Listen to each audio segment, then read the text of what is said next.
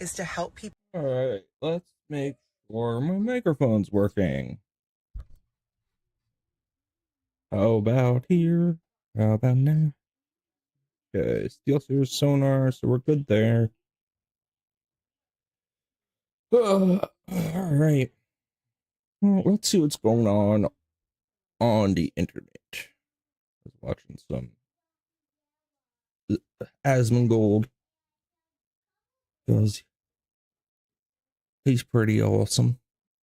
Oh, Don Lemon got arrested today. That's pretty hilarious. Oh, I kind of wanted to see that. Let's watch Crowder. Don Lemon has been taken into custody, arrested just days after a protest inside a Minneapolis church. People have the right to worship. And you know what? People are going to be a little more touchy about it after COVID, where they were shut down from worshiping in churches, but you could still go to Costco. Don Lemon, speaking of gay. Don Lemon, noted Christian sodomite. That's a good title. And here's the thing. You guys let me know. The Jesus of our time, yes. I would say. I wouldn't say. No. I go back and forth. Do gay guys not fare well in prison, or do they fare really well in prison? I think it's like a vacation. Seems like I see. Here's the thing: it's not about whether you like having, anal sex or not. It's about the consent. Right. He's not getting attractive guys in there. Yeah. He's not getting kind men that are treating him well. That's not what he's getting. Sure, but he's not getting a spaghetti dinner. But still, that's kind of what he's used to, because in the wise words of Norm Macdonald, say, yeah, you never heard. No one's ever said, yeah, he made love to my ass. It's time for Don Lemon. No, because here's the thing. Well, what if he's...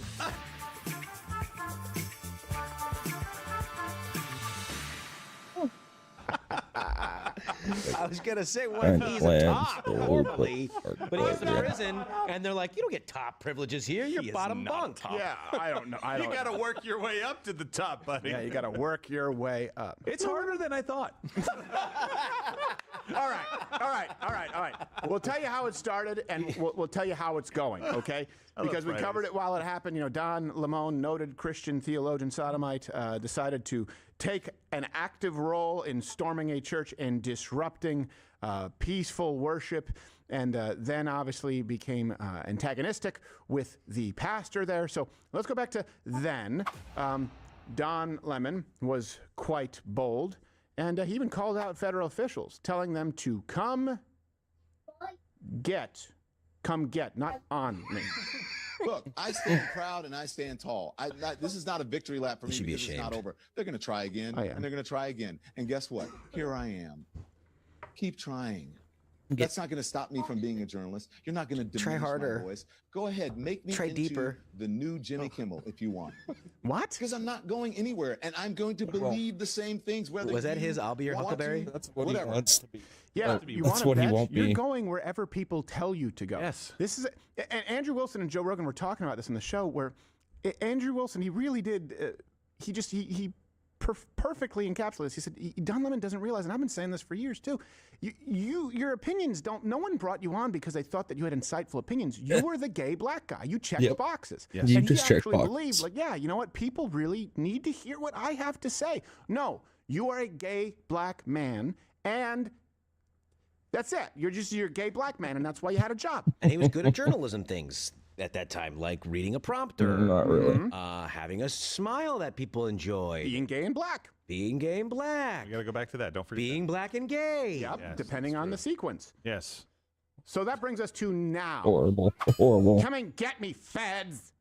Oh, shoot. You did. He was arrested last night. Yeah.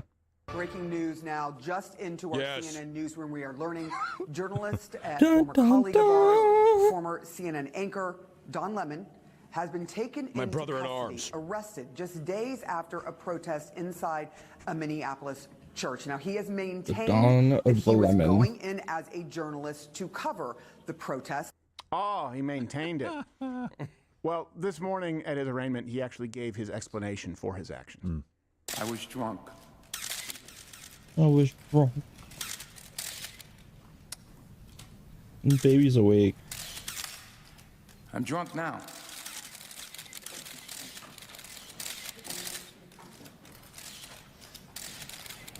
I'm drunk right now. Then he hit the popper. That would actually be a good excuse. Yeah. I'd be like, oh, that makes sense. It's Sunday. Yeah. You know, we assume that you're just at a stable baseline of poppers, like a Bane mask, and so you add alcohol to the mix. Okay. I thought it was a conga line. And for those of you who are new to this, Conga? what? It's a Congo line with Congo. It's a Congo line. He's in line to get his battery stuff. This all. Let me just give you a refresher. This is what he did. Watch. There's nothing in the Constitution that tells you what time you can protest. There's a Constitution and a First Amendment to freedom of speech and freedom to assemble and protest. I'm not part of the group. I'm just here photographing. I'm a journalist. I'm not part of the group. Yeah, he's part of the group. To disrupt. That is what this country is about. Okay, so we don't know the charges as of this moment in time. Most likely, obviously, going to. I hope it's the KKK Act. Or the KKK Act, The which FACE will let Act. prosecutors charge anyone with, and references available, this comes from Cornell, by force or threat of force or by physical obstruction, intimidates or interferes with any person lawfully exercising or seeking to exercise the First Amendment right of religious freedom at a place of religious worship. Oops. And his attorney, is it Abe or Abby? Abby. Ab Lowell? I don't know. I've only read it. I haven't seen the attorney. So could be a man, could be a woman. That's the way he wants it. I am assuming that it's spelled A-B-B-E and it's pronounced Abby. We know who that is. We do? We know what they're black. Oh. Well, I don't know if it's a boy or girl, but I'm thinking it's a girl. How's that conga line Can I going get to the for you quote now? from the attorney, guys? May I? No, we need to figure out this. So the attorney wrote, is it black? Now I'm curious. Yeah, it's definitely a black woman, and that's how they spelled it because they were like, It's pronounced Abe. That's all I have. Abe. Abe. Okay. All right. well, then they I'll always just read keep me it. Then I'll guessing. just read it based on Josh's description. How Thank it was you. probably said.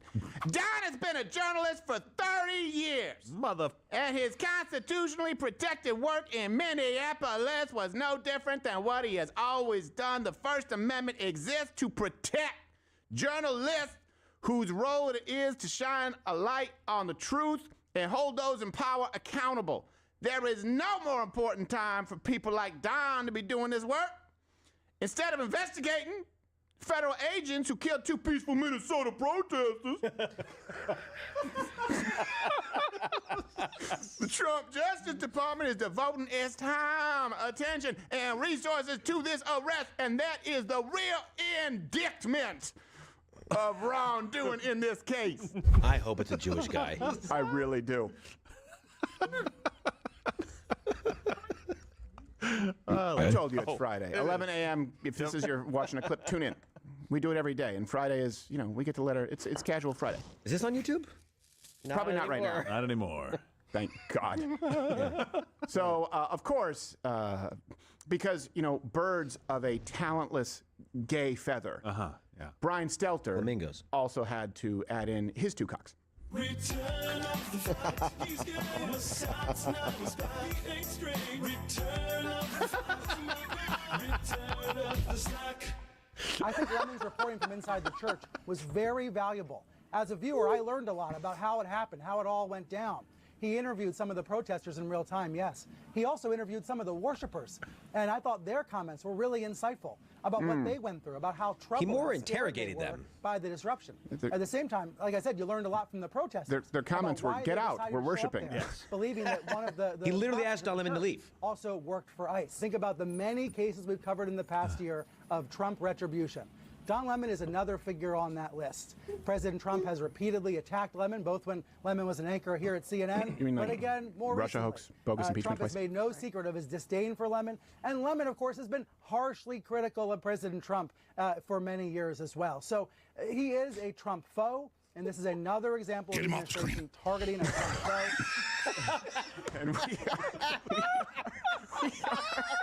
And we are getting early reports that Don Lemon has managed to escape and is now on the run. Maybe she knows. What say there, fussy britches? Including her.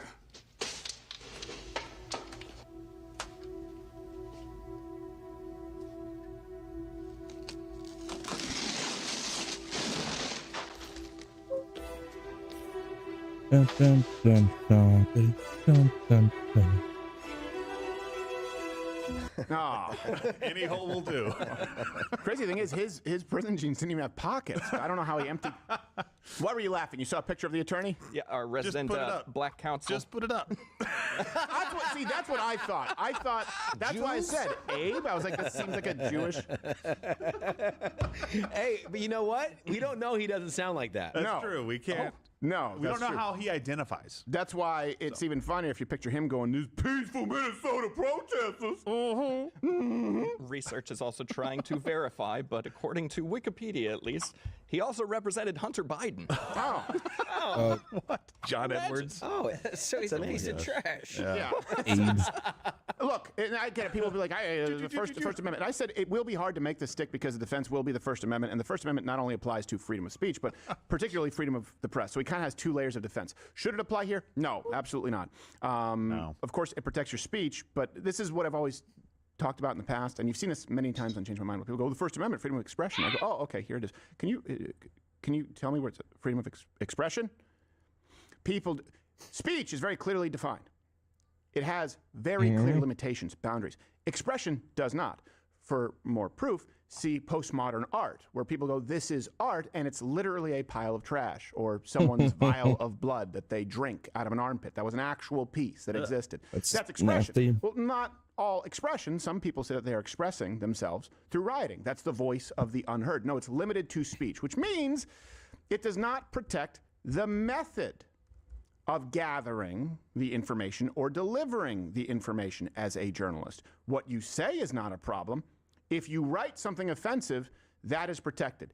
If you fire it out of a t-shirt cannon into someone's face, that is not. It's not the words, it's the weapon. It's the same thing when people say you can't yell fire in a crowded theater.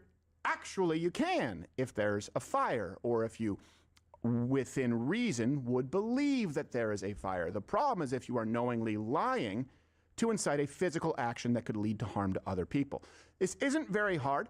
It's not difficult to understand, but I also know that judges tend to really lean toward favoring journalists, because that is a very important protection in the United States. It absolutely is. What do you do when journalists are no longer journalists? They are activists, and they are, in some cases, engaging in crimes, even as minor as trespassing. That's really what this discussion is about. That's what this decision is going to be about, and you guys comment where you think it's going to go.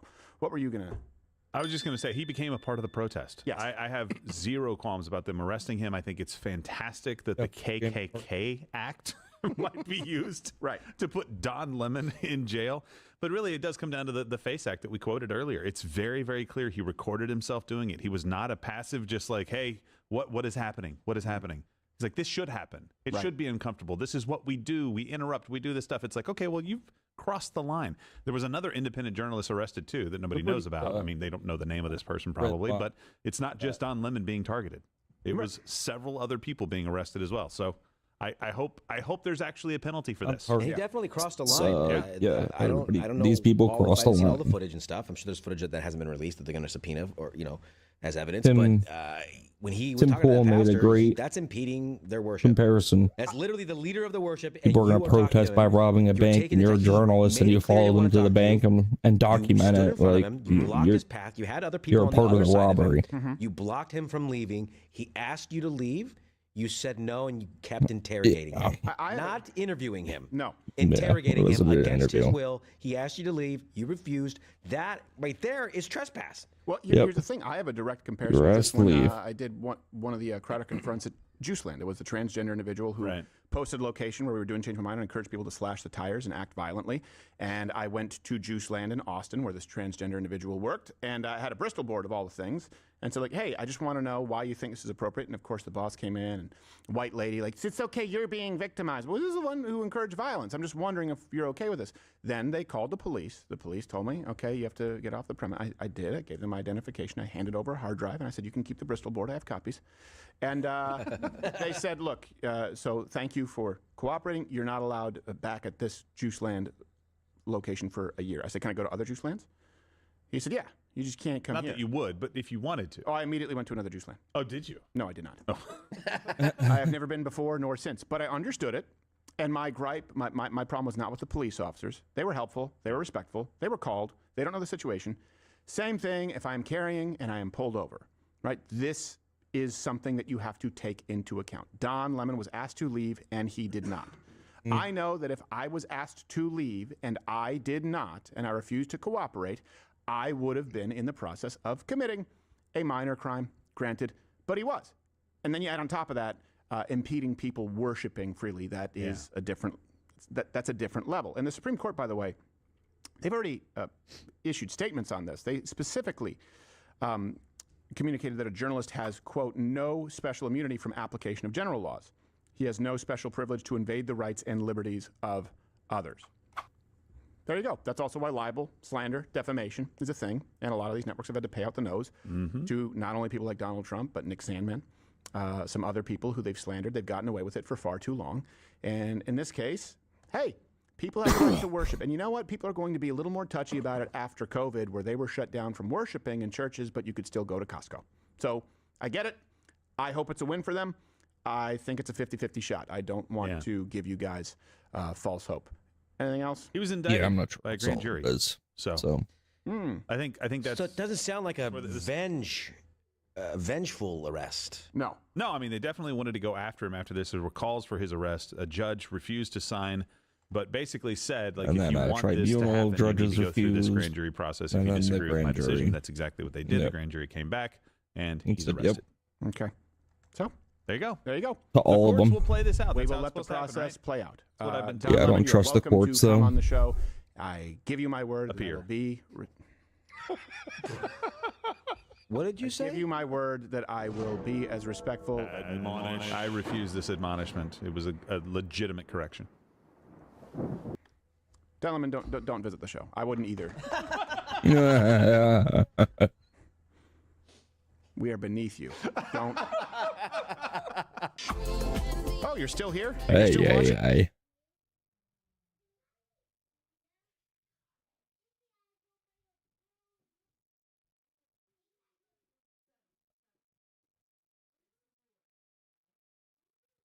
Wait, is this giant duck? May our Lord Jesus continue to bless y'all. He has given you a gift of communicating in a way that connects with so many. Wow. I don't have this gift, but God did bless me with a good job. So let me use what I have been blessed with to help you too. God has been and is doing amazing things with you. Wow. Thanks so much. Man, that is so kind, and God bless you. And it's true that we all have different parts in the body of Christ. We all have different giftings and all have different callings, and we all do different things. And there's not one that's better Cool. than the Hey, other. they did their face reveals. So we thank you so much. Giant DOC. Remember the Thank you lady so much. It really means a lot to us. that does the Muslim All of the super chats mean a lot to us, Islam guys. We really appreciate all of apology. your support.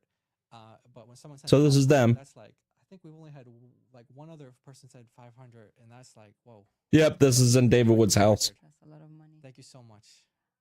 Bro Bill Murray says, I don't know because they're nothing. They're in America finally, not in the I UK. have to Google these names. And from NCIS, I don't think I look like her. Oh, you know who that is? I Googled her. Okay.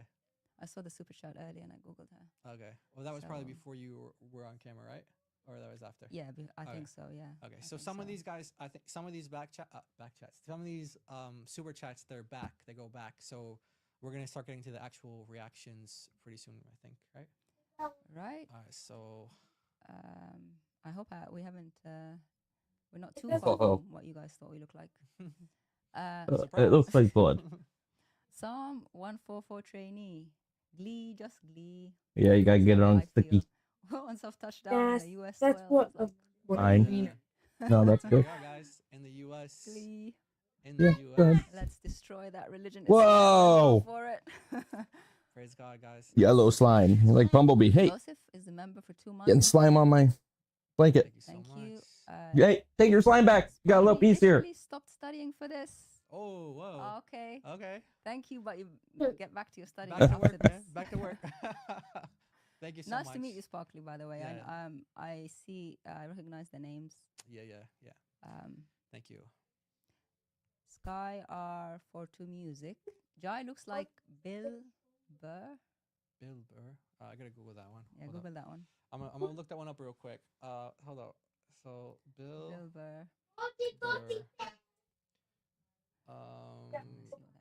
Images. Oh, he does look. Yeah, you do look like him. Okay, I mean I can kind of. Who is he though?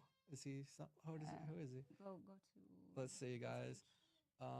Bill Burr. Oh, he's a comedian. Oh, he's a comedian and podcaster. Okay. When you get older, you look like him. Interesting. Okay. All right. All right. Let's see. Welcome back to America. Thank you. Thank you. You're real. Yes. Yes. Real, Not just avatars. Not just pictures. We're not bots. We want bots, and we want green pictures. No. You're real.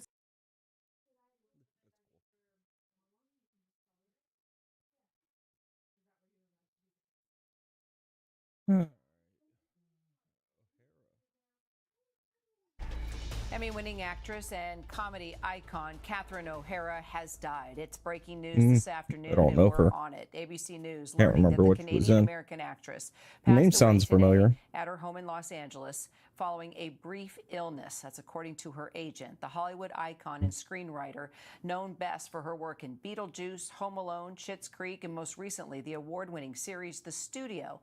Under her belt, 2 Primetime Emmys, a Golden Beetlejuice, Globe, okay. and 2 Screen Actors Guild Awards. Our entertainment contributor, Chris Connolly, joins me now. All right, Chris, bring us up to date. Do we know anything about cause of death at this hour? I don't know a thing, I'm afraid, Kira, but I do know that this is as shocking and upsetting news as the entertainment community has had this year. This is a deeply beloved and admired performer. Going back to her days with SCTV in the 1980s, she was seen as the greatest sketch player of her generation, right up there with Gilda Radner and, and Imogene Coca going back for a while and stuff. And people know her, of course, from Home Alone. Home Alone, she was the mom. And that, and from her Emmy Award-winning work in Schitt's Oh, Creek. the mom from And Home as you Alone mentioned, died. Also in The Studio. But this is someone who was universally admired and beloved by everyone in the entertainment community, both as a performer and as a human being. And the devastation that this loss will set upon everybody who knew her or just watched her in the movies or on television is vast. And just, there's some reports coming out saying possibly it was some type of illness that she was suffering that led to her death. Of course, we'll wait for more information to come forward. But I think it shocked everyone because it wasn't long ago we were seeing her there on stage when the studio was being honored. And just her relationship with her co-stars and fellow writers, from Eugene Levy to even Sad news.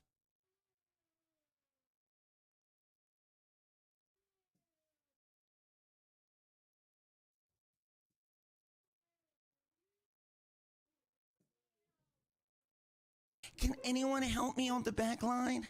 Guys, I need help. Please. It's only 3 healers back here by ourselves. Strange isn't helping. Man, look at our Strange missing his reload cancel. Hey, brother, why you miss your reload cancel, Strange? Look at our Strange. He's not even putting his hip into that whip. Look at it. Let him know. Yeah, Strange, I'm not even gonna lie. I'm black and I know all about that whip. Hey, man, I ain't even gonna lie to you. That nigga just got a cape for nothing. Oh, guys. Honestly, our Strange is throwing. He's not peeling for the front line, the back line, blocking Iron Man's ult or Hela's ultimate. Honestly, I can't play a game with a solo tank like this. Brother's really bad, man. Dude's really awful. Honestly, dude, take space, bro. You're not taking space, man. Take space, take space. You just don't know how to take space, dude. You actually suck, dude. Honestly, dude, pack it up, man. Pack it up. I want there to be more tank team-ups with each other. I want more tank team-ups with other tanks. Because then it would That'd be kind of nice. Be a tank synergy. Stop getting the individuality of being solo tank. I don't understand why they don't give more tank benefits with each other. Like, yo, if this tank is with this tank, you guys get a, you know what I'm saying? Then it promotes duo tanking. Bro, do you guys remember when Hulk and Strange was going on with Yeah. Gamma? Nigga, it was double tanking galore. Peak time. I really think we should go back to actually incorporating those team ups. But we want to get a healer and a tank. We're going to get a healer regardless. Give us 2 tank team ups. You know what I'm saying? I would really love that. Angela that and would Cap. slow down on the simple fact that us solo tank players are suffering because nobody wants to truly stay there. And then when people go play tank with us, we have a second. Rare moments, nigga, they just leave and they go back DPS or they go healer. Or when we have one tank, most people don't feel that tank position. They'd rather go to healer or DPS because they're like, oh, we already got one tank. Like, bruh, like let's say you got a penny and you get a penny buff with team up with Magneto. Now you're incentivizing having a main tank with an off tank. Like, I don't see how hard is that concept. Am I saying something crazy? Like, I don't see Maybe why a the little concept bit. is so hard. Like, let's say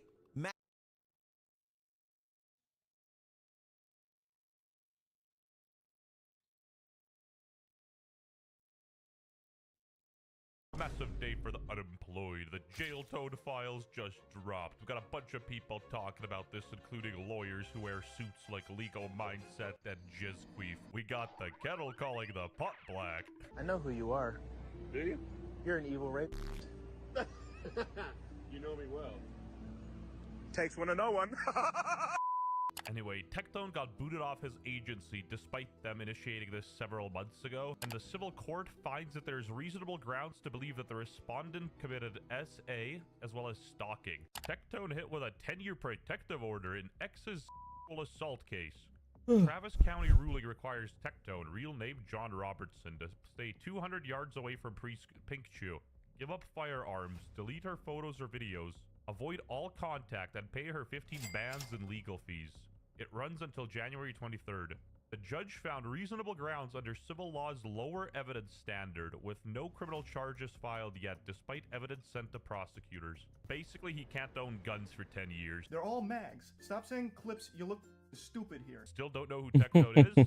He's a former Genshin Impact content creator who lost all of his hair due to stress. Oh, and he's also 42 years old. Now, this isn't a criminal he's case. old. This was done in a civil trial. So apparently, from what I hear, I'm not a lawyer, obviously. I'm a f***er, but the standard of evidence in a civil case is much lower. Very, very Criminal low. cases, it's evidence beyond a reasonable doubt. And in civil cases, you know, it's a balance of probabilities, meaning more likely than not, 50%. Testimony alone can be sufficient in civil court if the judge finds it credible, consistent, and more believable than the defense's version. So labeling Tectone a is still inaccurate. I'm not going to sit here and lie to you guys and conceal my bias. I want Tectone to be innocent. Huh? Could I have another soda, please? I like the guy. I don't want him to be a but at the same time, I'm not going to sit here and carry water for Tectone and the girl with information I don't have, calling her a liar and stuff like that. Anyway, Tectone said, guys, real quick, let me correct some that I see being said about me. I wasn't convicted of a crime. I wasn't involved in a criminal proceeding. No, I'm not going to jail or facing any criminal punishment. Guys, this was a civil hearing with a significantly lower standard of proof than a criminal proceeding. Also, Tectone's biggest hater, Mizkif, chimed in. And Yeah, I hate Mizkif. Can't stand him. Told you guys that I was going to be getting the He transcripts. looks like a douche. Daddy's got the transcripts. Okay? I'm going to preface this before we go over this transcript and let you Thank guys you. know something. I am not biased in this at all. Stop the cap. 225 pages of documents. Come on, bruh. You literally got a Lakari notepad talking about how much Tectone hates you. But also, I don't really think discrediting Mizkif does anything to help Tectone. Unblock me from Twitter, man. I'm a big fan. And it's a protective order based on as well as stalking and harassment.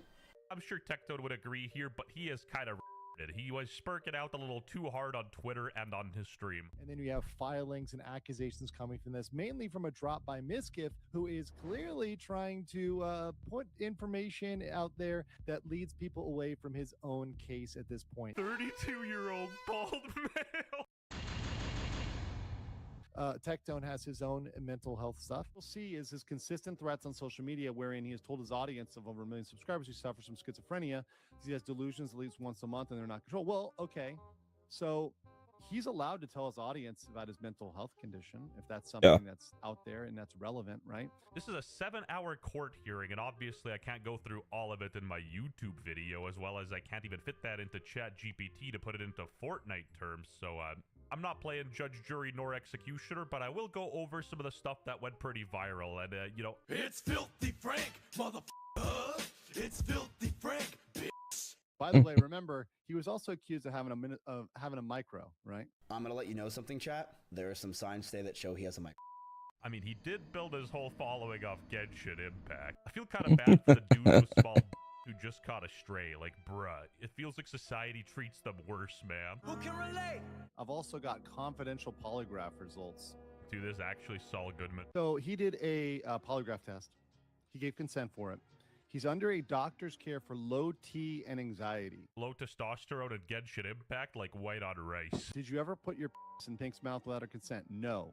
Did you ever put your in her without her consent? No. You ever have sexual contact with Pink without her consent? No. Polygraph examination. No deception indicated. I'm not an expert, and I genuinely don't know how effective polygraphs are, but it is interesting how Legal Mindset even got this confidential file in the first place. He has me blocked on every account, but can y'all post this under Tectone's latest tweet and please ask him if he's jealous? Thank you, showing that she What a low life. Miskiff also claims that Tectone brought up Hassan shocking his dog in court, which is pretty funny. Anyway, the defendant, Pinkchu, accuses Legal Mindset of doxing her family in Tectone case. She accused YouTuber Legal Mindset of doxing her by streaming This leaked, unredacted girl just seems lawsuit sparking a county investigation happy. and forcing her to plan a relocation Thank you. for safety. Guys, Ooh, feels once good. again, if I'm going to disclose my bias, and I do have a bias here, I like Tectone. And again, this isn't my hill to die on, but I will point out some hypocrisies and things I found interesting in the case. Yeah, so if I can explain on that, when all these things came out, I lost a pretty large chunk of my audience, and content creators kind of have to pivot what they're doing to other topics once they lose access to a demographic. So originally, I never covered anything political or talking about, you know, white privilege. But yeah, I would say my content definitely had to find a new route on how to be successful online. You should have just said Genshin Impact was and he was tired of being a loser. Although it is kind of based how he just admitted in court that he's a grifter. Anyway, after this, a lot of his former anime colleagues cut ties and wrote out some pretty long manifestos. You're going to hear, Judge, that he would demean her by having her write and here on her face before he made her perform. Once again, what you're into in the bedroom is between you and your partner, right? If you're into some kinky stuff between you and your partner, as long as they consent to it, it's fine. But they're not even claiming this wasn't consensual. So to me, because this is a civil case, they're almost trying to paint him in a way, if you know what I mean. Never actually engaged in traditional intercourse. It was only he received blowjobs. There was never any reciprocation. So they're literally making a case that because he never didn't got anything have in return sex with her, this is abuse, right? So I just want to make it clear here that there's an argument here that really the problem is they didn't they ask you specifically, have you been sexually victimized in any way? Not sexually, but sexually victimized in any way. And your answer on July 24th was, and I presume this was no. Bro, why are the files redacted? We got Jeffrey Epstein up in this. So what I gather here is that she changed her mind after.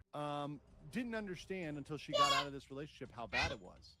And this is kind of the thing that, you know, I see in a lot of the cases where we get sexual claims filed a year, 2 years, 3 years later. We saw this in the Khan case, the Princeton case, where you have a person that does not think they were just that knows everything was consensual, but then they have a friend, perhaps a very activist friend, who convinces them that they were SA'd because they weren't, because of their perspective and their prerogative on this, right? Now, a lot of this is conflicting testimony and interpretation, where most of it sort of lands on the judge. Again, not a proven criminal finding. I don't even have to defend Tectone. Like, at the end of the day, this is testimony. Anyway, Mizkif. Bro admitted to most of the things he's accused of, and he's trying to say that it's just a civil court case to diminish the reality of what happened. Tectone didn't just go to civil court. They found what he did was so bad that if he kept the videos in his phone, he would be criminally charged. You don't just get a restraining order. You don't just get a protective order, especially one for 10 years in Texas where you cannot hold a gun or firearm in procession. Tectone's previous wife of 10 years had accusations of him as well, but he had her sign an NDA to shut her up. I've had over a dozen women come forward to me thanking me for speaking about Tectone and his actions to women for decades. Don't believe anything he says. No shot I believe a woman came to you to thank you, let alone multiple women. Question you asked him to do when you first broke up. What did you This actually kid ask him to do sucked. with regards to the videos? Answer. I asked him multiple times in multiple circumstances, please delete any footage you have of me because I know some of it was non-consensual. He would make collages of my videos and things like that, and it was disturbing. So he essentially was making a spank bang. Right, he was making a spank bang. Are you concerned about what he'll do if he has those? Yes. What are your concerns? He'll post them online publicly, continue to share them with more people. As Isn't stated, she a OnlyFans star I don't anyway? think anyone wants that. Has he threatened you with putting those out? Yes. If he really did that, if Tectone really did that,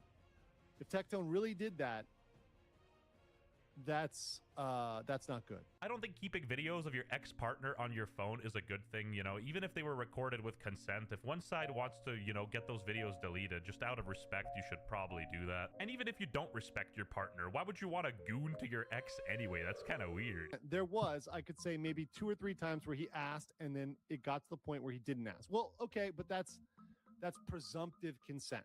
So if you're allowing somebody to do that, that's typically presumptive consent, right? If you've done that before, it's like, this is the consent. Better to be safe than sorry and ask every time you do something like that. Be like, yo, can I record this real quick? Okay, would it surprise you if the investigation been suspended? I suspended it. You suspended it? Yes. And so it was your request to suspend the investigation. So once again, we're seeing the criminal investigation was dropped here. Due to all the threats and harassment, I couldn't do it. The officer was requesting for my safety.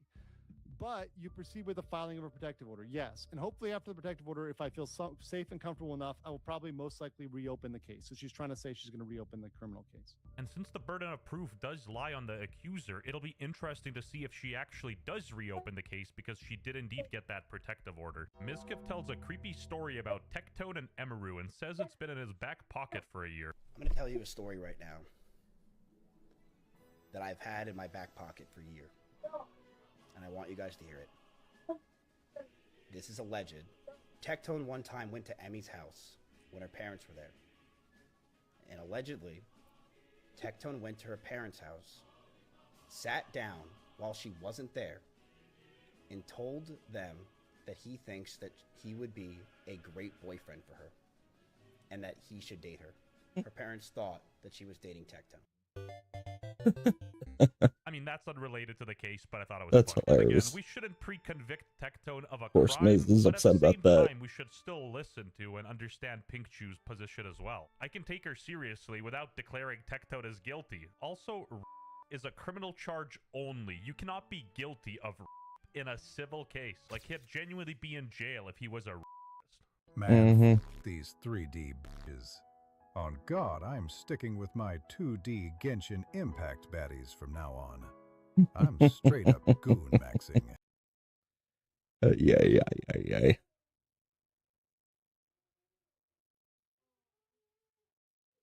Oh, here's Hasbin's reaction to the Eliminator. Amazing. I'm so happy. So on the day that Hassan got banned, Don Lemon also got Oh arrested. yeah, and Hassan got This is banned. just like, I Yeah, mean, I it's a used to good break times like day. this, and then they even go in. What? they're even bringing in the chain emoji. Well, yeah, Hassan got banned. Don Lemon's Oh my in God. prison. That this is the White House is using the chain emojis on fucking Don Lemon. I love to see this. So tired Life of gives you winning? I'm not lemons. tired of winning. I haven't won yet. I'll be winning whenever this guy gets a sentence and gets put in fucking jail for like 2 or 5 years. That's what I want to see. I want to see him go to jail. Like, I want to see Yeah, him I do stay want to see in him go to jail. He wants to go and be a victim? Good. Let's make him earn it. That's the way I see it. I hate these pieces of shit.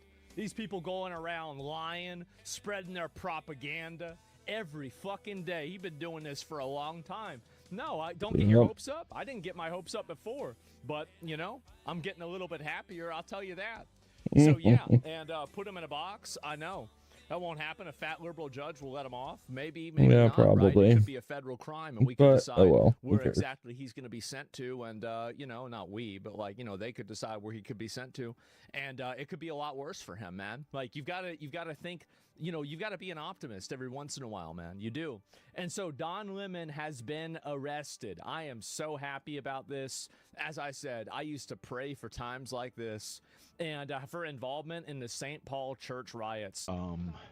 It may look like MAGA coded, but there's a reason they have so many white people here. I'm just going to be honest. It's because of what they're MAGA coded. Yeah. I'm talking about white people. Look at all white Is he people. married to a white guy? The white people and the black people. Look at this person. Look at this Asian person. Guess Look, that's all you can think God, about. that's a White men, huh? Mexican. Oh my God. Look at that. Oh my. Wow. That's an Arab. He might be a Muslim. Ooh. Damn, bro. Like these people counting them up. They're counting them up like statistics. Isn't that weird? Jesus Christ. the operation that they're doing today. It's important to have The wrong string allies, key. as they I wonder said, what white that was. allies here. So that The entire idea of white allies is a predication on the justice and the media system being What? biased against black people and for Bring white what home? people, and that it will offer them more grace and more What's your positivity. balloon? What are you That's doing the with your kind of balloon? very passive racism that people like Don Lemon like to push. is what I could say. I turned our That's the camera reason off why of them they because talk they're Yeah, I white can't allies. stand this Don Lemon dude. There we go. It's Everybody's ready predicated to on a go. lie. Let's go. Okay. Such a pain in the butt. Thank you guys for Are you allowing my me white to be ally? here. Thank you guys. If you're an American, I am. How are you? Good to see you. We're on. We're not saying what it is, what's You're a going on, patriot. but thank you. Yeah. Tell us why are you Thank doing you. this? So, yo, guess what happened to this bitch? That's right, she got arrested. She got arrested too. Went and said? She said that this was the closest she's been to slavery. She thinks she gets arrested for causing a little fucking nuisance here. And she's talking about being close to slavery. What's her fucking name again? Who's her fucking name? Give me a minute. Right Let up. me pull this up. So this is what she went and said. Listen to this. Listen to this retard. You ready? We had belly chains around our waist, and we had handcuffs with bars in the middle. Mhm. As someone who majored in African American So you don't hurt yourself. I can tell you that that is the closest I ever felt to slavery in my life. Being shackled as if I was a slave. Yeah, you're a prisoner. It's unacceptable and unconscionable, but it's on brand. Put him back on. Yep. Put him back on. That's what I think. You want to go around and talk about how this is slavery. Bitch, you made a mistake. You broke the Mhm. law. You got arrested. And she wants to talk about slavery. They used to pull black people's teeth out and give them to white people. How do you think Yeah, George why? Washington got all those teeth? But I'm she's just going screaming. around acting like a victim. I don't have a timer going. As if she's a Oh, slave. yeah. This is. Are you kidding Right there. Oh my God. This is so fucking Those- ridiculous. I don't That's even where know it what to sees me say. from. They used to And separate not you, black because you're families naked. whenever they took them off the boat from Africa, and they would Alright, separate you're wearing a them, send them pullover, to different but still. plantations for the sole purpose of destroying their You're fucking, basically naked. destroying their morale and turning them into worthless animals, basically, Make so it these smaller. plantation owners could treat them Yeah, I that can way. fix it. That's the reason why. Is like people don't even understand how bad slavery is. And whenever I hear somebody like this say that invokes like such a horrible fucking atrocity, that treat them like they used to be treated like fucking animals. Yep. And you're talking about you got arrested and you think that's the same as slavery? Nope. What are you talking about? Like you His need to go take wife. your degree back. No, we're close. Because apparently they didn't teach you shit. Got the liberal college. Oh my God. We had all black units as, in World War I as the U.S. You're right. Yeah, let me Yeah, fix all this one. black uni- and Looks some like of those you bit into it I or something. always read that some of those guys they went over to Europe. They gave I think it moved it moved the awareness of like No. kind of the racial identities in America. Said no. Moved it You forward a cannot lot. have my World War soda. One did because they went over to Europe and Europe didn't have the same views on race that we did, and I think it really changed the way a lot of people saw things, especially obviously the black guys that went over Working there, on but it. even the white guys too. It is. So it's segregation, not slavery. That was still really bad though. Like let's be honest, right? The way black people were treated in World War One was not good. No, They were they were heroes. cannon fodder. That's what they were used as. They became heroes because of that. Civil rights attorney, longtime activist. Should here have in been the more community. respected. And you know, we protest and do activism in all kinds of ways. Yeah. You fucked around. You fucked There you go. around, huh? This is Operation somebody Pull Out, fucking more of a around. clandestine operation. Operation Pull Out. Operation Pull Out, huh? We show up somewhere. Looks like you failed. That is a key You got pulled location. up on. They don't expect us to come there. Oh. And then we Clandestine disrupt business operation. as She's usual. Delta Force. So that's what we're about to go do right now. We've had a lot of success with the times we have done Operation Pull Up. Yeah. After George Floyd was killed, we went to the You remember that? Oh, that's really fluffy. Police Federation heads home. Cool. I like it. Really fluffy. Is it super sticky or is it just like crunchy? After Winston, I don't give a fuck. I wanted don't to- want to listen to this bitch anymore. Anyway, so Don I Lemon's wanted got a arrested. light one. This is amazing. I'm so Okay, happy. at the table. You're gonna get it all over my blanket. I know. I saw it already. Thank you. I'm so happy about this. And her dad It showed was out. That's really a fact. dark. I was And gonna so, add- yeah, best part of this is all Don's add video will in be the entered as sleeping thing. evidence to Then I'm establish like, the required well, I parameters wanna, for the like, charges to add stick. anything. I know. I love to hear Yeah, that. I like how man. fluffy it is. It All looks the like black a activists cloud. are real sellouts. They Yeah, it accuse us does. conservatives of being. Oh, I you're think that right, there are it some does. real legitimate, honest black advocates and black activists, and I think that there are issues that, you know, like in general, I think that most of the issues that black people have in America are really kind of class issues in most cases. Like a lot of, like basically issues that a lot of black people face are also issues that, you know, white people and other people of the same socioeconomic status face. So like, for example, like I believe in, for example, like DEI, right? I do, but like I do on the basis of like, let's say, like, let me give you an example of something I believe in. Like, let's say you go to a school and you have a good GPA, but you come from a poor family. I think that they should give you an advantage to be able to get into school because coming from a rich family is a quantifiable advantage that every single person has an opportunity to take advantage of. If, like, let's say your parents make $250K a year and somebody else's parents make 50, like, you're going to be coming from, on average, a much weaker household and a much less educated household. And so if you approve something like that, that's going to help disproportionately way more black people. It will. Proportionally, it will be way more, because the fact is, black people on average have way in the less lower money than median. white people. Look at the average household income for a white family versus a black family. It's night and fucking day. And so the fact is that, yeah, it will help more of them, but it's going to help everybody on the basis of class. That's the way it is. No, they don't. They absolutely do. Anybody could tell you that. Anybody, if you think that coming out of a rich family isn't an advantage, you're a professional retarded. Yep. That's you. That's you. You're just as retarded as look. Where is he? This guy. AOC. That's you. Do you want this to be Oh, you? them all. No, you don't. Oh, and yeah, Mr. What's your problem?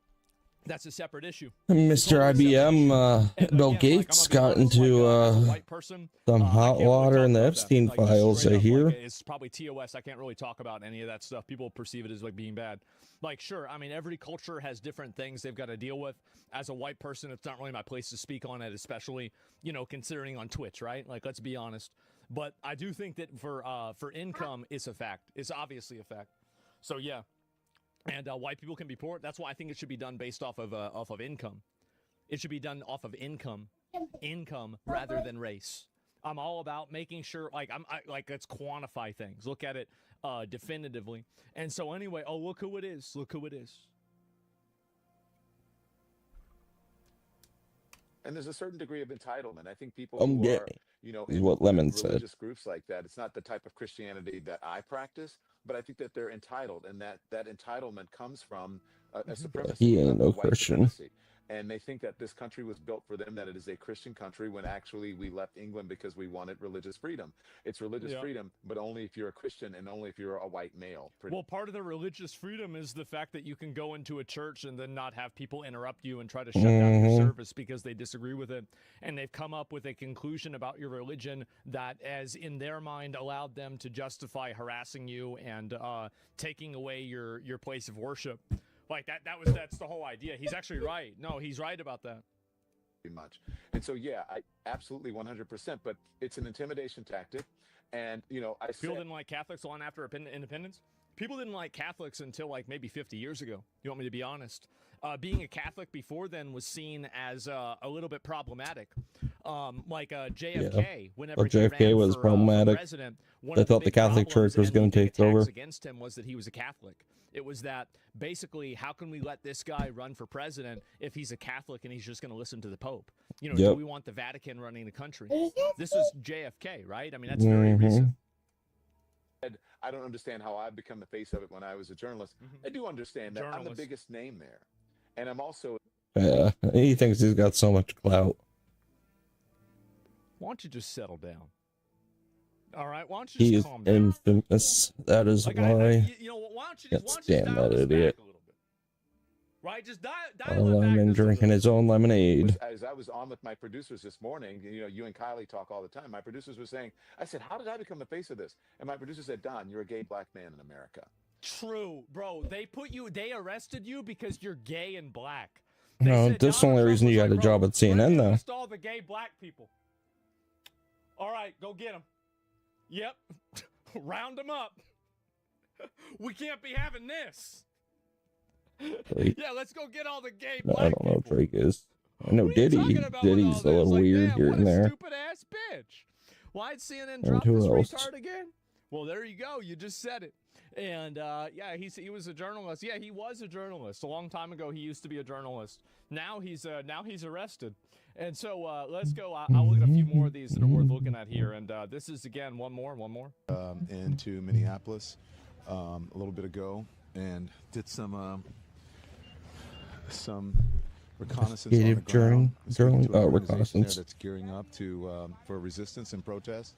I've been surprised. Oh, yeah. Resistance, like the resistance in Star Wars. Remember Star Wars? This is the same. Yeah, thing I'm as getting tired of people using Star Wars terminology for real life.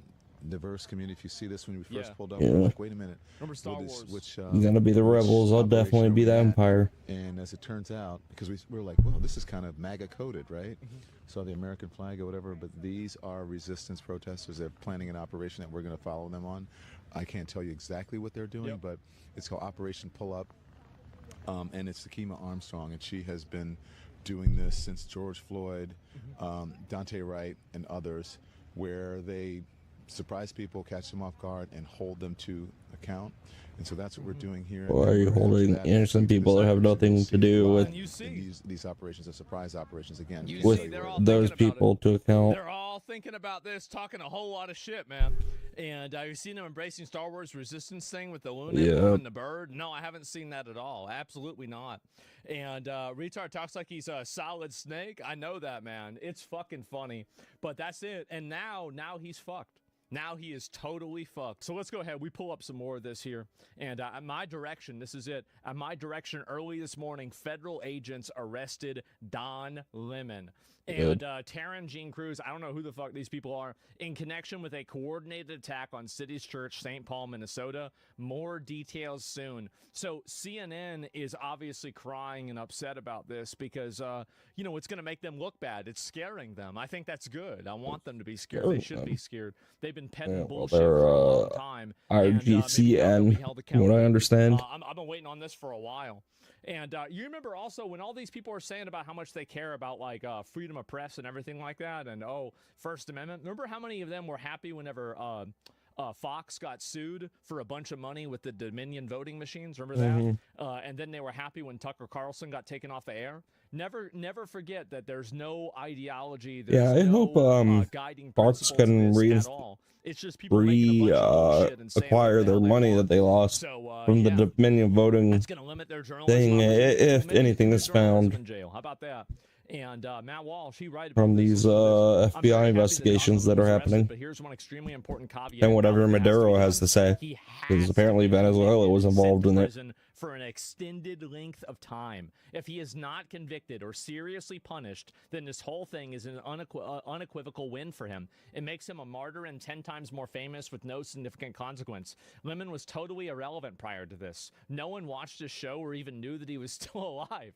Now he's relevant again. He'll almost certainly get another job on cable news on the heels of this. The only way to make this a win for the good guys is to punish him severely. Make the reward of fame and martyrdom not worth the cost. You got somebody else letting him know. Oh, he just letting him know. There it is. Oh my God. Kind of true. It is. It is true. Like, this is exactly how you need to handle this shit. And I'm so happy to see this. I am. And he won't unless they arrest the people in that church. Well, I mean, I think so. We'll see what happens, though. I have no idea. And how did I become the face of this? He did it on purpose to be relevant? Yeah. If you won't do that, then you never should have arrested him. Exactly. Like, you should absolutely go after this dude as hard as you can. And so I'm hopefully, you know. And 5 to 7 years, hopefully. Listen to this. They arrested Don Lemon. This is horrifying. I don't care what your political beliefs or leanings are, what journalism outlet you represent. This absolutely cannot stand. Well, yes, it can. It sure seems like it can. Sure seems like it can. He's not immune from law. What a surprise.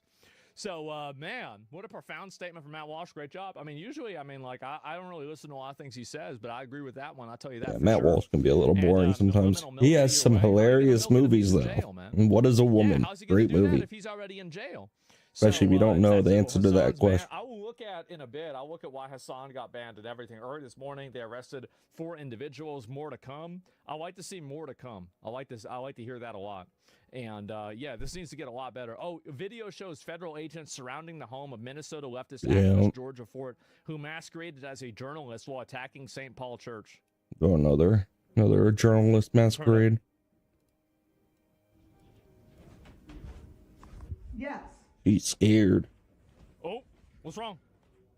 Knock, knock. Okay. Peekaboo. Knock, knock. Open up. It's the police. It's the police. It's the federal police. Get your slippers on. Okay, well, this is really scary.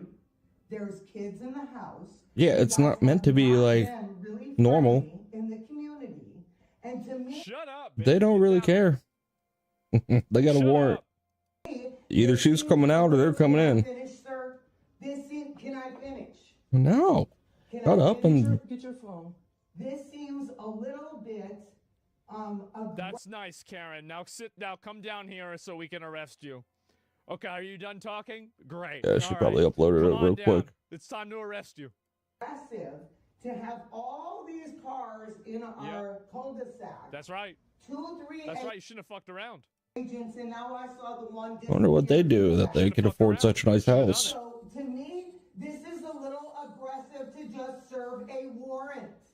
Yeah, serve a warrant. I wonder if they're part of the Somali fraud. At the beginning, they said, "Oh, well, they're just black bagging people, and they, you know, they don't even have warrants, and they don't even know who they're arresting." Now they do have a warrant, and it's like, "Oh, well, now, Yeah, you're exactly. being too mean with the warrant. Oh, now the warrant's too aggressive." Move the goalposts. Yeah, sure. Just keep moving them. Hope they bust the door. Slide the warrant. Let me see the warrant. Let me see the warrant. Here you go. Oh no, this is a real warrant. Can you imagine being Open the door and then we'll show you the warrant. You imagine it? It's like, bitch, just come outside. Yep. Like, you know there is no way. She probably tried running. And with you not going outside. I mean, if you just watch go this outside. video, it looks like she tried running out the back door. What I have been told is not a There, she's trying to escape so they can't see her into another bedroom or something like that. Was she running away? Yeah. Oh, you know what I think this is? I think so because she obviously is the one that uploaded this. So think about it like this, right? She didn't upload the rest of it because the rest of it probably makes her look bad. Yep. So the only thing that she did is she released the only part. It starts out and there's a cop in a mask at the door, right here. And Like, a it cop never looking through her showed how it window. happened. She never said anything about how this happened. So it just starts right there. And like, it's so easy. Is she going to get in her car and run? The poor cat was probably traumatized. Maybe they should arrest the cat too. Mm-hmm. Fuck, man. Like, you got to go. Get in the bag. I mean, the thing is, like, who knows what that cat knows?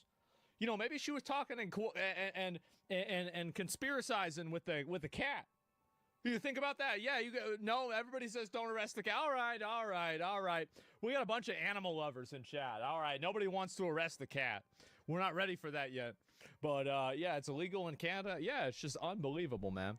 And why is he wearing a mask? Why he wearing a mask is simple, because people like this, they go, she's a public figure, and she is part of an organization that likes to harass and dox federal agents and then try to harass their families. So like, if you're a federal agent, like, do you want to be dealing with that? Fuck no, you don't want to be dealing with that. Absolutely not. It's cold. Well, I'm saying maybe it's also cold too. I mean, I think it makes it better. But yeah, it's cold outside. Maybe that's why she didn't want to go outside. Do you think Don Lemon plays high guard? Yeah, he's probably. Maybe they should do that. Maybe he has to like get the highest rank in high guard, and then we'll let him. We'll let him out of jail. How about that? And Don Lemon wonders why people are saying that. So the Trump administration wonders why people are saying that they are trying to form a dictatorship. Yeah. Well, look at the landscape. Okay. All right. Let's see the landscape. Arresting Don Lemon, who covered a protest in What does that have to do with the dictatorship? These are like two separate things. They're two. I need a baggie. Totally separate things. Like a dictatorship is no checks and balances and no Yeah, separation I'm of put my powers. phone down. Don Lemon And another was soda. indicted by a grand jury. So Thanks, love. okay, we got to go back to the basics. Okay. So you've got three of these. Okay, this is the way the government works, right? You have the executive branch, the judicial branch, and the legislative branch. Yeah. Okay. So the grand jury is the judicial branch. Okay. You see that? That's the grand jury. And then the executive branch going after them. So this is, see, they're not mad about the separation of, they're mad they're losing. You see what I'm saying?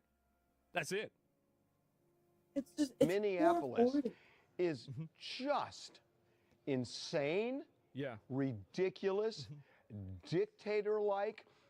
How's that have anything to do with being a dictator? Like, I don't even understand. Like, you just saying words now. We're just saying words. Is the playbook that dictators like who? Like Hitler? Use to Like destroy Germany, democracies Nazi Germany. and take the will of the people away. That's right, guys. No. Whenever somebody gets arrested for interrupting a church Yeah. service, that's exactly what dictators do.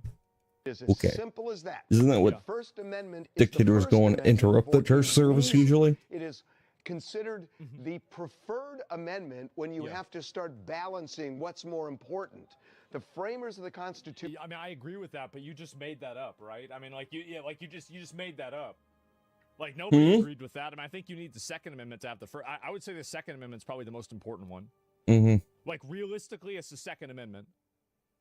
Constitution knew that a free press was essential to a democracy. Without a free press, you don't have a democracy. And it's real clear that Donald Trump and company doesn't want a free press. By the way, like you can have a democracy without free press. A democracy just means that everybody gets to vote. Like these are two things on a different spectrum. Like I feel like there's a correlation, obviously, but like you're just making. Why do you just go on here and just say shit? Who just goes on here and says shit? Why they do this? Why they just go on and These say people. Press. The idea that a journalist, which Don Lemon has been for 30 years, would walk into a church. Should have known better. Should have known better. Had 30 years experience, still thought he'd get away with it. Should have known a lot better. And Big film mistake. a demonstration which is of national interest. And then to say, somehow, when you watch the video, they say he's part of the protest. Watch that video. He is covering the protest. Right. He is covering it. That's what And journalists then he's a part of it too. riots. I Like was grilling a that local pastor reporter in Los and Angeles for 15 staying after years, he's and I covered requested to riots, leave. floods, and So this is a stupid argument. Let's break it down.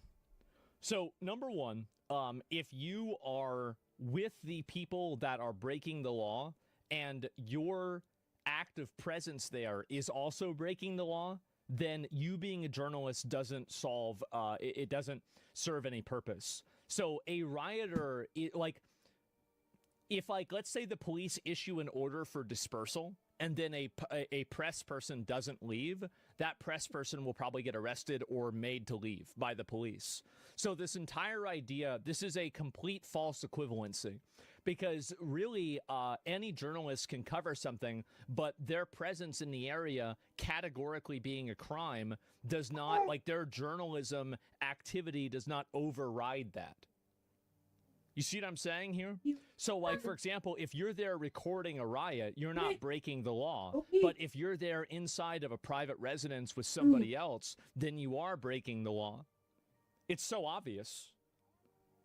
Really, it's so obvious. Like, I mean, I don't know why. And this is what people just love to. They love making up bullshit, don't they? Why do they always make up bullshit? Why don't they just say that? Why don't they just say what it is? What are you doing? I don't get this. The church is You're different. doing a That butt would give dance. TMZ the right to go harass a A famous butt person in church. Exactly. Of course, the church is different because it's private property. Yeah, like a riot is something that is, again, that is a distinction made by the police. And it's not something that's categorical like private property. Get your butt off my wires, boy. And earthquakes and Hey, all sorts you're of on my things wires. where I had to step into areas where there were police, where there was activity, private property. No. You're covering. Get your butt off If my a wires. journalist Go. is in front of a crime scene and they step inside under the yellow tape and they say, well, I'm going to record the body up close because I'm a press journalist and I can go and do whatever I want. Yeah, Would they get exactly. arrested? They can't. Of course They they would. get arrested. Yeah. What are you, fucking retarded? This is the most dishonest, brain dead, dumb fuck argument that I've ever even heard. It doesn't even make sense. An event like this, like a protest, which Buddy. I covered many, you step into it. Listen. And that's what journalists do. Yeah. And that's what Don Lemon did. It's The idea not. that the Justice Department is saying he walked onto private property. That is insane. A church invites everybody in. Come on. Into these, this is like, hey, let me subvert your religion. Let me weaponize your religion against Your alien you pants. so I can rationalize harassing you while you're trying to go to mass. Yeah, hey, I don't believe in your religion, but I'm going to use it against you so I can rationalize harassing you. Mm-hmm. The church is supposed to do. What are you talking about? It's supposed to do this.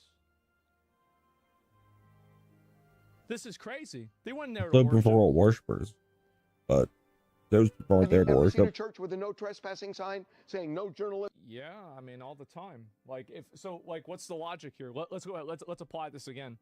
If you break into a church at 2 a.m. and you're living inside of the church and they tell you that you can't live there, and they call the police, should they be able to do that? Should anybody be able to break into a church and live there and they can't do anything about it? Absolutely. There's no Church logic, has there's no every thinking at right all. to kick It's people just all whoever they want fucking- out. It's just bullshit propaganda. It's so stupid. Oh yeah, that's what this case is about with Don Lemon. Allowed? Have you ever seen any house of worship that says that? It is insane. Yeah, they all say that. That's why they lock their doors. You break into a Mhm. church. Go break into a church. You don't believe. He doesn't even believe this. If you actually believe this, go break into a church. Go break into a church at 2 a.m. Get your Go butt off break my into your stuff. local mosque. Break into your local mosque at 2 a.m. Yeah. And then just bring Yeah, a tent. they break into a mosque. Bring maybe some I don't know, They some might not come hamburgers out so with you their can head grill out attached. there, and why don't you just start living there? Yeah, see what happens. Insane that they're making Go ahead. this See what happens. stupid argument transparent. And yet, a grand jury indicted. That's right. You know why they indicted? Because they're looking at the law and they're looking at fucking rhetoric. He's using rhetoric. Don Lemon, after a magistrate. What a professional retard. Try that in a small mosque. True. This guy's lacking all logic. Yeah, that guy's out of his fucking mind. Separation of church and state was to protect Don't drink the it church all, from the Glenn. state, not the other way around. Well, yeah, obviously, but it should be both ways. I don't want to have the church being making decisions for the government. No, he's being ornery. Decisions for the church. Rate said there's insufficient evidence. Well, a grand jury will indict anybody because Don Lemon doesn't appear before the grand jury. Abby Lowell, his lawyer, does Some lots of it. Oh, thanks. Let's not take grand jury indictments seriously. That's a Some great lots idea. of it. No, it's a good point. Yeah. You know what? Nothing says dictatorship and respecting democracy like ignoring the legal system. Yes.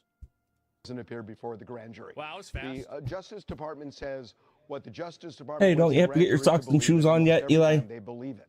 It's all the way it's skewed. This is a ridiculous assault, and I don't want to say just on the First Amendment. It's a ridiculous assault on democracy. Trump administration should be ashamed of itself, but they're not. Or hilarious. Hilariously stupid.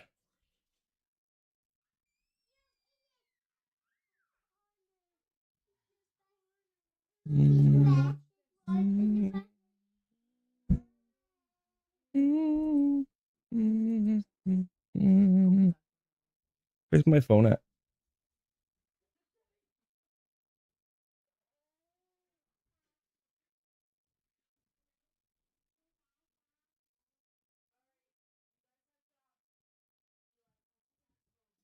This is a Stretch Armstrong, and I don't know if you know this, but they're pretty good at stopping bullets. My phone. It doesn't look like it. Go made get it for me, back. please. And today we have a buttload of Stretch Armstrongs, and we're going to see if we can stop a 20mm sniper rifle. Here we go. Wow.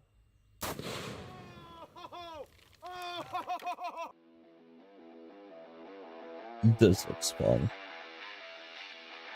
I used a lot of Stretch Armstrongs. What's up, everybody? My name is Scott, and you're watching Kentucky Ballistics. And way back in 2018, I shot my first Stretch Armstrong, and I've shot these things with just Got about it. everything you can think of, and they are surprisingly good at stopping bullets. But I now own weaponry that I did not own back in 2018, such as I'll take it. 20mm rifles. So I'm going to have to further my testing when it comes to Stretch Armstrongs. And today, Yep, it's a Stretch Armstrong.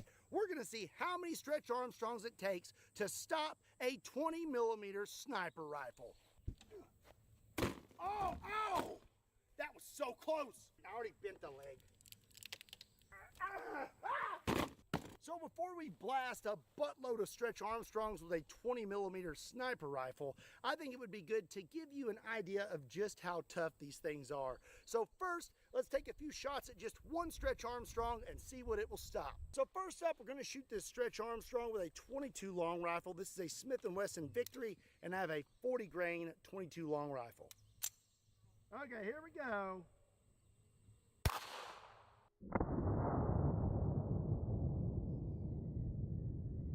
Okay, so we have a hit right here in his right pec, and as you can see, it did not make it through the Stretch Armstrong. So up next, I'm gonna hit this Stretch Armstrong with something I have not used before. This is a Ruger 5.7, and I'll be using some 5.7 by 28 40 grain rounds. This is a hot little round, and I'll be very curious to see if that Stretch Armstrong will stop this.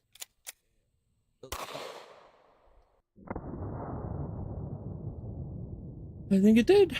Oh, there's a little hole. Okey-dokey, where did I hit this guy? It looks like I hit him right in the belly, and it stopped it. It stopped the 5.7, so that is somewhere inside him. Let's go ahead and hit him with a few more rounds. So now we're going to step it up to 9mm. This is a Ruger RXM, and I'll be loaded up with some 9mm 124 grain Hydra Shock. And I'll be completely honest, I have not sighted in this optic, so for more precise shots like this, I'm not so sure. I may miss. Nope. He Looks hit like it. I hit him in the shoulder.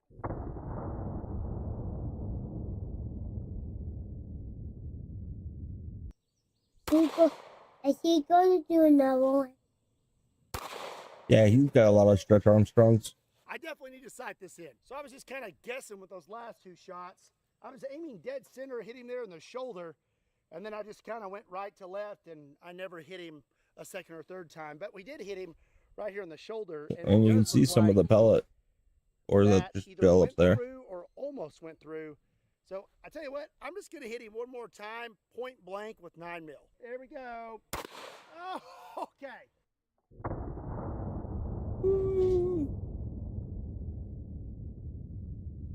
Okay, so that time I hit right here in the left pec, and we do not have a hole out the back, so it will indeed stop 9 mil. It stopped 22, it stopped 5.7 and 9 mil, so how about we try some 45 ACP next? This is a Night Stalker 1911, and I'll be loaded up with some Hornady 185 grain critical defense. Cool. I think I shot under his butt. Yep. Made a jump. I hit him right in the. Oh. Yep. Well, That's not a good place to be hit, just saying. And it looks like it ripped him up pretty good. There's not as much gel in that area. So it may have went through the back.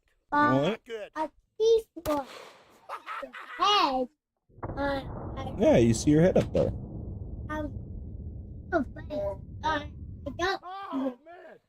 Yeah. Something out of a movie. Oh. Daddy.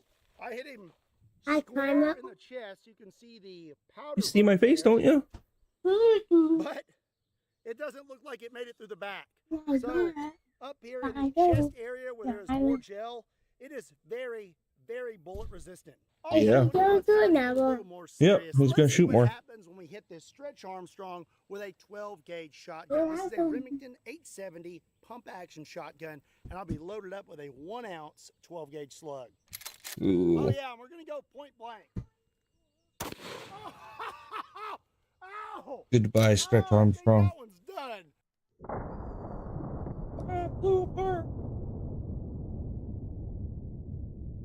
I can put the gun back. Oh, big gun. No, this. Why'd you pull that off? Into this disgusting little pond I got going on. Well, leave it on. Oh. Let's see if I can get him out of there. Oh, dear. Yeah, I'm going to say that a 12 gauge slug will do it. Oh, water dissolves all that, so we'll just let him kind of rest in peace in there. Oh, it's so hot. Shooting the Stretch Armstrongs. You also want to make sure you're subscribed to Kentucky Ballistics. So Yeah, always subscribe. shot Stretch Armstrong with enough small arms to get That the one's point, he can stop bullets. But will he be able to stop It's a new one. 20 millimeter sniper rifle? This is my Onzio 20 millimeter bolt action. That was a sniper rifle bullet. In 20 millimeter That's a bullet. and is around 7 foot long and weighs over 110 It's a bullet. As you can see, the round is almost as big Mhm. as the Stretch Armstrong. Yeah. This thing is going to be producing over 30,000 foot-pounds No, of muzzle it has energy. two And hits. before we line up a bunch of these, I say we just Don't do this. blast one point blank. Also, normally I have this thing suppressed, but today we have a muzzle brake on it. No, that's Eli, come on. Let's Stop send trying the to Stretch put my Armstrong pants to the down. moon. All right, hopefully my little white table does not break. Here we go. Oh, oh my gosh. Oh my gosh.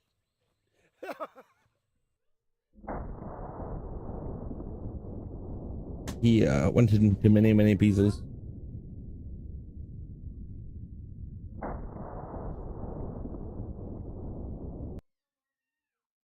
What'd he pull off?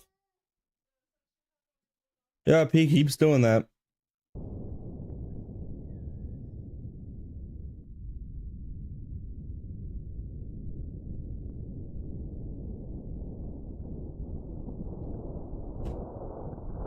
That one, Nicola. He blasted that one apart. His whole body. Man. Well, that it's big really hot bullet today, and I shredded probably him. pass out, but that was totally worth it. Well, I would say that one Stretch Armstrong definitely is not enough to stop a 20 mil sniper rifle. He is missing his whole upper half. Talk about a clean through and through, huh? Okay, well, now As he's licking the goo or leaking the goo. a 20 mil round with Stretch Armstrongs.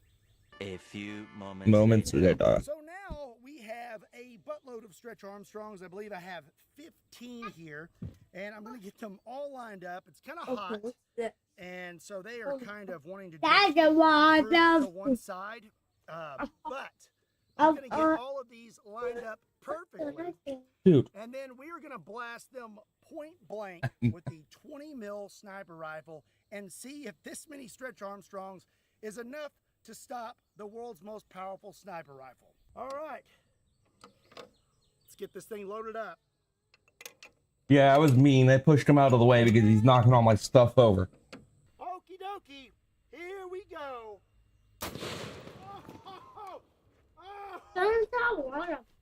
Oh, well. It's not water. We took out the Stretch Armstrongs and the table.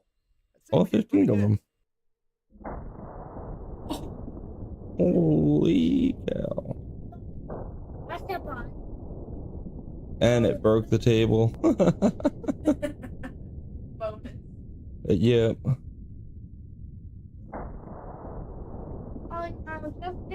It's pretty cool. Yep.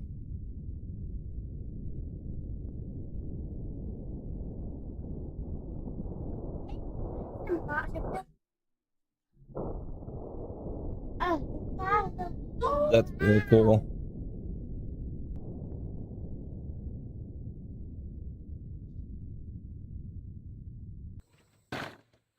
Okie dokie, let's have a look, shall we? Looks like our 2x4. What are you doing? Just from the sheer force of that 20 mil going off at that range, this guy in the back, he's still okay. He was zip tied to the board and he made it just fine. But as for his friends, I would say that quite a few paid the ultimate price for your entertainment. Yep. He got hit in the hip. He may still be okay. We started out with 15, so there's 1, 2,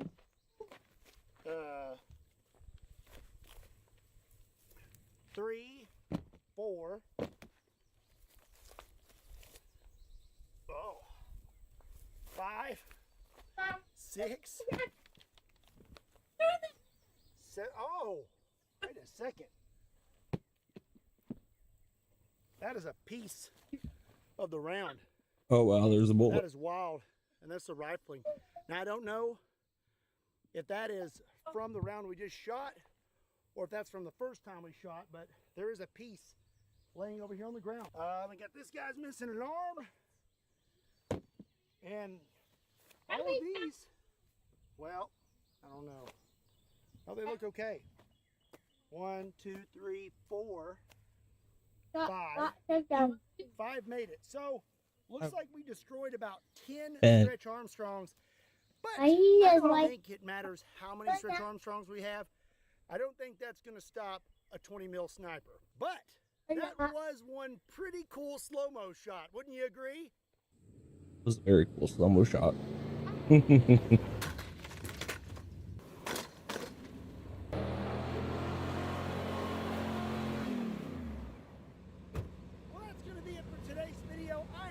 Enjoyed it. If you did, be sure and give it a like and make sure you hit that subscribe button. Also, be sure to let me know what you would like to see me blast next with 20 mil in the comment section down below. Also, be sure to check me out on all other social media platforms. Links to those can be found in the description down below, along with a link to KentuckyBallistics.com, just in case you want to pick up a sweaty shirt.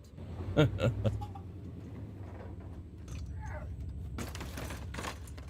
as always, my name is Scott. Thank you so much for watching Kentucky Ballistics. I'll see you next time.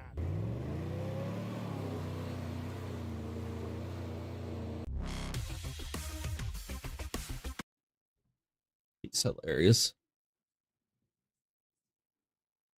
Ladies and gentlemen, I'm not kidding when I say this. I wish I was. But now the Democrats are openly talking about opening up re-education camps in order to propagandize all of us conservative Americans into becoming more progressive or something. This is literally what they're planning on doing should they ever regain control of this country. And we have the video proof. I'm going to show you that here in a minute. But also, unfortunately for the Democrats, one of their top far-left anti-ICE websites has just been hacked by a group of right-wing hackers, ultimately exposing everything. All of the secrets of these Do not push far-left it back. Push anti-ICE it groups that has way. now been exposed and turned over to Now you push law it back. enforcement so that these people can be held accountable. So, folks, we have a lot to talk about here today. Let's go ahead and dive right into it. Like I said, the Democrats want to open up Well, there's 2 Rubik's Cubes. re-education, really indoctrination, propaganda centers for all of us right-wing Americans.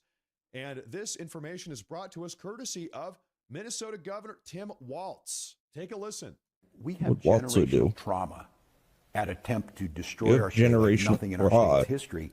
And once it's over, what they found out in South Africa and other places is you might bring back the guy who did the shooting, you might put him on trial.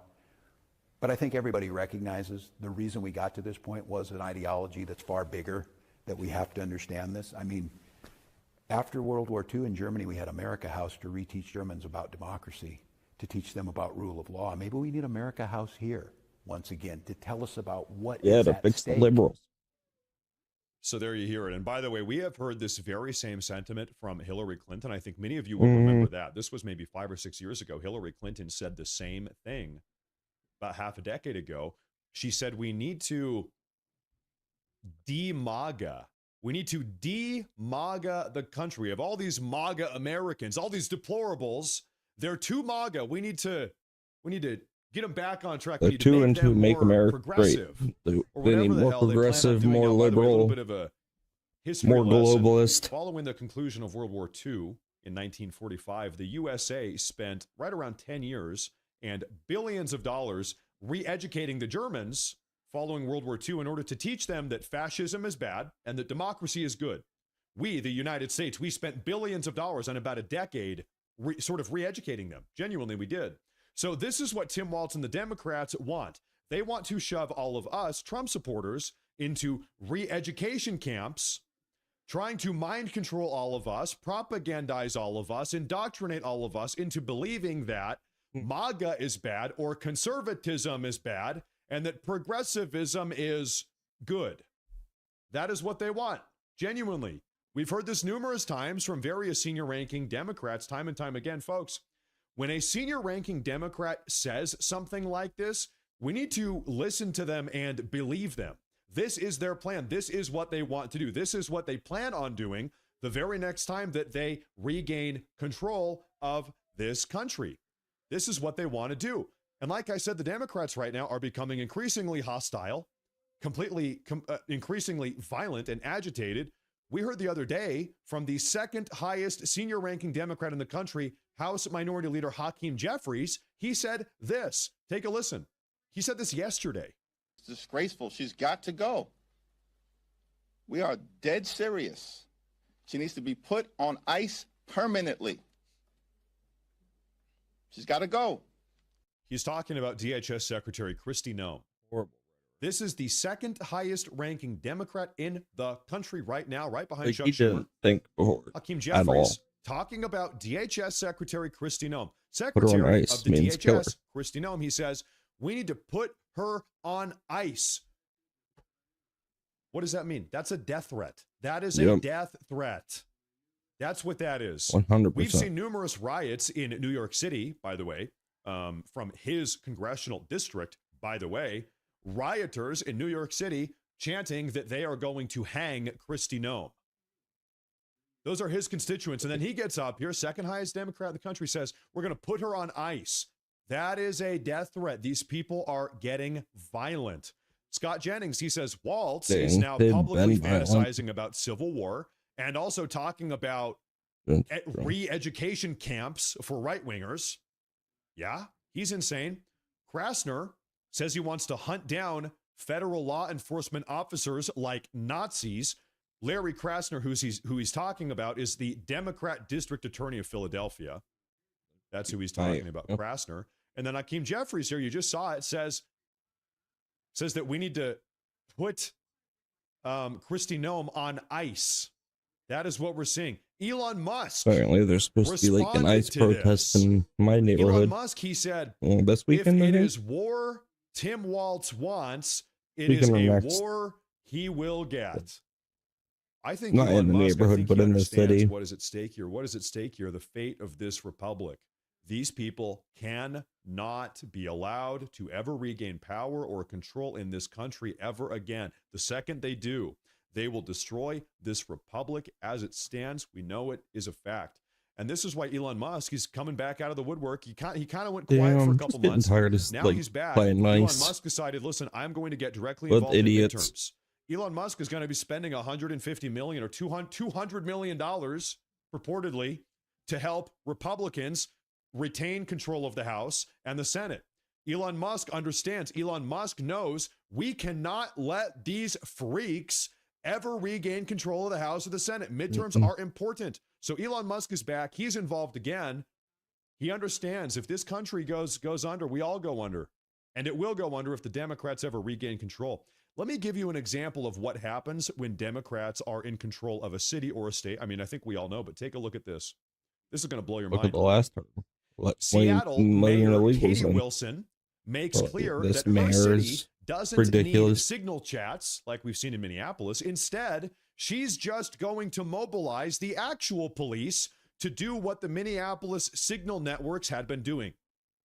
Figure She will he- even have the police city, busy with this. You Seattle might as well Police have them Department assist relay because it's gonna intel make gathered on federal it a agents lot easier directly and to quicker in community and out. partners and ban usage of city property by federal agents. Katie Wilson, mayor of Seattle, is a that's why they former have federal professional property. protester. She's manipulating and abusing her office as mayor of one of the most powerful Yeah. cities in the country to aid and abet domestic terrorists today and to resist the federal government. So we've Yeah, I all don't seen know the that signal chat stuff in Seattle's really Minneapolis. that powerful, but Seattle okay. Mayor Katie Wilson says, we don't need a signal chat. We're going to do it out in the open. We're just going to do it in the open. We're not even going to try to hide it. In fact, I'm going to weaponize the police crazy. department to harvest intelligence against federal law enforcement officers, handing that intelligence over to far left rioters and agitators. This is insane. Here's Katie Wilson posting her step-by-step plan on social media. She's not even trying to hide it. She's not even trying to hide it. Absolutely astounding. Now, like I said, we actually do have some very bad news for the Democrats today. We've got some bad news for the Democrats, some catastrophic news. The Democrats have, for months now, been using a website across the country called stopice.net. Well, this morning, stopice.net was hacked by a group of right-wing hackers. If you visited the website this morning, the message was this: we were not kidding. We sent your names, logins, passwords, and location to a bunch of government agencies. Sherman Austin is a terrible coder. He's the coder behind the website. He created the website. They said, Sherman Austin is a terrible coder. And so is the other guy that ran the website. Right-wing hackers infiltrated stopice.net today. Now, I looked into what this information exactly is, and I want to tell you, this data includes IP addresses, email addresses, phone numbers, vehicle information, and user locations with exact geo coordinates. All of the information of all of these far left insurrectionists, all of it has now been apprehended by this group of far right hackers and, according to them, turned over to the appropriate government agencies. This is what their website looked like earlier today. We were not kidding. What's more, late last night, President Trump issued a direct warning to the far left leadership of Minneapolis. You know how a lot of people have been saying? A lot of people have been saying that Trump has gone soft. Trump is pulling out of Minneapolis. Soft of Minneapolis. Trump got bullied or I think as pushed long out of as he keeps Minneapolis pace by up. Tim Walz and Jacob Fry. Bull Keep crap. home in there, the job will get done. Bull crap. That is not what happened. That is not what happened. Take a listen to what Trump had to say last night about this entire dynamic. Listen up. Pulling back immigration enforcement agents out of We Minnesota. want to keep our country safe. We'll do whatever we can to keep our country safe. So not pulling back? No, not at all. So you're not pulling back? He said, we're going to do whatever it takes to keep our country safe. Insofar as Minneapolis goes, the reporter says, so just to be clear, you are not pulling back? He says, no, not even at all. No, not even at all. So there you have it. We also see that accountability is already underway on the streets of Minneapolis. As it would turn out, it was Tim Walz and Minneapolis Mayor Jacob Frey that have completely capitulated to President Trump by lifting their stand-down order on police all across the state of Minnesota. We have seen that in action. You want to see what that looks like? You want to see what it looks like now that the stand-down order has been lifted on Minnesota State Police and Minneapolis local city police? This is what happens. Take a look. This is footage from this morning. These are local sheriffs that are now arresting left-wing agitators on the streets. Finally, we are seeing arrests. Trump, to be clear, the Trump administration was able to sufficiently put pressure on Walz and Frey. They capitulated. They lifted their stand-down order, and now we've really been seeing this for 3 days, but I had to show you guys this one. This is hot off the press. Now these people are getting arrested. The local police now, their hands have been untied. They are able to do their job. And they are. And they are. We've seen dozens of arrests been get made. able to Dozens do the over whole the last time. couple. There's another one. Look at this guy. Sorry, lady. Sorry, sir. Sorry. Hey, it's ma'am. Hey, it's ma'am. Whatever the hell you are. Sorry, buddy. So we've seen dozens of arrests now, and not arrests being made by ICE and DHS and CBP. We've seen a lot of those too, but now for the first time, the big difference here is the police, the local police, they are the ones making the arrests. Also, you want to talk about accountability? Breaking news. We have a date. We have a date now. Tim Walz and Attorney General Ellison are set to testify in front of Congress whatever happened to Bill on Clinton? March 4th. So a little bit over a month from now. Skip their hearing or Governor whatever, Walz right? and Minnesota State Attorney General Ellison, they have been compelled. This is mandatory. They have been compelled to do this. This is not a request. This is a demand. They have both received subpoenas from the House Oversight Committee. Representative, he's the head of the House Oversight Committee, James Comer. He says, quote, America deserves answers about the rampant misuse of taxpayer dollars in Minnesota's social service programs that occurred under Governor Walz's and Attorney General Ellison's watch, under their leadership, if you can call it that. So I think a lot of people, there's so much going on right now. It's easy to kind of forget exactly what's happening. The fraud case is still underway. As a reminder, the DOJ is investigating all of these guys, Frey, Ellison, Walz, and Lord knows who else. There is a DOJ conspiracy case being built against these guys. The DOJ on their own, they have filed subpoenas against these guys. They got a hold of emails and text messages and bank logs, all of this stuff to build out a case here. Conspiracy, the charge here, the idea is that they were conspiring to undermine federal law enforcement operations. Seems like they were. Now, the House Oversight Committee is also looking into the rampant fraud and corruption and abuse in this state under their leadership, if you can call it that. So these guys are getting nailed up to the wall, so to speak, in numerous different ways. They are screwed, to say the least. They are, which is why, I mean, people like Walz and various others, they are becoming increasingly agitated and violent. It's just the case. They know they've been pushed into a corner. Their back is in a corner. They know their days as free men are coming to a close here. And you know what? We do need to see this type of accountability if we actually want to make America great again and put America first.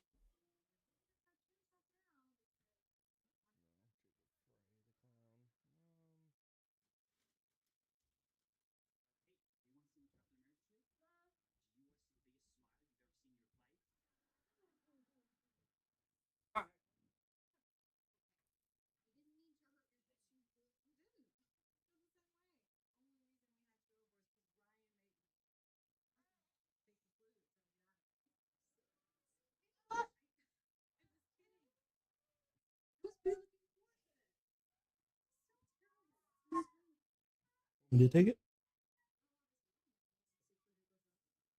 Sammy Sosa.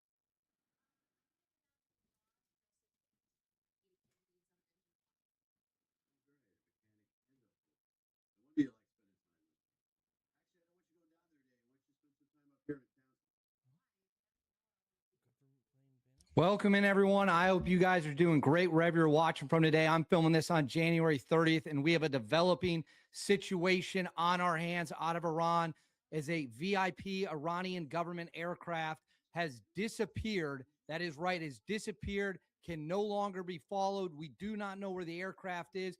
This comes, as we'll get also to in this video, as Trump has reportedly told allies in the Middle East he will order a strike. The war is set to begin with Iran. We have also more movements of assets. Needs to be Rapid destroyed. military mobilization is The underway. So we have IRGC. a lot to get into. Anyway, Plus, need to we've be got some destroyed. comments from Trump himself. Before we get into it, as always, please make sure to like and subscribe. Totally free. Cost you guys nothing at all. Huge, huge boost to the channel. Comment with your thoughts below. What do you think the disappearing plane means? Where is it? Who was on it? What is going on? When will the bombs start falling? Let me know in the comments below. Hit the notification bell. All notifications turned on so you won't miss a thing. And then Instagram, David_Hookstead, XD Hookstead. That's where you can find me on social media. My DMs are wide open. Please reach out with whatever you got. Now, let's get into it. We are on a clear war footing path against the Islamic dictatorship in Tehran. The Ayatollah's days appear to be numbered. The days of the oppressive regime in Tehran appear to be numbered as the United States of America surges in military assets, the biggest of them all being the aircraft carrier, the USS Abraham Lincoln. We are on a strike status position. We are on a high alert position, a code red position. There's been a lot of very strange things that have happened in Iran over the past couple of weeks since the protests. There's been strange explosions. Keep an eye on it. Air travel situation is insanely strange. Stuff is just flying in random patterns. Military, government officials appearing to be trying to disperse across the country, and the Russians and the Chinese are rushing naval warships into the Gulf to do joint exercises with the Iranians. I'm going to put this up on the screen here. What you are looking at here on the screen, it had been the most tracked plane in the world. It is an Iranian government VIP plane for the most important people in the Iranian government. What you see here on your screen, that purple line is when it was tracked. Then it went dark. Now, the reason you can see it a little further in than that is because once it goes dark on the flight tracking data, it will look like it's still flying. But once the line is broken, that means the plane has disappeared.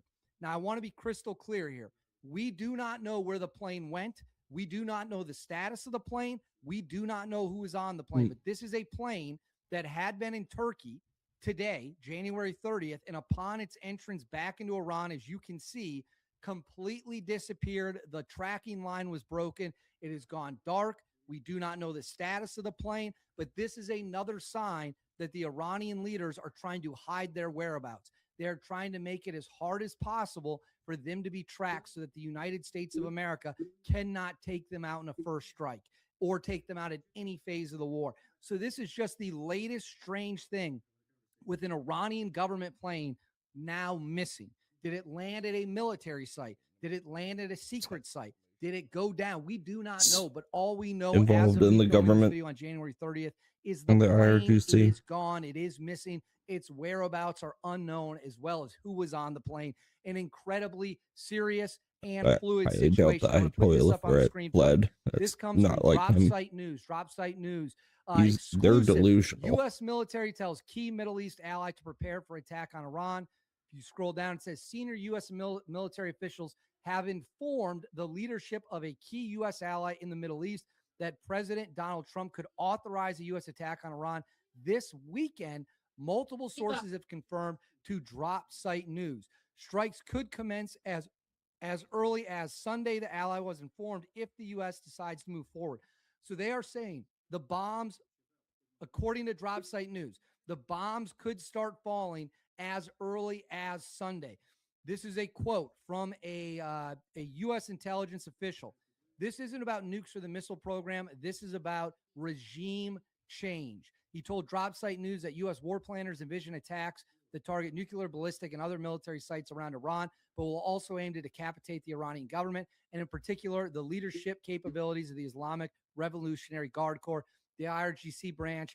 The IRGC is a branch of the Iranian Armed Forces created after the country's 1979 revolution, whose leadership now plays a major role in the country's politics and economy. It says the idea is a big enough strike can bring the government down. So we have a plane that is missing. We now have a report from Drop Site News that our allies in the Middle East have been told the war will start. The war is a go. It is a green light. We are going in possibly as early as Sunday. Now, I think it'll be earlier. It'll be tonight or tomorrow night. More U.S. military aircraft that have surged into the region. More U.S. military aircraft that are on the ground. This is 3 Ospreys that are at the, I can't pronounce it. It's spelled DUQM Airport in Oman. So multiple planes, more planes surging in. And then let me go ahead and get this up here for you. It says the ongoing airlift of air defense systems and other military equipment to the U.S. Central Area Commands continues Friday with the C-5 Super Galaxy plane leaving Germany and bringing it to Qatar. So there have been over 20 C-17 and 2 C-5M Super Galaxy flights. This is one of them right here. They are rushing in air defense systems. Yeah, they've been going back and forth like crazy. Batteries, any air defense system that's not nailed moving down, a lot of stuff, whatever it may be. We're moving it to the Middle air East defense so that we are ready to or defend ourselves against or even any offensive Iranian equipment. aggression. On that note, the Iranian regime, what you see here on the right of your screen, which should be the right of your screen, the right picture is the Isfahan in Isfahan and Natanz, their nuclear facilities. I'm going to put this up. Let's see if I can go full screen. What you're seeing here now is they have rebuilt and they are hardening their facilities. So they are putting hardening protection on their facilities in anticipation of a U.S. strike. So they are rebuilding their nuke facilities and they are building them with hardened facilities to hopefully withstand, in their mind, not hopefully in our mind, hopefully in their mind, withstand a U.S. bombing run on their facilities. This is rapidly developing. The information is just coming in right now. These are new satellite photos. Again, this shows you that Iran 100% believes they are going to be hit. You wouldn't be putting up hardened facilities unless you expected another strike to commence. Now, President Trump talked about a deadline for a deal with Iran. Let's go ahead and watch his comments right now. They don't want to make a deal. Deadline to make a deal before potentially taking Only military they action? know for sure. Have you communicated that to Yeah, them directly? I have. Did you have a timeline for when you're going to pull back potentially the federal presence there? So right there, President Trump says that he has given Iran a deadline. He is not going to disclose when it is. Now we have another Trump comment here. Give me 1 second. I'll get it ready for you. So this is Trump talking about the naval presence on the coast of Iran. Let's watch what he had to say. Doing things that nobody's ever seen before. The country is really in great shape. We have a large armada, flotilla, you can call it whatever you want, heading toward Iran right now, even larger than what we had in Venezuela. It's still in front of Venezuela. The Venezuelan situation, the leadership is doing a very good job. We're very happy, and we're getting along very, very well. And we're inviting. She just said that she's not going to work with them anymore. Starting to take the oil. We're going to be heading that with the country. So right there, Trump talking about how we have the armada coming in. This must be I'll old. pull this down and give you my assessment. So we have now learned via Drop Site News. He put this up 25 minutes ago, but that video for Trump must be old. Because that president from Venezuela, whatever her name is, just said that they weren't going to cooperate with the U.S. anymore. So, I mean, I highly doubt that things are going swellingly with Venezuela anymore. They need to eliminate that general down there and at the same end time that that lady. is happening, we have a government plane carrying If they're not going VIP to cooperate. Iranian leaders that has disappeared, fallen off radar, cannot be tracked. We Like do his not know football where helmets. it landed, where it is, what happened to it, and it could be they are trying to hide. These two They're are trying to actual get to football secret helmets. bunkers.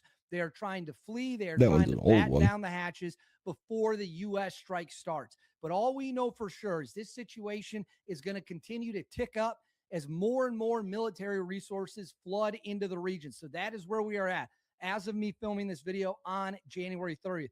I will be here to monitor the situation to the best of my ability. If strikes start, I will be going live if I have access to a computer. We are going to be watching. We are on the brink. So I will be here ready and waiting. But I want to know what you guys think. Let me know in the comments below what comes next. Will we strike this weekend? Give me your predictions. Get active in the comments. I think so. I think we'll strike tonight, honestly.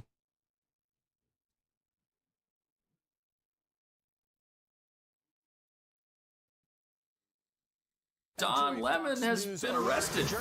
What's up, Libby? I'm okay right now. Why? What were you thinking? Oh, no, I'm okay right now. Thanks. Don Lemon has been arrested in connection with an anti-ICE protest at a church in St. Paul, Minnesota. Ooh. Bill Malushin joins us now with more on this breaking news. This is real. Yeah, Charlie, good morning to you. Our colleague David Spunt and I getting this breaking news from multiple law enforcement sources just minutes ago, confirming that former CNN anchor Don Lemon has been arrested by federal agents in Los Angeles just after midnight this morning at a hotel. This obviously all in connection with that storming of a church in St. Paul, Minnesota by that group of anti-ICE agitators. Now remember, the feds had gone to judges to try to get Don Lemon arrested before. They went to a magistrate judge in Minnesota who didn't sign off on an arrest warrant for him. Then it went to a judge above him. He didn't sign off on an arrest warrant for him. Then it went to an appeals court. They also decided not to sign off for an arrest warrant for him. So there was experts who were predicting that perhaps the feds would go to a grand jury. It remains to be seen if that's what happened here, but we can confirm that Don Lemon was arrested in Los Angeles by federal agents just after midnight Los Angeles time at a hotel. Now, they pulled him out of a hotel in his pajamas for storming a church, which is illegal. This is going to grab all sorts of headlines. 3 other protesters from that church storming, have already been arrested, including who the feds say was the organizer of that protest. And here's what he did. But there we go. Everybody's ready to go. This is the beginning of what's going to happen here.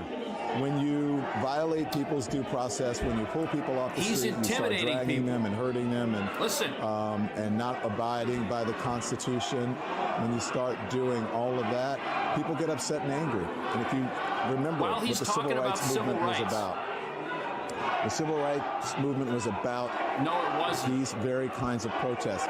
There's nothing in the Constitution that tells you what time but that's not you what can this protest. is. This you is can not protest at any time. That's the whole point of it, is to disrupt. But you're not allowed to be disruptive in the church. And that's what they're doing, and that's what I believe when I say everyone has to be willing to sacrifice something. You have to make people uncomfortable in these times. If you see how... But the thing is, you're not supposed to do that in a church. But Don Lemon, he said that he was just out there being a journalist. Meanwhile, we've got evidence that suggests otherwise that he himself provided, which likely led to his arrest. Into Minneapolis a little bit ago and did some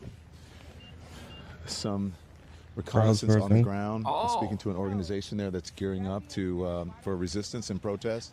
I've been pleasantly surprised to see the community coming together. Wow. Diverse community. If you see this when we first pulled up, so it's alleged that he helped these people storm this church, that he helped them organize. He just said he did recon for purposes of entering a church and intimidating people and making them feel uncomfortable, which you can't do. These are resistance protesters. They're planning an operation that we're going to follow them on. I can't tell you exactly what they're doing, but it's called Operation Pull Up. So he knows what they're doing. And it's Takima Armstrong, and she has been doing this since George Floyd, Dante Wright, and others, where they surprise people, catch them off guard, and hold them to account. Wow, intimidating people. That's what we're doing here, and then we're after that. Exactly what they're doing. Intimidation. You'll see it live, and these operations. Intimidation, fear. Again, can't tell you where they're going. But he knows where they're going, and he knows that it's not for purposes of obeying the law. Screaming and crying about Don Lemon's arrest this morning. I have a couple questions for you. You're calling this an attack on journalism. No, it was Don Lemon who was attacking a Christian church that was praying peacefully. You didn't care about attacks on journalism when Nick Sotor, Nick Shirley, Cam Higby, Savannah Hernandez, Andy No were all being physically attacked. James O'Keefe got death threats this week. They threw rocks, bricks, that did happen. Frozen water bottles at his car, shattered his windshield. They said they were going to Nobody cared about the journalists there. Nobody did cared happen. about attacks on journalism when that happened. I mean, so I don't the right think so. did. I And know then I did. secondly, I say didn't there's an like attack that on that the was First happening at all. Amendment. No, this is a consequence that is happening for Don Lemon Right. engaging in Being criminal chased out of a neighborhood. Which That infringed example upon Come the on. First was used Amendment, by Steve freedom of Baker religion. when you arrested him for January 6th. He's a journalist that was covering January 6th, and there were dozens of these people. They're on our show all the time. Covering January 6th, I was a journalist. Nope, arrested by the DOJ. We don't like you, we don't Yeah. like the politics, whatever. Yep. That's how it works. It's a massive double standard. You're allowed to be a journalist as long as you're playing for the right team. If you're playing for the other team, if you want to do what Nick Shirley did, you want to go out there and expose the biggest scam in American history, everyone out there who's a quote-unquote journalist is going to say, oh, that guy's not a journalist. Saying that you can't have it both ways. You try to have it both ways all the time. Don Lemon engaged in a crime. Don Lemon was part of a crime.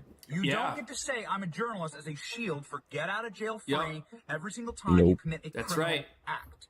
And by the way, it was a grand jury of Don Lemon's peers in dark blue Minnesota that approved the arrest. Interesting. warrant. So Minnesota. I'm not going to hear you crying about nobody is above the law and we're just going to follow the law when now the law says Don Lemon committed a crime. You know there's going to be people that come out and say that he didn't get his due process, that Yep. this is vindictive persecution on behalf of the Trump administration for all the things that Don Lemon may have said about him when he was a CNN host. He's now a former CNN host, perhaps future prisoner.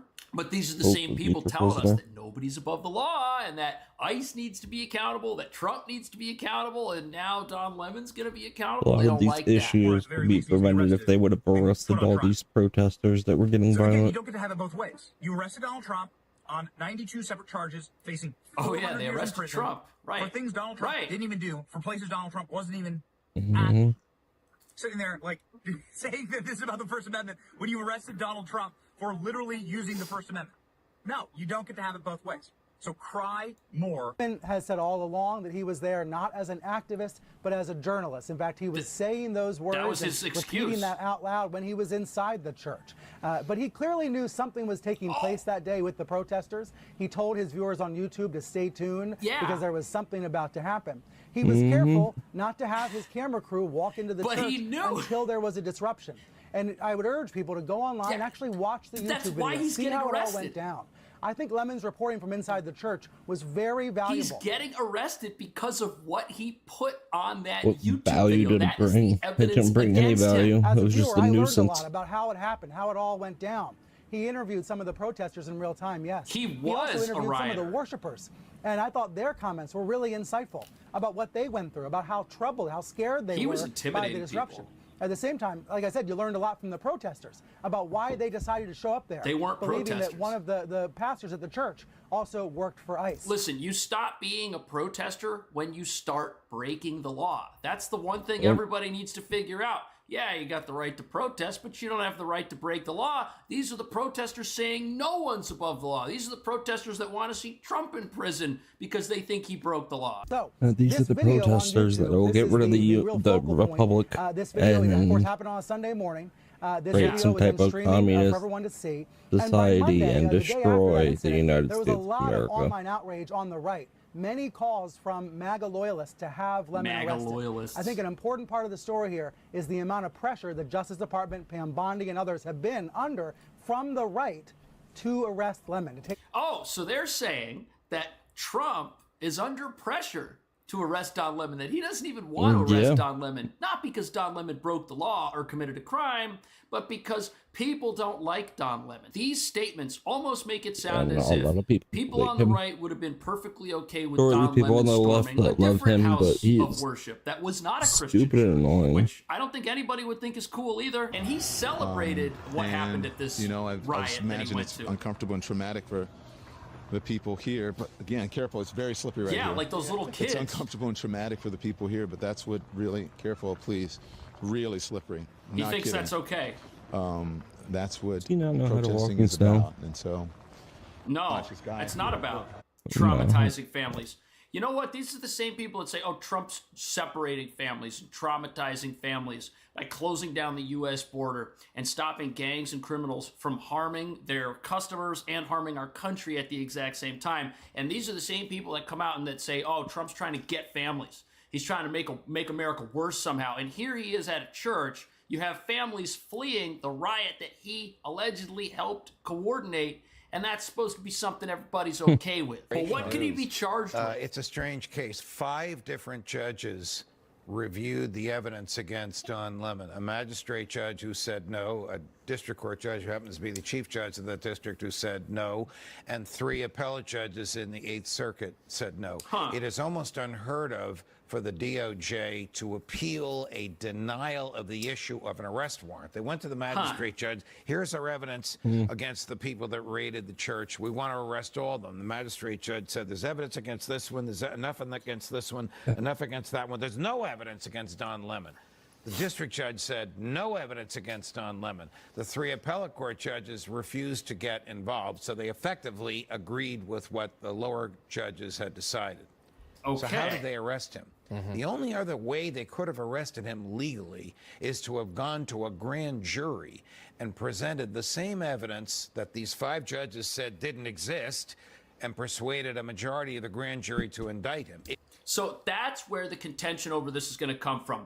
People who think that this arrest is unjust, they're going to say, see, they went to all these judges and there was no judge in the country who would sign off on this. But because Trump is such a bad guy and such a criminal, they broke the law and went and got him anyways. They went around those judges and got him anyways. But it's a grand jury. If a grand jury says, yeah, go arrest that guy, well, aren't those the same people that would try Don Lemon, that he would be brought before? Wouldn't they decide his fate and review the evidence against him? It makes it sound like we've got the judges in this country that think one thing and common people in this country that think something else. If he was not indicted by a grand jury, then this was not an arrest, it was a kidnapping. Because you have these 5 federal judges saying we're not signing off on an arrest warrant. Yeah, but that's far-fetched, right? It doesn't appear to be a kidnapping. It's almost inconceivable. Oh, they would have loved because that. they know the laws well or better than I do, that they would have to have some legal basis to arrest him other than their own wish to arrest him, and that must have come from a grand jury. So let's take it on the merits of where it is today. They were able to at least secure some type of charge based on whichever evidence that we don't have to show just yet. But we don't know what it is. We don't know what it is, exactly. But we do know that he is in federal custody. Correct. He's in federal custody in Los Angeles. That's where they found him. Yeah. He's going to appear before a federal magistrate judge in Los Angeles. He'll be released on his own recognizance. Then he's got to appear before a federal district court judge in the district where the grand jury sat under the Constitution. That has to be the district in which the crime allegedly occurred, which back means to Minnesota. Back to Minneapolis, where all this started. In Minneapolis. Now, he's going to the district where the crime occurred, which is where this church was, which is where these families are. And when you look at what's happening in Minneapolis, and you see these mobs, you see these hordes out there storming cities, destroying buildings, fighting with the federal government, that might not be the same neighborhood where people are going to church. You see, so there's a big discrepancy here. Don Lemon might be very worried that he's gonna have to get tried for committing a crime by the very people he harmed, not by the people who might be sympathetic to his actions, who might live somewhere else. The charges, what they possibly are. It hasn't been announced yet, but there have been reports of what they are, which I read earlier. The FACE Act, a violation of the FACE Act, sticks out to me if indeed that is one of the charges. What does that hold? Well, that he's if charged and convicted, 5 years in jail. If convicted, he's probably being charged, if I could guess, with conspiracy to violate the FACE Act. They probably have some people with whom he participated in conversations about how to get into the church. Yes, because it does appear from the videos that he didn't do anything even remotely criminal. Even when the pastor asked him to leave and he did not leave. Well, the other journalist didn't leave either. I mean, he said, does that make it right? Well, they have a great question, Sean. He doesn't think that's enough. He doesn't think that Don Lemon getting in the face of the pastor who says you need to leave and then him refusing to leave is enough. But what was a big likely issue. is enough is the act of conspiracy, the fact that he was with these radical groups and he knew what they were going to do, and he helped them coordinate how they were going to go do it so that they could go in and storm this place, and that he could show up with his microphone and his camera and say, oh, what's going on over here? Oh, guys, come on, there's this thing happening, and let's go investigate. Meanwhile, he knew that they were going to go to this place. He knew there was going to be screaming. He knew it was worth his time to show up. And he helped them figure out how to do it. That is the allegation. Can't answer it yes or no, but I can say that there are numerous Supreme Court opinions that say bona fide journalists can stay at the scene of a crime if the acts are still ongoing, as long as their presence there is not interfering with law enforcement. And they didn't set up those acts. The pastor said leave. Law enforcement hadn't even gotten there yet. Hey, but if it was found that he, along with the organizers of this, to go inside of that church and, again, stop that service. If he stopped the service, it's a federal crime. Okay. If he didn't leave when they said leave, that's simple trespassing. The feds don't even have the authority to prosecute. Conspiracy to violate the faith. Here's another question for you. What if a journalist, let's say somebody who's not Don Lemon, who has political views that are the opposite of his, went to a house of worship, which was not a Christian church, and stopped that event from happening? What do you think would happen to that person? What do you think would be the outrage over the storming of a house of worship by a right-wing alleged journalist? What do you think would happen then? I think we're witnessing a double standard here. I think it's a huge double standard, and I think that it's about time people were not allowed to be above the law. Exactly. And if he's convicted there, what penalty is he looking at? Okay, conspiracy Something is an that he's agreement owed. to commit a crime amongst two or more people, one of whom takes a step in furtherance of the agreement. So if he agreed to commit the crime and then did nothing, but one of the others with whom he agreed took a step in furtherance, then he can be charged with conspiracy. 5 years. Conspiracy to commit the crime is generally the same punishment as the actual crime itself. So I just want to break this down and end it with, let's put a bow on it. This could be a serious charge. It's a serious charge for Don. It's a serious blow to journalism. I do believe that some other journalists were involved who are not nearly as well known as Don Lemon. We'll know more about that later today. But you know something? I don't actually want to see Don Lemon go to prison. You know what I would like to see? I don't want him to go to prison at all. Instead, I want his sentence, if he has convicted of doing something wrong here, to be that he has to attend that very same church with that very same pastor every Sunday for the next 2 years. I think that would be great. Then he doesn't have to go to prison. And you know what? We all know there's a double standard when it comes to Christianity in this country. We all know that the Christian church is allowed to be stepped on and tread upon and beaten on. But if somebody who does anything against any other religion, they've just done the worst thing. And people like Don Lemon would be all over them. What do you think? I'll see you in the next video.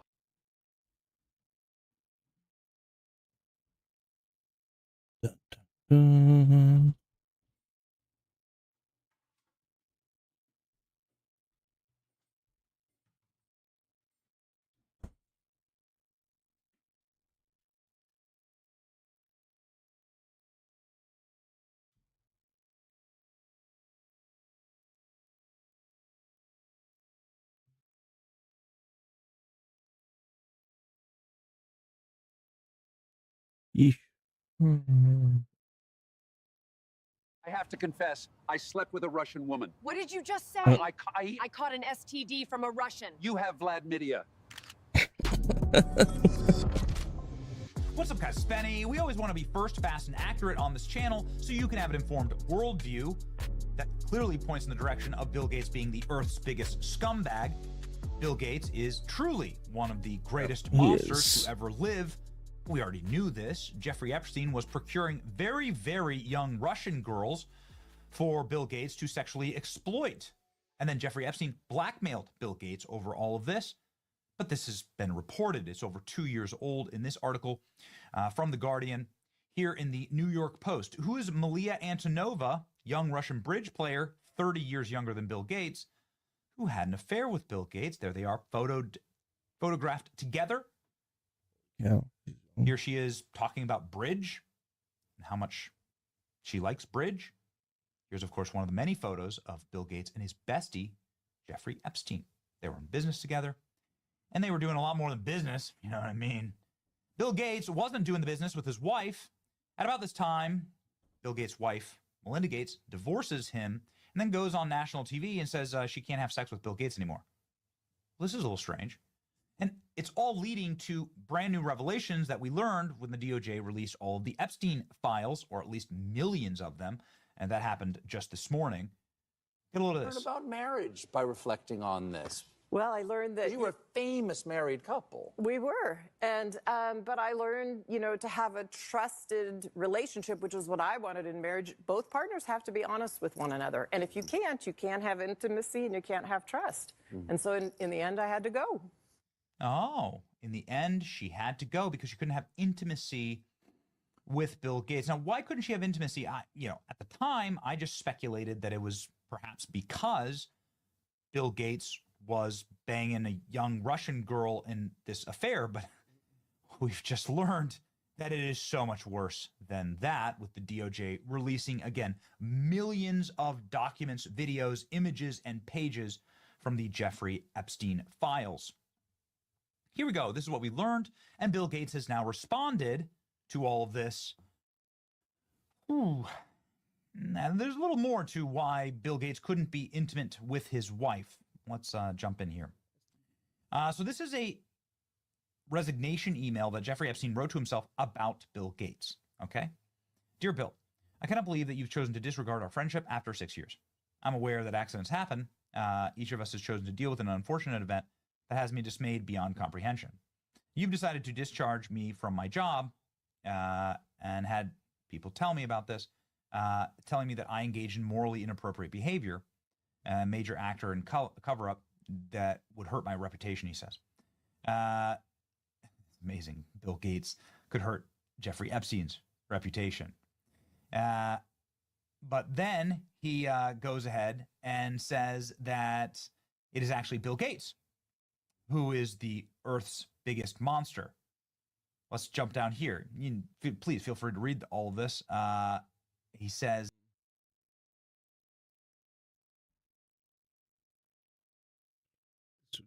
impact on the public perception of my reputation. Will have TI diligently avoid the truth. Tell people that Bill will not invest with me and craft an answer that suits your needs. But you did agree to send me. You did agree to send you a letter of recommendation should a future employer ask for one. You have told me that Melinda insists on me not communicating with you unless Larry's copied or present, though you have consistently maintained that I could not have done a better job and that I was underpaid compared to my contribution. You then, beyond all sense of fairness and frankly decency, said that as generous compensation for keeping the Gates reputation intact, you would let me keep what we agreed I had already owned, the investment pieces. And would have said, Boris, this is not your fault. I confessed to Melinda. You didn't. It was in a moment of weakness, and I will do anything within my power to make it right for you. I have more money than anyone needs, and I assure you I will structure something so that you will not be penalized for my error. Lucky for me, I have enough money to provide to you, so it will not heal the injury. Go make you secure in your future. In addition, I will bend over backwards to make sure your next career is rewarding and an upswing. I appreciate the fact. You can have some. Yeah.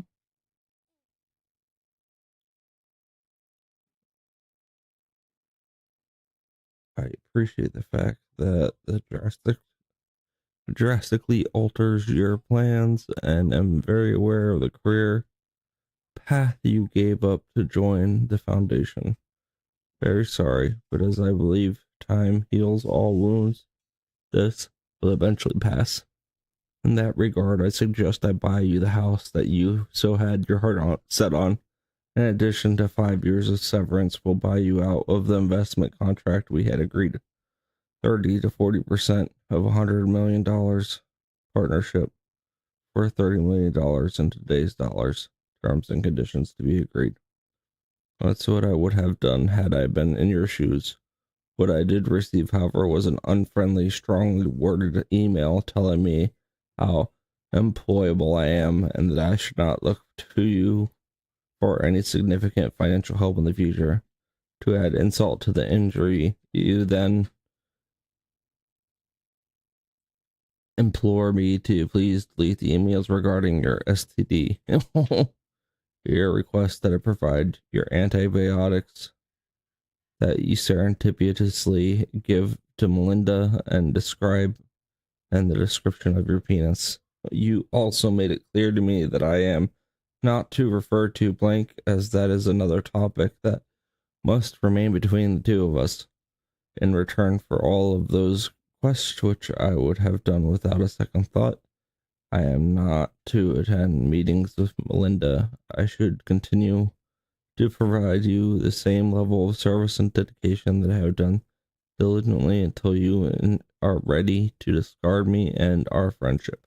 Is that it was Bill Gates who demanded that he delete all of the emails Bill. Oh, no, Bill Gates. His STD. This would be Bill Gates' sexually transmitted disease. Your request that I provide antibiotics so that you could surreptitiously give them to Melinda, and a description of your penis.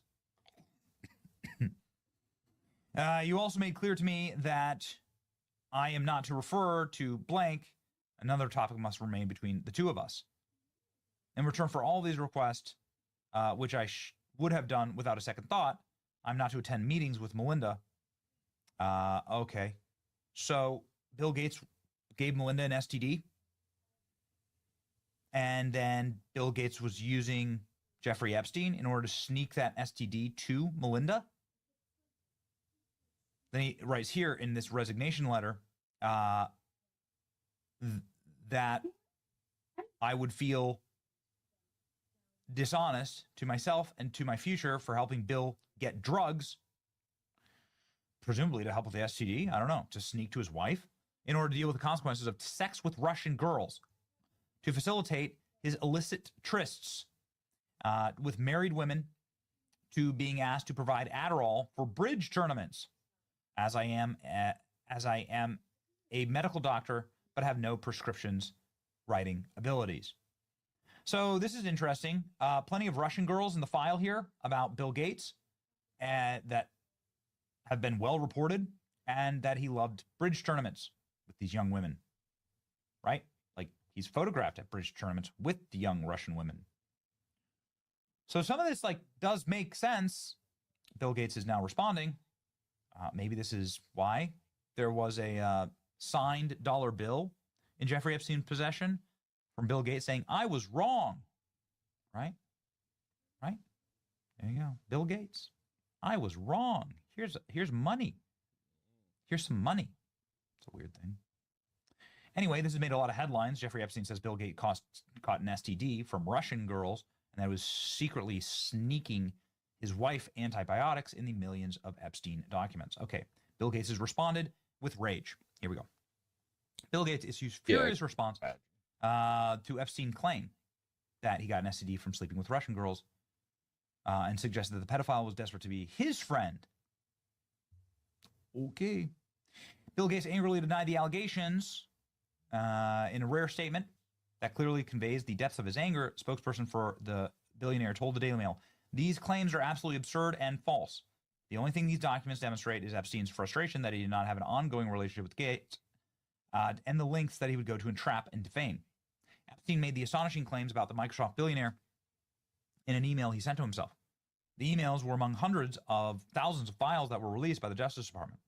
Friday's release also includes multiple new undated images of Epstein and Gates, various locations.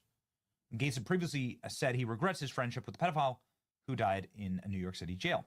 Over the years, Gates has sought to downplay his years-long relationship with Epstein, claiming the pair did not have a business relationship or friendship. That's a lie. That's just a obviously a demonstrable lie. The allegations are outlined in shocking email in the letter. Lengthy message lashed out at Gates for ending their friendship. And then talking about descriptions of his penis, sneaking his wife antibiotics, and all the STDs that he got from Russian hookers. Cool. Okay. Anyway, there's lots of photos of Bill Gates in these files. Oh, good for Bill. No wonder he's been kind of quiet lately.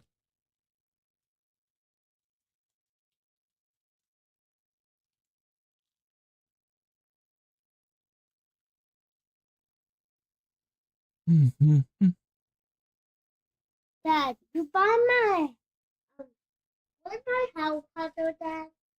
It's in my room. You said it was upstairs in your room.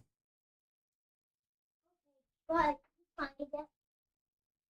You buy my big helicopter. No, this is emergency. I mean I want the big helicopter. I have to find that big helicopter. Oh yeah. The emergency.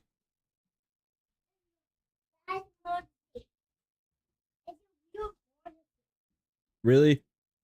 Gentlemen and female gentlemen, here on Nuxtaku, we do lore videos every single day, and today we are talking about the High Guard situation. There is a lot of lore revolving around the High Guard release. It is a new video game that came out, and quite literally, everyone is freaking out, and I don't know why. I just literally don't know why either. So Moist Critical made a video on the High Guard situation. We're going to do a deep dive, and we're going to see what this is all about. Subscribe! Today we're doing gaming lore, but sometimes we do all sorts of lore. Internet lore, religion lore. We do everything here. One video every day. Let's see what we got. Today's such a special day, even dusted off the bucket hat for it. Oh boy. It's High Guard release day. Oh boy. I imagine you probably already called in sick for work. Yeah, I didn't even know this was coming out, I'm not gonna lie. Like, this is a big shock to me. In order to take as much time as possible to enjoy this No, game it's that 5v5. everyone in the world had been salivating for since it was revealed at the very end of the Game Awards. Yeah, I'll be real, I didn't even know this was happening. Yeah, same. It's been Until I quite saw it the on question Steam. mark with High Guard because they got the prime spot in the Game Awards That's pretty out good. of nowhere. A game no that's one not was good. expecting, and a genre most people weren't exactly super excited for these days. Most people perceived it to be Right, isn't High Guard like an Overwatch clone? I don't know, man. Maybe I'm retarded. But I thought it was something like that. Someone in my chat just said, high equals over, guard equals watch, High Guard is Overwatch. That's crazy. That's crazy. I didn't even think of that. a hero shooter, It myself literally included. Because in the footage they showed, it looked like it Oh my was God. some type of hero shooter. Again, they have to stop with these hero shooters, bro. You're never gonna beat Marvel Rivals. All right, No. you're never gonna capture that. The only reason why hero shooters get popular is if the heroes are popular at this point, because there are already tons of them. Like it can't possibly be better than mid. Most often compared to like Concord, it wasn't a great trailer, and the position that it was placed in at the Game Awards made things even worse. They also then went radio silent for over a month up until like a day or two ago, Wow. where they finally broke the silence saying that the game is still coming out as That's nice. advertised, and then finally Man, I started, love when you that know, happens. speaking up about it. The game came out today, and it's very clear that this is not a Concord level failure or anything. It had an all-time peak of just under 100,000 players. It's not great for a AAA game. Like this So, game is gonna lose that money some for sure. people playing it. Players, which Especially because it's a live service game, so they're kind of cooked here. Concord couldn't have even imagined in their wildest dreams. All right, someone in my chat is crashing out that Charlie is a libtard. All right, let me make something clear. All right. Yeah, I think Charlie's political takes are generally retarded. But I don't care, okay? What we're Usually doing, are. we're doing Overwatch lore, okay? Shut up. Sorry, High Guard. Overwatch. Oh, fat Overwatch. Gay Overwatch. Which is shocking, because Overwatch is pretty gay. Game didn't even get to like 1,000, Overguard. and it died in 2 weeks. It barely lasted longer than a poop left in a gas station toilet. So this blew it out of the water in terms of player count. And I think a large part of that Concord success is because the Legends. game is free to play, whereas Concord was a $40 paywall. This is just Apex. Even people that weren't exactly hyped Made by about some High people. Guard they were at least willing to give it a spin, at least give it a chance. If it's free, Kind why of. not? There were some people that literally logged into the game and said this is the biggest pile of dog shit ever, 0 out of 10, throw it in the trash bin. Without ever even like playing a match, or maybe they did the training and they just said, nope, this is terrible, I quit. I spit on this garbage. Which, whatever, I'm not your fucking dad. If that's how you want to interact with games, all power to you, man. Pretty much the second this puppy popped out of the... playing them. Why do they keep making characters look like this? I feel like I've seen 40 characters that look just like this, and most of them are lesbians. Like, what are we doing, guy?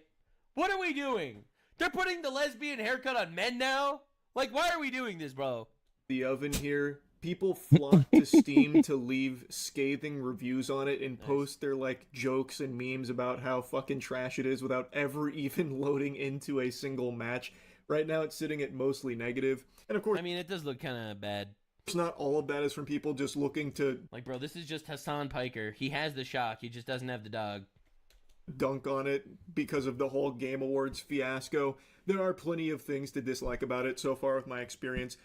For me, I always like to give things a fair shake, so I actually played it a little earlier today with Matt and Danny. I have a video up on Moist Critical Gaming if you want to see how our first match went. That's a really good And I thumbnail. want to give you like my early thoughts here. I'm going to stream more of it tonight. Real quick though, I want to interrupt to briefly mention something that I've been pretty hyped for. This video is sponsored Starforge by... just partnered with very generic. And not in terms of this is one of the worst FPS games of all time or something. It's just not even close, really. Okay, but dude, the thing is, mid is bad. All right, if it's quite literally a AAA game, you don't want it to be mid. All right, why would you ever make a game that's just average as fuck? It's just very generic, and not in terms of like the actual gameplay mechanics, because they actually do try something different. It's not a hero shooter. It's not a battle royale. It's a 3v3 raid. Skirmish, I don't even know what to really call it, where you have a prep phase where you reinforce things a la Rainbow Six Siege, except the reinforcements here are fucking worthless. Like, basically, you take paper walls and you put plastic on top of it. That's your reinforcement. You can still easily get through these reinforced walls. To me, it just feels like the prepping to defense is kind of useless. This is like Fortnite, now. Apex. We might have to check that Bro, out. why would we do this? Really stop much, at least not so far in my experience. But you have this phase to prep like that. Then you have a resource gathering phase where you gear up. So you go out in the world and you do. So is that really what the drama is all about? It's just unbelievably mid. Do some fucking Fortnite mining for materials, which you can spend at the trader for weapons and armor. And you can also find loot out there for armor or, other weapons or even like ability cooldown type stuff. Then after that, then you have the sword part, the shield breaker, where you and the other team will then fight to get the shield breaker. Whoever gets the shield breaker takes it to the other team's base, and then the raid begins, and what you want to do is plant bombs to blow up their base. Rinse and repeat. It's kind of a mishmash of a bunch of different things put into this. So you got Fortnite building, you got Apex Legends raids, you got like the hero-esque shooter Overwatch, all right? You got the capture the flag, you got the skirmishing from Rainbow Six Siege. This is just literally a hodgepodge of random shit. It literally feels like someone put into ChatGPT, hey, can you please come up with a game? All right, take a lot of popular games, smush them together, and give me a plot. And then they come up with this. And I don't dislike it, but it feels like some of it's entirely worthless. Like I mentioned, that prepping phase to like reinforce certain walls around the points. Like in theory, that's a decent idea, like in Siege, but here, at least in my limited experience so far, the reinforcing just doesn't really do a whole lot. Like, again, it feels like you're just reinforcing a wall with like some fucking saran wrap. Like, it doesn't juice it that much. What you use to blow up walls when they're not reinforced, you will still use to blow them up when they are, with pretty much a very close level of success. So that feels like they could maybe do with an overhaul. Finding it. The gearing phase also feels a little not super great, because as the rounds progress, like as the game goes forward, you can just buy what you want from the trader. So you mainly just collecting the crystals is the more important part than trying to like hunt for random loot. And it seems like you all end up getting geared to the same level anyway by the end. So you end up like just grinding to find crystals during the matches to just pay them and get the actual weapons you want later. So Valorant. Bro. They just literally put it to AI, all right? Research all the popular games, give me slop, and then it's like an actual homunculus chimera pops out. And so This those is two things I don't tragic. think are amazing, but at least the horse makes this game feel faster than I thought it would be. I was under the impression this would be like Concord level molasses that you're playing through, where every character just moves at a fucking glacial pace. And then when I found out it's 3v3, I thought for sure this was going to be a snooze fest. But thanks to like having a mount, you're able to get around pretty quick, so you're able to go from fight to fight. And during the actual raiding, you do respawn pretty quick, reviving is pretty quick, so it does feel much faster than I thought it would. Movement is still pretty slow, like there's not a whole lot of like crazy movement tech that I've seen yet. I've tried like bunny hopping to a certain level and that kind of works, so maybe there's just more unexplored tech there, but base movement is pretty slow. And the big No thing sliding is or anything on there. this has been a contentious one because there's a lot of people that fucking hate it and some people that really like it. That's all you can focus on I the think game is that it's gunplay I and actually some thought the abilities. gunplay was pretty solid. I enjoyed it more than I expected to. It's All not right. the tightest. It feels like aiming sometimes fights against you because it's somewhat floaty, but overall, the guns did feel good. Like getting Like, dude, he's just describing this in the most, like, boring fucking way possible. I'm not even roasting Charlie for this. This is just tragic. That the best way you could describe the game is like, well, this part is mid, and that part's mid, and this part's mid. It's just like, it's all just like lots of mid. into a fight did feel enjoyable. Like I don't Lots think and the lots of gunplay mid. is trash like a lot of people are saying. The big thing with gunplay though that holds it back is that there are certain things that this game is missing, which is why I'm saying that it feels kind of generic when it comes to its gameplay. Like it has decent bones, but it's very bland. So because it's missing a lot of the flavor from some better shooters out there, this one just feels lackluster in comparison. But overall, I do think the shooting is just fine. Like I have no issues with the gunplay. Some of the abilities are cool too, I suppose. I haven't seen. Dude, I don't know, man. I just feel like this is Apex Legends with like a kind of boring chat GPT level bullshit that just slops together a plot. Seen all of them, but the ones I've toyed around with seem pretty solid. Really, at the end of our gaming Those are session, okay looking. the consensus Matt, Danny, and I drew was that was more enjoyable than we expected going into it, though it's probably a game none of us are going to get like super into. Like I said, I'm going to stream more tonight, so we'll see if maybe I end up falling in love with it somehow, some way. But for what I've experienced thus far, it's fine. Like it's just a fine game. There's nothing like particularly special about it, but it's definitely Midgard, not am like I right? a really bad game that That's people are what saying everyone's that going it is. crazy about. You know, this game comes out and it's just boring as fuck, and no one. Yep.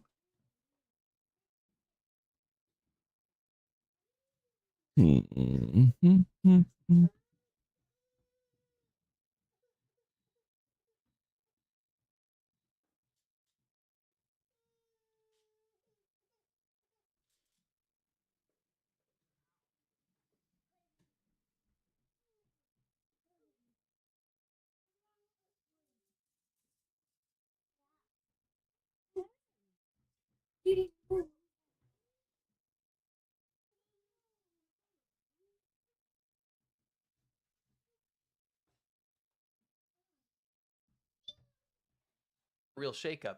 It's so structured. It is so there. It's so intertwined. Never right? mind the fact that there's a huge amount of actual battle experience Yes. and so on, even very recently. Yeah, but I'm saying like even the chain of command is so detailed and the possibilities are infinite. Who's connected to who answers to who. You don't know that stuff, Yeah. right? In China, the military command is very direct, right? You have a couple guys That's that it. have all the power, right? And those guys have been wiped out. Yeah. Those guys have been completely wiped out. Except for that one dude. What does Yeah, he he's do? like an inspector. He's an inspector? I guess he's chill. He's an inspector general? He's chill. He's not chill? an inspector general. No, I mean he's chill in this in this shenanigans right now. Because he just inspects stuff. I guess You better not inspect them too closely. Yeah, because then they'll be like, "You're out." Yeah, too. exactly. Oh, maybe he's. It's only a matter of time. It is. It's only a matter of 100%. time. I think he didn't have as much power, right? Yeah. This is a bigger deal than it sounds because China's military leadership. If you look into who's replaced, who's going to replace these people, there's no one with any real military experience. What are we gonna fix? What they've replaced people with are career politicians, and not in the American sense. Oh, It's career locked politicians up. in the sense of China's corrupt lab. Yes. Who? Isn't locked up? It's like, whoa. It's not closing all the way. It made that noise, though. Oh.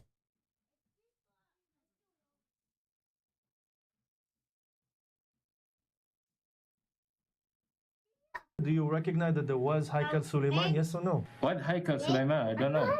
You don't know where Suleiman had a temple in Jerusalem? Temple? Temple, Haikal.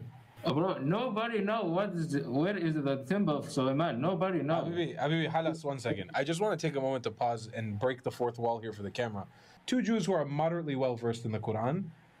This is the level that most Muslims are at when it comes to understanding the Quran. We are literally teaching a Muslim his own religion right now.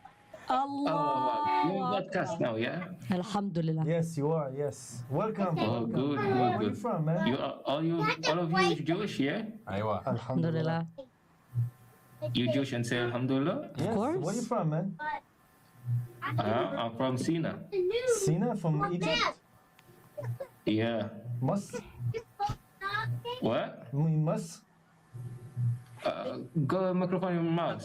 Inta min Mus? Yeah. Alhamdulillah. So, you're Muslim, right? Alhamdulillah. Of course, Alhamdulillah. Of course. We are Yahudi, and we are very Sahayuni. أنت very, very Sahyuni. Very Sahayuni. كتير. You live now, yeah? Kinda. How much people say? Why? You don't need to be worried about that, brother. Kingdom.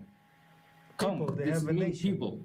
People, which people? What is the name of their people? Banu Sulaiman, Banu Dawood, like this. Really? And Yeah. Wayne Sakno. What? Where did they live? Live? Yeah. I don't know. I don't have idea for that. It's interesting. Yeah. Maybe it's time to learn a little bit more about. And what's it? No? Should we? Yeah, maybe Google. Should we just? Yeah, go to Quran.com. Yeah, go ahead. Hey Google. What was the name of the kingdom of David and Solomon? It was the Kingdom of Israel, commonly called the United Monarchy. It encompassed the 12 tribes of Israel before splitting into the Northern Kingdom, Israel, and the Southern Kingdom, Judah, after Solomon's death. That's Would it. you like to know? That's interesting. Yeah, it's very Banu interesting. Israel. No, it was the Kingdom of Israel where Bnei Israel lived. Bnei Israel lived in the Kingdom of Israel and in the Banu Kingdom Israel. of Judah. Banu Israel and Quran, they heard Prophet Ibrahim. And Also- Allah make them Banu Israel. The rubber piece, probably. Come here, give me the guy. I find like You're trying to put it back on. I find it on, but I can't. Well, you need to stop chewing on it. That's why. There you go.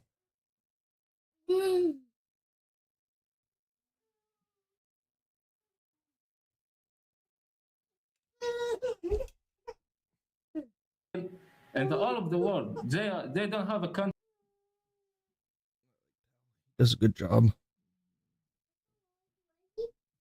Oh, so cute. Oh, lady.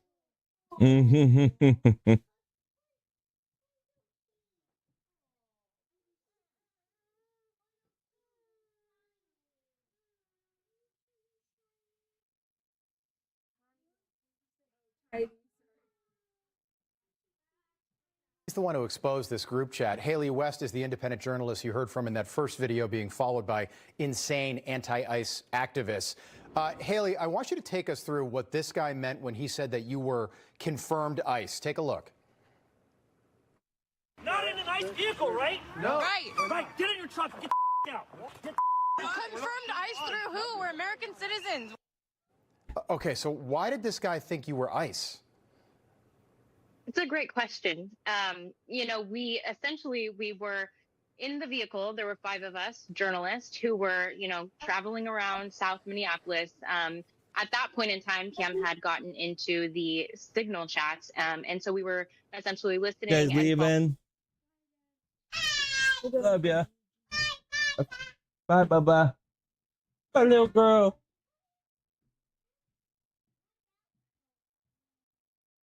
Have fun at the GG's.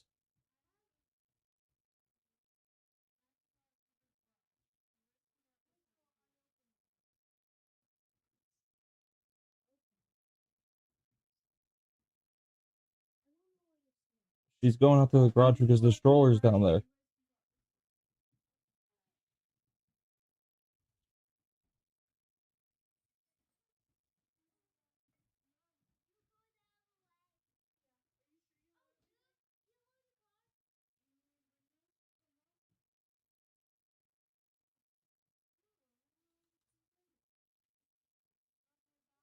Love ya.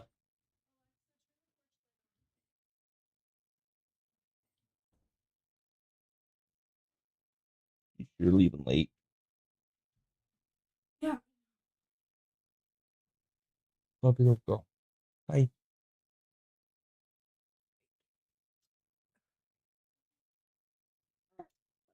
Bye.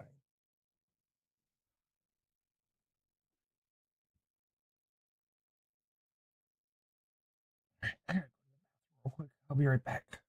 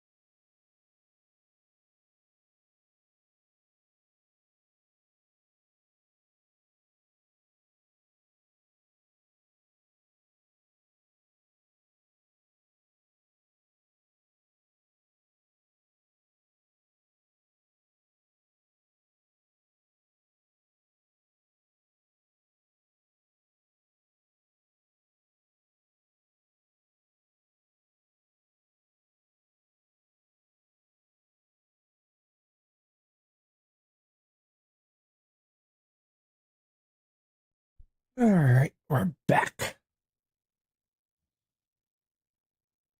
Back at it. Everything wrapped up. Any ounce of cold touches. Yuck. Following to see where we could find these convoys and obviously report on them. So we had been driving around and we saw a vehicle begin to follow us, and then there were 2 and 3, and at a point we attempted to lose them. Drive around, do a U-turn, but no matter where we went, every corner they have people that are looking to spot these license plates. It's essentially impossible to avoid them unless you actually leave the area. And so we got out and, had this confrontation, and it's absolutely wild in an American city. I cannot, but the whole place is like a powder keg. Doesn't matter what time of day it is. Cam, I know you know that. Take us through what's going on with this Signal group chat. For people at home that don't know what Signal is, it's basically like a private text message group. We're hearing that Peggy Flanagan, the lieutenant governor of Minnesota, might be in the chat. Is there any truth to that, or anyone else whose name we might be familiar with? I've definitely seen a lot of reports to that. I wouldn't feel comfortable confirming it myself. I do more of gathering the information and then just dumping it so people like Data Republican or Zero Hour can decipher the information and figure out what it is. I split my time between doing Signal Gate research and being actually physically on the ground, like you saw in that video with Haley and I. And by the way, in that clip you showed just after that first one where they're tracking that F-150, that was us. Haley and I were both in that vehicle, and they were following us. And we lost them for a second. Haley mentioned leaving the area. Sometimes it's even more difficult than that. I mean, we had to literally get out of the car and kind of intimidate these people to lose the tails. They were going to follow us back to our hotel. Can I just ask you if you think the Signal Gate story is as big as we think it might be? I definitely think so. I think that this goes to the top levels. If not the top levels being physically in the group chats, absolutely aiding and abetting. There are actually links. They have entire chats dedicated to legal advice and specifically attempting to incriminate federal agents or local law enforcement who cooperate with them for lawfare. And in there, they have links that link directly to Attorney General Keith Ellison's website, where he has a form set up for reporting federal agents. Wow. Okay, hold that thought. I want to ask you about that. Haley, do you think it's ironic that the people who are protesting law enforcement trying to identify criminals and arrest them are asking you for ID to identify yourself? It's absolutely ironic. I mean, you can't make up a more ridiculous story. And that's what it feels like. I mean, you walk into the city of Minneapolis, and we were in South Minneapolis at this point in time. It doesn't feel like America. I mean, we felt like, it's like going to a foreign country and being treated as, a foreigner. And this is an American city. So it's extremely disappointing to see. But this network here in Minnesota is so intricate. Like Cam said, you have the community from the Signal chat groups all the way to the top. You have politicians openly admitting to being a part of this and to, helping fuel this entire system that they have going on here. And it's the whole city. I mean, I've never seen anything like it. Yeah, it's scary to think, too, if ICE operations were to pick up in other blue states and blue cities. Think about cities in California or cities like Boston or Philadelphia, where ICE operations are certainly happening, but not at the scale like they are in Minneapolis. Cam, I just want to get back to that. So there is a link in the group chat. Do we know who posted it? But this link goes to Keith Ellison, who's the Attorney General of Minnesota, correct? Yeah, so every group chat has a description where they bank what they deem important links. Nobody necessarily sends them. It's just assigned by the admins so that everybody can view it in the description of the group chat. In there is where that link to Ellison's office is, where you can report ICE agents. And then there's also a link to the Democratic Socialists of America, which is, despite the fact they call themselves socialists, it's a communist group. Marx makes no distinction between the two. Their link is specifically for reporting local law enforcement to local elected officials, law enforcement officers who have cooperated with ICE or federal law enforcement officers. And this begs the question, what is the purpose, if they are not cooperating, of reporting local law enforcement to elected officials for cooperating with federal law enforcement. It's not a crime. Yeah. Are they being penalized for cooperating with the feds? Again, we're talking about Americans here defending criminals. It's just, this is so bizarre. 2 nights ago, the chat held what they call a healing hour, which apparently they do every night because protesting like Antifa on the streets takes its toll on your mental health. Take a look. But two different ways of moving that can be very helpful if you're involved in something very stressful. One would be like a shaking. So if you might be like, oh, my body would just like to, and just shake it off.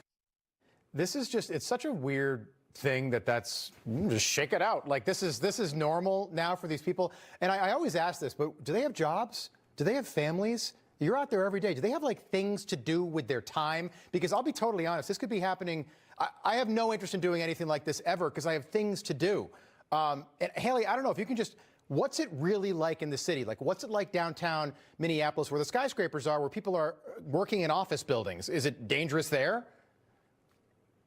It's dangerous everywhere. And, I've covered in Portland quite a bit. And, you almost know the schedule of how these events are going to play out. However, in Minnesota, it's very, very different. I don't know if people have jobs because you see masses of people out on the streets of downtown Minneapolis. You see families, you see children, you see grown men. I mean, you see everybody, out in these streets. And it seemed, obviously the day following Alex Preddy's death, you saw more than maybe generally Cam and the others had seen there earlier in the week. Do you feel safe? Sorry to cut you off. Do you feel safe, Haley? I've just got about 20 seconds. I would say that it did not feel safe. No, not at all. And you can't stay in the city. You got to stay 30 miles, 40 miles outside the city because these people will follow you or find out where you are. Stay safe. Keep sending us the videos. We'll keep an eye on that Signal chat as well. Cam Higbee, Haley West, thank you.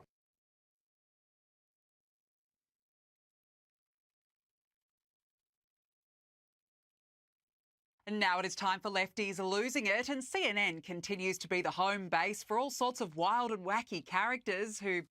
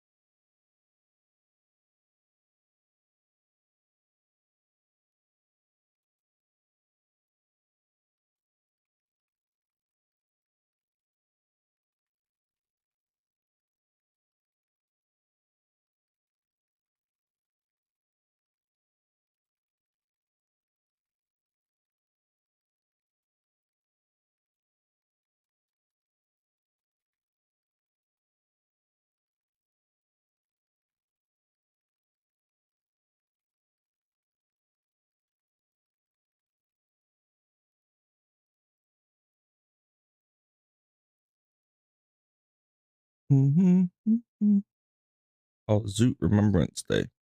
Yeah.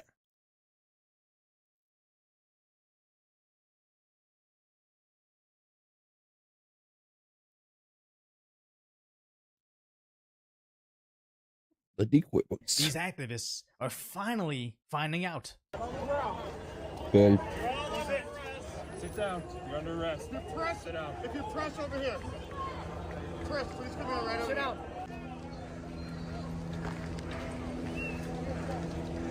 And he's like, the guy was waving the press. Press, come over here. And you see all these people with like very, very expensive cameras. I honestly wonder what the ratios are ever since USAID lost funding and these massive riots ended. How much of these protests, so-called, the riots they are 90% like, or at least 5-to-1 press to rioters now. 3 days ago, they apparently used the LRAD device on them, and they did not like that. This is a test of the long-range acoustic device LRAD. 1, 2. Yo, and if you guys heard about the thing over in Venezuela, how the soldiers over there said, out of nowhere, they saw the helicopters coming, they blasted some sort of device, and they said it felt like their heads were gonna explode. A lot of them had nosebleeds. A lot of them were throwing up, and they're like, yeah, there's some pretty gnarly anti-riot technology out there that nobody knows about, and this was just a small percentage of what they have. 3. Yeah, they don't like this.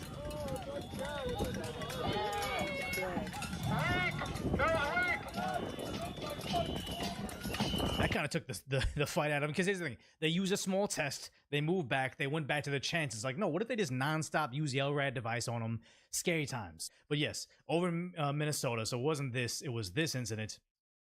Apparently, they said they arrested 16 Minnesota rioters for allegedly assaulting federal law enforcement. More arrests come soon. And the funny thing is, though, is she listed off all the people, and Pam Bondi has these rioters. What is this? Change the world by being an example, not giving your opinion. Interesting. But yeah, they show all these people how much regret they have. Like, they keep on reposting this girl, like, very upset, about to get a dose of reality. But also, they're pointing out this specific individual. And apparently, I can't confirm this, but everybody keeps on saying the Bananas and Rice girl is one of those rioters who were arrested. In case you haven't heard the Bananas and Rice comment, which is nuts. So I'm Somali. I'm proud to be Somali. To me, being Somali isn't just eating bananas with rice.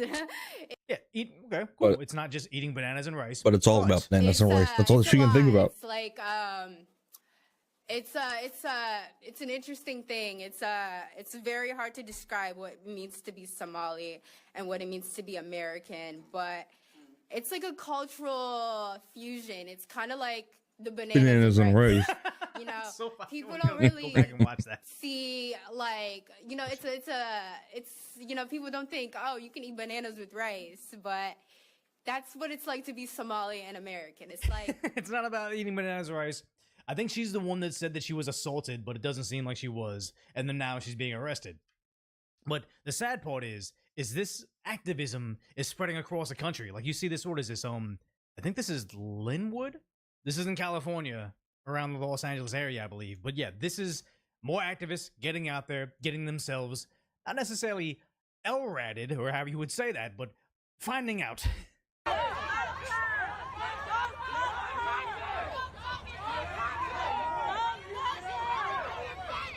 Never before have I seen a group of individuals that felt empowered to stop law enforcement like this. This is nuts. And it's all seemingly one archetype of person. Yeah, she swung at the officer with her cell phone. What did she think was gonna happen? Oh my god, they're screaming and shrieking as if they're so surprised. Like, she swipes her phone at him, assaulting a probably not even a federal agent, just like a police officer. Swiping at him, they're shrieking when he just sprays a mace. Not even a direct hit in their eyeballs, but just spraying it in the air. They're so upset over this.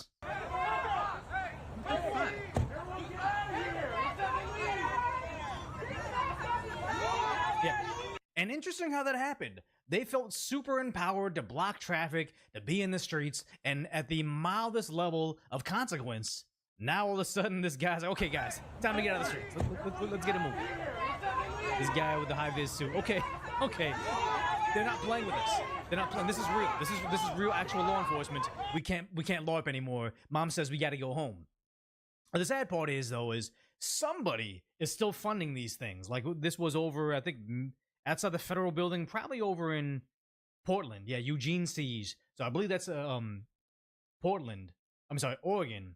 But they're bringing out these pickup trucks filled with these pre-printed signs, which we haven't seen in a very long time. Look at this. Here goes a group of professional activists renting a U-Haul, getting signs out of their trucks. I think this is Jonathan Cho. Jonathan Cho, really good journalist out there. Yeah, justice for Alex Preddy. I wonder if they know.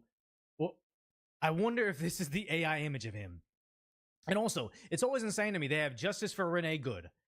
I'm not saying her image is the most important part of what happened to her, if she's a victim or whatever. But it's always interesting they use an image of these people when they were more like the average American citizen and not like the insane activists they later became, which tragically resulted in the end of their lives. Because she did not look like this average American when she was out there dancing in her vehicle, impeding federal law enforcement. The Alex Preddy guy, we'll get more into that. They were using an AI manipulated version of his image to make him look more Chad-like and more muscular. But it's almost like the same thing where they used like whenever there was a guy in the BLM movement that like fought law enforcement and died, they go back and find their like high school graduation picture when they were like 25 years old, or like an image of them when they didn't have a face tattoo, or the image where their MySpace Facebook image was them holding guns, and then they use a picture of him like smiling and like in his high school cap and gown. Like they want you to think they were very different from who they really were. And sometimes they even Photoshop you to make you look more attractive than you really were, which is beyond insulting. But just the idea that they keep on doing this, like they keep on saying, "Oh yeah, he was an ICU nurse, a VA, a veteran ICU nurse," but apparently he had left that job and was just the job for a while. Well, appears to be 9 a months. full-time activist. I may be wrong, but that's what it seems like. The same way they said Breonna Taylor was an EMT when she was an EMT like however many months ago. They always misrepresent these people and then put them on a sign, which who's paying for? I don't know. Not organic. These are the same printed signs, and now they're heading to the federal courthouse. What do we want? When do we want it? Do you know who's organizing this? The PSL, Party for Socialism. Oh, okay. Do you want to sign? I'm just going to observe. He should have said yes. He should have said, "I want to sign." Oh, thank you, the one Welshman for the O'Neill Welshman for the Prime sub. I wonder what that sign says. Oh, okay. ICE is not a crime? What? I'm just going to observe. Thank you, though. Well, okay, wait. ICE out, Arden build. Join the socialist movement. See how this always like is encapsulating of all their movements? It's not just justice for Alex Preddy, justice for Renee Good. It's also Free Palestine. It's also Mask Up. It's also join the socialist movement. How does stopping ICE, saying we don't want police to defend themselves and end the lives of our activists, have anything to fucking do with the socialist movement and ending billionaires? They don't know what the fuck they stand for. And meet your neighbors, because again, hey, remember, we're not doing this by ourselves, right? Which group is organizing this? Party for Socialism and Liberation. We've been out here for Socialism. Okay, and what's the sign say? Right? Which group is organizing ICE out of this? Minnesota for good. Party for Socialism and Liberation. We've been out.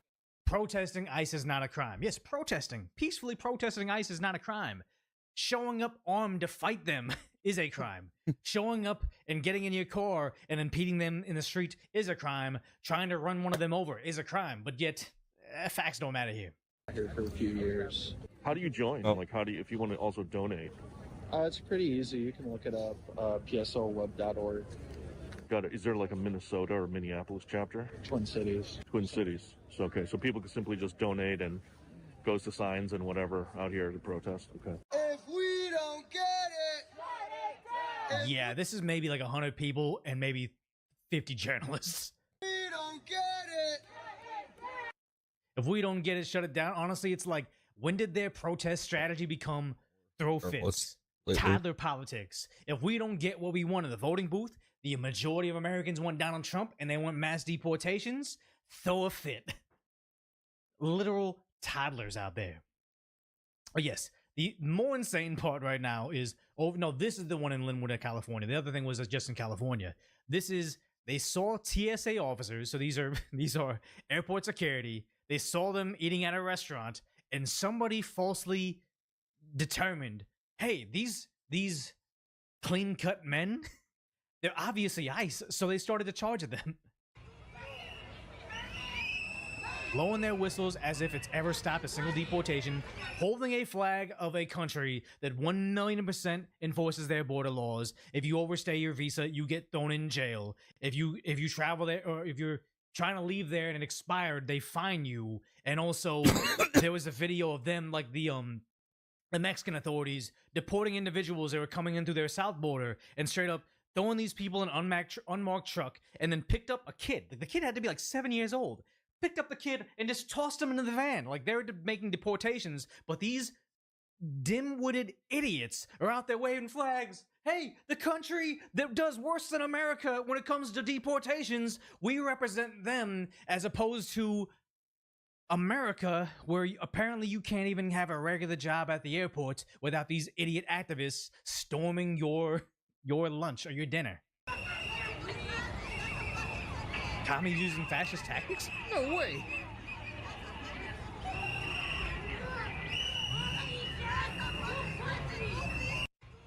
Yeah, they had to call the sheriffs out there because this is them actually confronting these poor TSA employees. How does it? Oh, you can. Let me show you. But you want to harass people, huh? How does it? You want to harass people? Imagine harassing a regular guy with a regular job eating a dinner, and they're saying, "How dare you harass people?" They're so dim. To be fucking harassed. So he did not deny he does work for. He did not deny it. He does not. Why do I have to speak to the mob? For a group that doesn't want federal employees to say, papers, please. What's your identification? Are you the criminal we're looking for? They demand.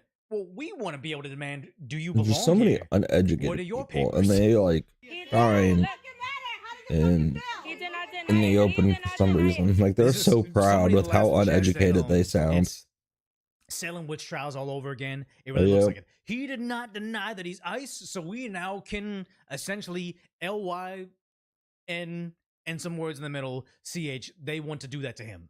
How does it fucking feel to be harassed? Look. How does it fucking feel? That's you. How does it feel? He said it. How does it feel? How does it feel to be an innocent guy getting dinner and having the mob yell at you? Because I don't know. That guy, he might be Democrat by default. If he's working at LAX as a TSA employee, chances are in LA he's a Democrat. I think this is forever going to make him the most conservative individual ever. He said it was him. Wait, the person in the recording forgot to turn off their filters. He went to no red cheeks to red cheeks in real time. Were they using like an Instagram filter to beautify themselves and then put it on him? He said it. That's you. Look. Oh, yeah. That's a fucking good call out. What a controversy going on. Steam, I just realized too. They're being sued. I forget what country is suing Steam. I think it's UK. Steam's rules. That's Grok.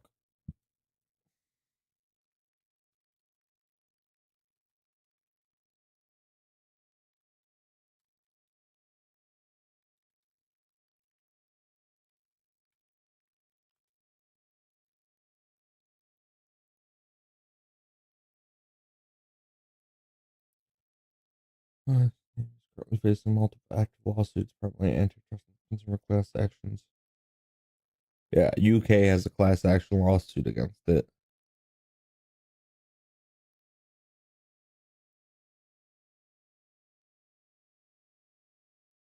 Oh, and the US. All right. Overcharging. Yeah, they're saying they Steam overcharges, and it's like Steam has the best sales out of all the freaking other app stores, you know. Steam's the best. I like Steam. Why do they beautify this poor well, first of all, why are they yelling at this TSA employee? But why are they beautifying this poor guy? He's just getting his dinner, and now he's getting it like a "you're not pretty enough" filter. That's what we're dealing with, guys. In the new civil war in 2026, we're dealing with idiots that need to beautify you first. Look. How does it fucking feel? That's you. Yeah, he's yellow. Now he's rosy cheeked. He said it. He said it was him. He said it was him. How does it feel to be harassed? And here's the thing: even if he is a Fed, what do they expect to happen? Do they think that he's going to get like? If he was really a federal agent and they're yelling at him, do they think they're not going to get maced? Do they think they're not going to go to jail? Like, what do they think is going to happen here? They're untouchable. It is you. He confirmed. He confirmed. He confirmed? I think he just didn't know what to say to these people. Oh, your whistles are Oh, your whistles are whistles. so good at stopping these deportations. He confirmed! He did confirm! He works for Homeland Security! Oh, these This women. person in scrubs, if you're a nurse, you're a dental assistant, you're a doctor, I think you need to be immediately removed from the healthcare system. If on your break period, before your shift, after your shift, you're willing to yell at a total stranger because some other shrieking banshee said, he's an ICE agent because I said so, and you're willing to get into his face, I do not trust you to give me good health care. Absolutely not. I think you're a detriment to society. You need to be you cannot be in healthcare if this is what you do in your spare time. Agreed. Hopefully their employers saw this, because they're not going to be like, obviously if you had an employee wearing those scrubs that day, you'd be able to say this is the person. Need to get rid of them immediately. I think it's funny. He said decoy can save her. We can save him, guys. We can save him.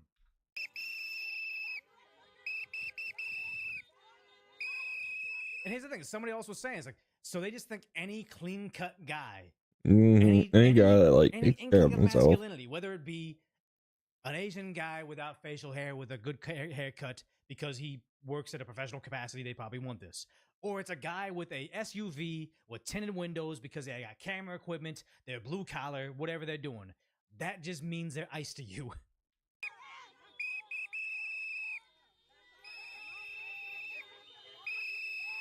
Oh my God. I think it's kind of fun. No, you know, I'm going to keep the hair comment to myself. Never mind. FUMFer because we're like, oh my God. He's too clean. Get him. Exactly. And what do the whistles do? Whistles do nothing. Oh yeah, this guy's going to do something about it. Yeah, I doubt it. I doubt it. He outweighs this Asian dude by like 50 pounds. I doubt it. Yeah, we saw Oh, that hand tattoo is going to be real easy to identify. You came out with another guy, and I can show you the whole video. You came out with another guy. Two men together means ICE agents. It doesn't do shit for you guys.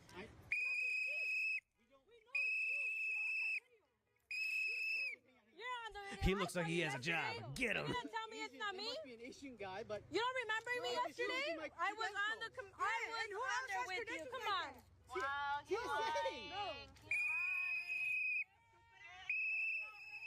It's insane how fast they can get a mob together and say, they're that person.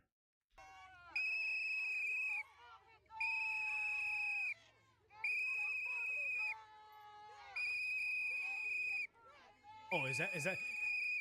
So we have basically the cast from Invincible. You got the young Asian guy and the older, taller gentleman with the mustache. You got two guys that look like they're out of Invincible, the cartoon. And apparently that makes them ICE by default. Yeah, so they were after him. They eventually had to get the sheriff's department out there to protect them. I don't want to watch this whole thing. What's up? All right. Let's figure out what's going on. That's it. We are too. So what's going on? They're not ICE. They say they're TSA, but everybody got upset. That's what right now. But they don't understand the difference, but that's okay. Yeah, here's the thing: is like, even if he pulled out his TSA badge, even if he like said, "I'm gonna bend the knee and apologize for having a government job," like, there's no stopping the mob. There's no reasoning with this level of emotion. So why even bother? I mean, again, they understand. They're deliberate. What? They understand. TSA. So much police resources. It looks like the sheriff's department's there, but I also think that's like regular PD behind them. So because the mob is so regarded over there in Linwood, officers that could be out there Nicki patrolling their Minaj is sectors, being based officers that could be nowadays. Heck yeah. responding to domestic calls. They could be actually Love deterring crime. always have, to but waste love all their her more now. resources, drive all the way over there just to babysit some emotional idiots because they can't tell the difference between a guy with a job and federal law enforcement. That's who we're dealing with right now. Dinner. Dinner for all you can eat. After work dinner. Okay, guys. It's supposed to be a holiday party, but you know, we got pushed. How many people are here? Holiday party. We got together, like the pipe fitters union that was staying at that hotel. Got a whole bunch of burly men, masculine, blue collar workers. They get together. The left freaks out and says, "Oh my God, there's too much employedness here. We need to blow our whistles." Now?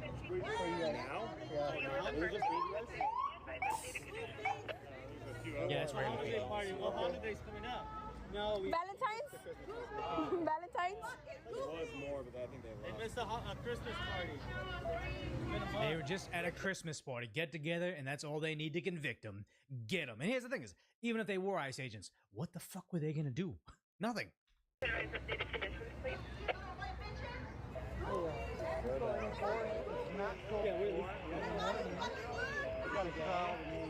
They're trying to set up a national strike tomorrow. They've tried that millions of times. It never works. I think they finally, they never realized in their little pockets of Facebook, in their pockets on Reddit, in their pockets on their little signal chats, they think they're the majority. Oh my God, Stephen Colbert cried on TV, and my favorite basketball athlete that knows nothing about nothing was crying at a press conference. We must be the majority. If we say we're going to shut it down, the whole world screeches to a halt, not knowing there are probably 10% of people that actually believe it, 5% of the people that will actually do something about it, and 1% of them that are actually in that chat. They actually have no pull like they think they do. I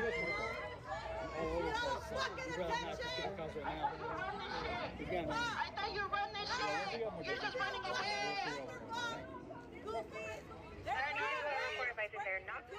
They're calling them goofy while they're spending all their free time doing this. Like, I don't want to get too philosophical, but people forget they have a very finite amount of time alive, conscious. Think about if you're like that lady looked like maybe she was 30 years old. Maybe she has until 60 where she can actually enjoy her life going out there being active. Of that 30 years, half it will be asleep, so it's 15 of that. Guy's mouth. He doesn't have one. How is he talking? I owe you all an apology. For days now, I have been lying to myself, saying things like, I'm a good person. I've done a lot of good for the world. It's all bullshit deflection to keep me from taking responsibility for my own actions. I've built this entire platform on inclusivity and kindness. And I lost sight of that in my own ego. I lashed out at people. With that mustache. I responded to hatred with hatred.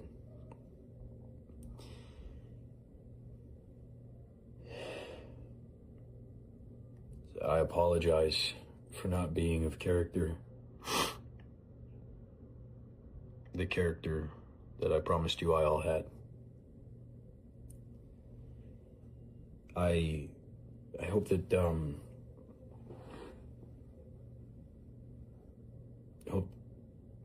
I hope that you can accept that. And if not, I understand. If you don't want to support me anymore, I understand. I hope that one day I can regain your trust soon. But for right now, I have to focus on the safety of my family. So I'll be back. I'll see you guys soon.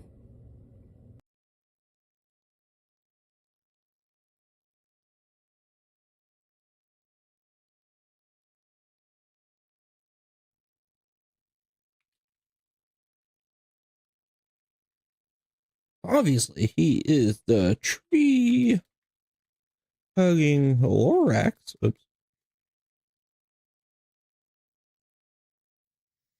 GIF. Nope. GIF. The Lorax.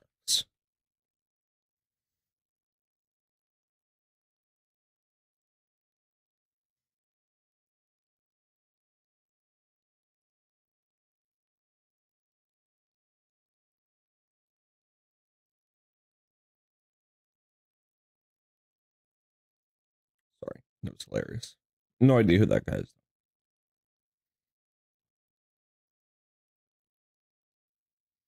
No idea. 15 years, half of it's got to be at work, so you got down to 7, and then of that time, how much is it going to be like traveling or maintenance or work? Like, she really only has like 5 years, depending on your religion, of actual enjoyment of what you're going to do with the gift of life in America. She's spending that finite amount of free time shrieking and screaming some and yelling guy. at TSA employees because that's how she wants to spend her limited time here. Possibly even more limited if she's going to charge at federal agents. But the idea that I'm going to call you goofy for going to a holiday party with your coworkers, meanwhile I'm doing this with my life. Aren't I proud of myself because I have sub-shoe-sized IQ levels?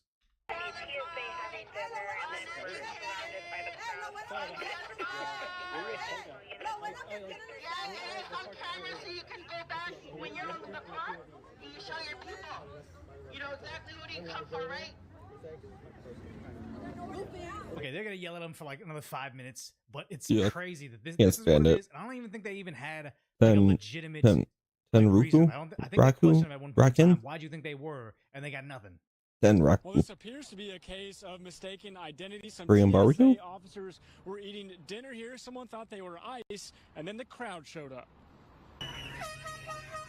A crowd of anti-ICE protesters swarming a restaurant after reports that off-duty ICE agents were inside. But why? Why would But law enforcement sources tell Fox 11 this may be a case of mistaken identity. The agents weren't Obviously it was. They're TSA. officers eating dinner.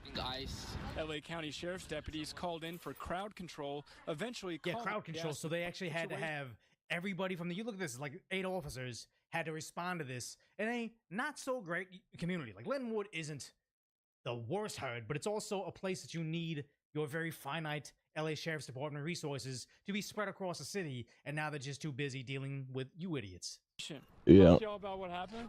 Oh, sure. Who are you guys with? We're at Channel 11. Oh, Fox? Channel 11, Fox 11, yeah. Oh, okay. We asked an organizer Yeah, what they don't happened. want to know. No comment. Oh, we just want to ask what happened. No, I know, but I just don't trust Fox.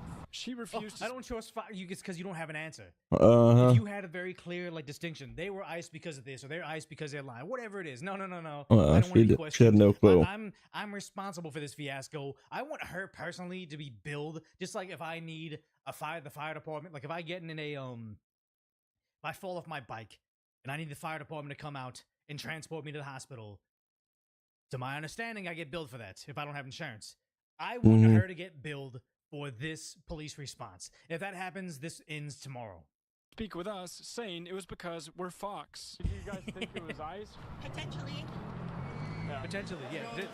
So we know this was a false alarm, but we're not gonna apologize. Yeah. So why would we apologize? Yeah, there's nothing to apologize for. Yeah, they didn't do anything idiotic. The organizer followed us inside, But they are idiotic. in Spanish, not to speak with us. Racist. She is so racist. Either. Look at her. Being all sneaky, Outside, sneaky fat. protesters also recording our camera, trying to stay incognito. I think there's a place and time for everything. This man arrived moments after the chaos ended to eat at the restaurant it all started. These are TSA agents. I'm telling you right now, they're trying to protect the restaurant. We're saying in Spanish so they don't deport you, automatically assuming the employees there are illegals. That's insanely racist of her. Yeah. The idea that we're protecting them from ICE because they're having a holiday party. Yeah, they have the opportunity to sell probably like 10 meals to somebody in a very struggling economy. Restaurants are always on the brink of collapse. They lost an entire day of business. And probably even like with Citizen App saying, don't go to the area because ICE is there, all that stuff. Mm-hmm. Very sad, but they're destroying their business. Hey, look at this. Every neighbor, space police. So other places have already gone under in this struggling area. Yeah. And to protect the illegals, they're losing an entire day or entire evening of profit. These guys are such short-sighted idiots. None of them own restaurants. I can tell you right now, none of them own restaurants because they would know better. None of them own a than to fuck business up their to begin business with. for an entire evening. You want to understand people get very emotional, so they easily make mistakes. It happens. You take it out on the wrong people. Oh, see, that's the same thing they said during BLM. They're emotional. They're going to make some false accusations. Some innocent people will die during the BLM riots, but you have to understand, guys, these are subhuman IQs that they just need to kill and destroy things because they're too emotional. So he's sitting there saying, because people get emotional, I condone them destroying this business because they're emotional. It's like they don't see you as a person. It's sad. which same thing as ICE. They say they're after criminals, but they're taking it out on everybody. The TSA workers. See, there you go. Not taking it on everybody. Everybody's following them. People riot and destroy things and accuse random workers of something. So you know what? I'm just gonna make up a lie about ICE too. Eventually escorted out safely with no arrest or injuries. But a moment. No, you needed arrest. There should have been arrest. There's only one way to stop this. That highlights how tense emotions are across LA. So a moment of mistaken identity, but again, no arrest and no injuries. Reporting live tonight, Matthew. And was this restaurant Tenraku? Is that? Yeah, it's Korean barbecue. Guys, yeah, I was gonna say it looked like Korean barbecue place. By destroying Korean businesses. Again, same thing happened over in LA, anti-ICE riots. They looted a struggling sushi restaurant in Little Tokyo. They took the registers and they say, no, let them do it. Stop recording. We're rioting. Looting a sushi restaurant, shutting down a Korean barbecue place. What other city was over in France? They were protesting the farmers and they destroyed a Korean restaurant. Like, they really seem to always go after us for a reason. I don't know, guys. Fox 11 News. I wonder if there's a Korean barbecue place by me. So I'll have to look it up. Again, been wanting to go to one. Who is this? Araceli B. Apparently, she was attending the peaceful protest, and apparently they tried to end her. Again with that stupid siren. This is what you guys do? They're wearing masks, and they always demand the ICE not wear masks. Interesting. Mm-hmm. What are you guys doing? What are you doing? What are we doing? What are we doing? Out of my face. What are we doing? I don't want you. What are we doing? What are we doing? Again, when you have someone like that shouting in your face, what are you doing? What are you doing? What are you doing? You can't reason with them. Don't even answer their questions. No. They're like children. They're throwing fits. Oh, what's up? Yeah, this is the LA federal building. It's right off the 101. And what do you call it? It sucks because whenever they protest this area, like the most shuts everything down. Downtown LA off the 10, like that little intersection over there, get closed. Very annoying. Very annoying. I don't go to LA often, but when I have, and they shut down this area, it's like it detours you super far. You got to go off of like exit. I think it was I wanted to get off in downtown. I think I got routed all the way to Vermont and had to loop back around. Super annoying. It's because they want to throw their fit. Yeah. Oh, she's tying her hair up? What? Oh, these little idiots.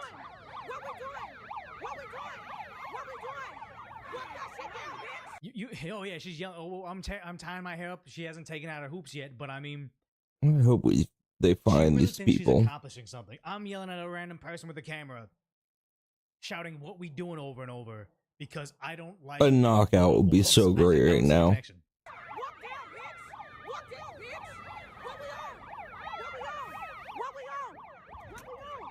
They're actually attacking her. Yeah, I think they actually attack her, and she's got to evade. It's very, very sad this can happen right outside a federal building. But that's not even the worst thing, because over in Santa Clara, so I mean, it's just like north of us. This is what the activists are going towards. What the fuck are we doing here? Seriously, you have had no. You can't show up. You can't show up to a city council meeting and about like a movie. A horrible, movie accurate Batman costume. It's like, yeah, it is a Temu Batman. I don't know what's worse. The fact that he has I'm not making fun of his outfit. A decent belt. Like an airplane belt buckle. I don't know what's worse. Did he buy this or did he make this? Seriously, guys. I don't know. Months to prepare for this upcoming event. I don't give a damn if this is outside of decorum. People are dying on our streets. Interesting how he only cares about two particular deaths. Good, Pretty.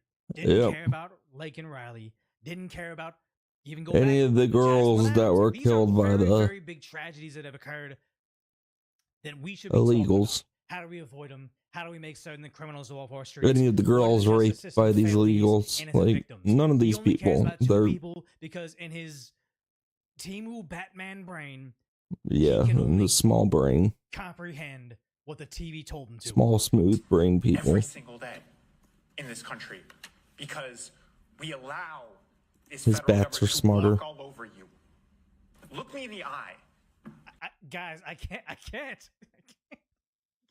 Can any one of you go home to your children and tell them that you did everything you could to protect their classmates? To protect them? You're assuming they're all illegals. Very racist of you. I don't think you can, with the exception of Park.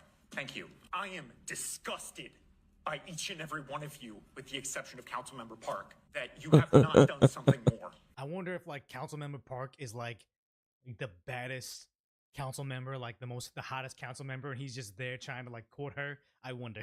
You need to affirm that no city resources will go to ICE, that no cooperation will be given to them. They don't need your cooperation. They just come there and do it. What? Federal law, rules, state law. Because as of right now, I stand in front of a council of cowards.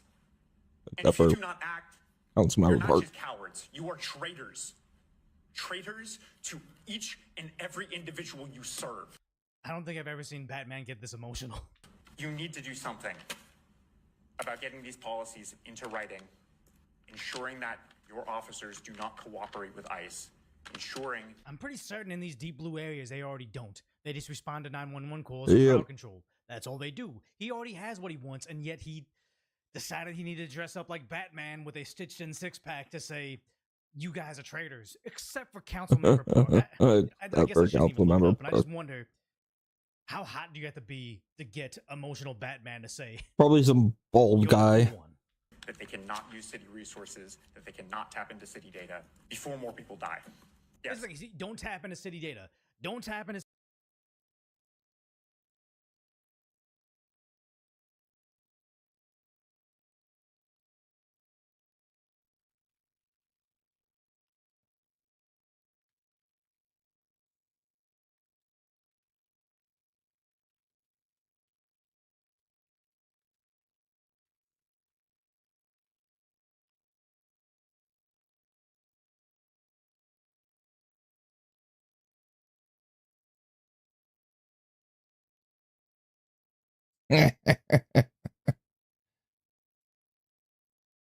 Council member Kevin Park.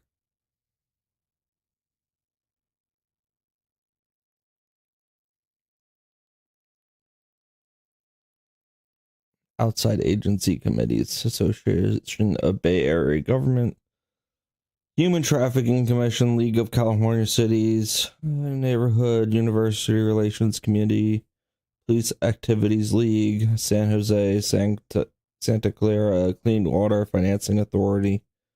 Sheesh. Councilmember Park. Everybody. Found him. Not a woman. City data so they can find the C molesters and the child R's and all the murderers. Make it so ICE can't come in here and arrest them out of our jail cells or after they lose their court cases. Protect them from that. Because when we don't allow them in the courthouses to deport them like they do in Texas, Tennessee, and Florida, you have instances like over in Minneapolis where you have activists losing their lives trying to protect them in the streets. More people die. I don't think I need to go into how many people have been shot, how many people have been taken. No. How many people have been shot? Is the answer two? Yeah. If the answer Two. is two, That's not even in your state. How many people have been taken? Yeah, a lot. I think it's in the millions, but less than Obama. How many children have been abducted and used as bait? Again, those are None. lies. They used them to lure the parents outside. It's like those are objective truths that they didn't happen. The father ditched the kid, and the mother the mother declined to take them in that most recent incident. And the other incident is, again, the father left them in the car while he's running away from ICE agents. Like, they're abandoning the kids. It isn't what you think it is, and yet he's over here demanding you guys are cowards unless you're as emotional as I am. I don't need to tell you that. You see it on the TV every single day. I don't want you to... Because the TV lies to you, but go on. Sit back and watch. I want you to fucking do something. I'm not begging you. I'm fucking demanding. What are you going to do about it? Like, I hate to be like... I'm not acting like macho with this guy, but it's like, what is weirdo Batman gonna do? I'm demanding you do this, or what? You have all these cities defrauding you, taking all your tax dollars, doing nothing. What are you gonna do now? Nothing. It's all performative on this very elevated level. That you act with some semblance of a fucking spine. You're Batman, dude. You act like with a spine. You go out there and do it. I don't want you to, because you're probably gonna lose your life. But if you really were about that life, this Batman life, I don't think you'd be in here begging city council, with the exception of Councilmember Park, that this is what you want. Do something. Oh, he Thank you. He think he did The something. walk off. I feel like everything would be more dramatic if I had a cape. I could bookend everything I say. Just like, you know what? Do something. Get out and vote. Or I don't know. I need a cape, guys. Bat swaddles away. Exactly. Do it. His mom must be proud. I'm not trying to say there's mommy issues involved in this, but I'm also not trying to say it has nothing to do with how he got here.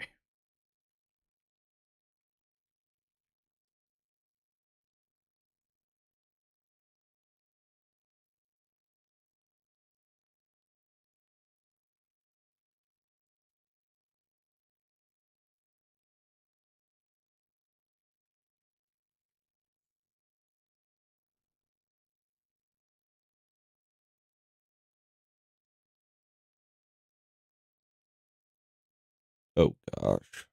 No. Now watching that.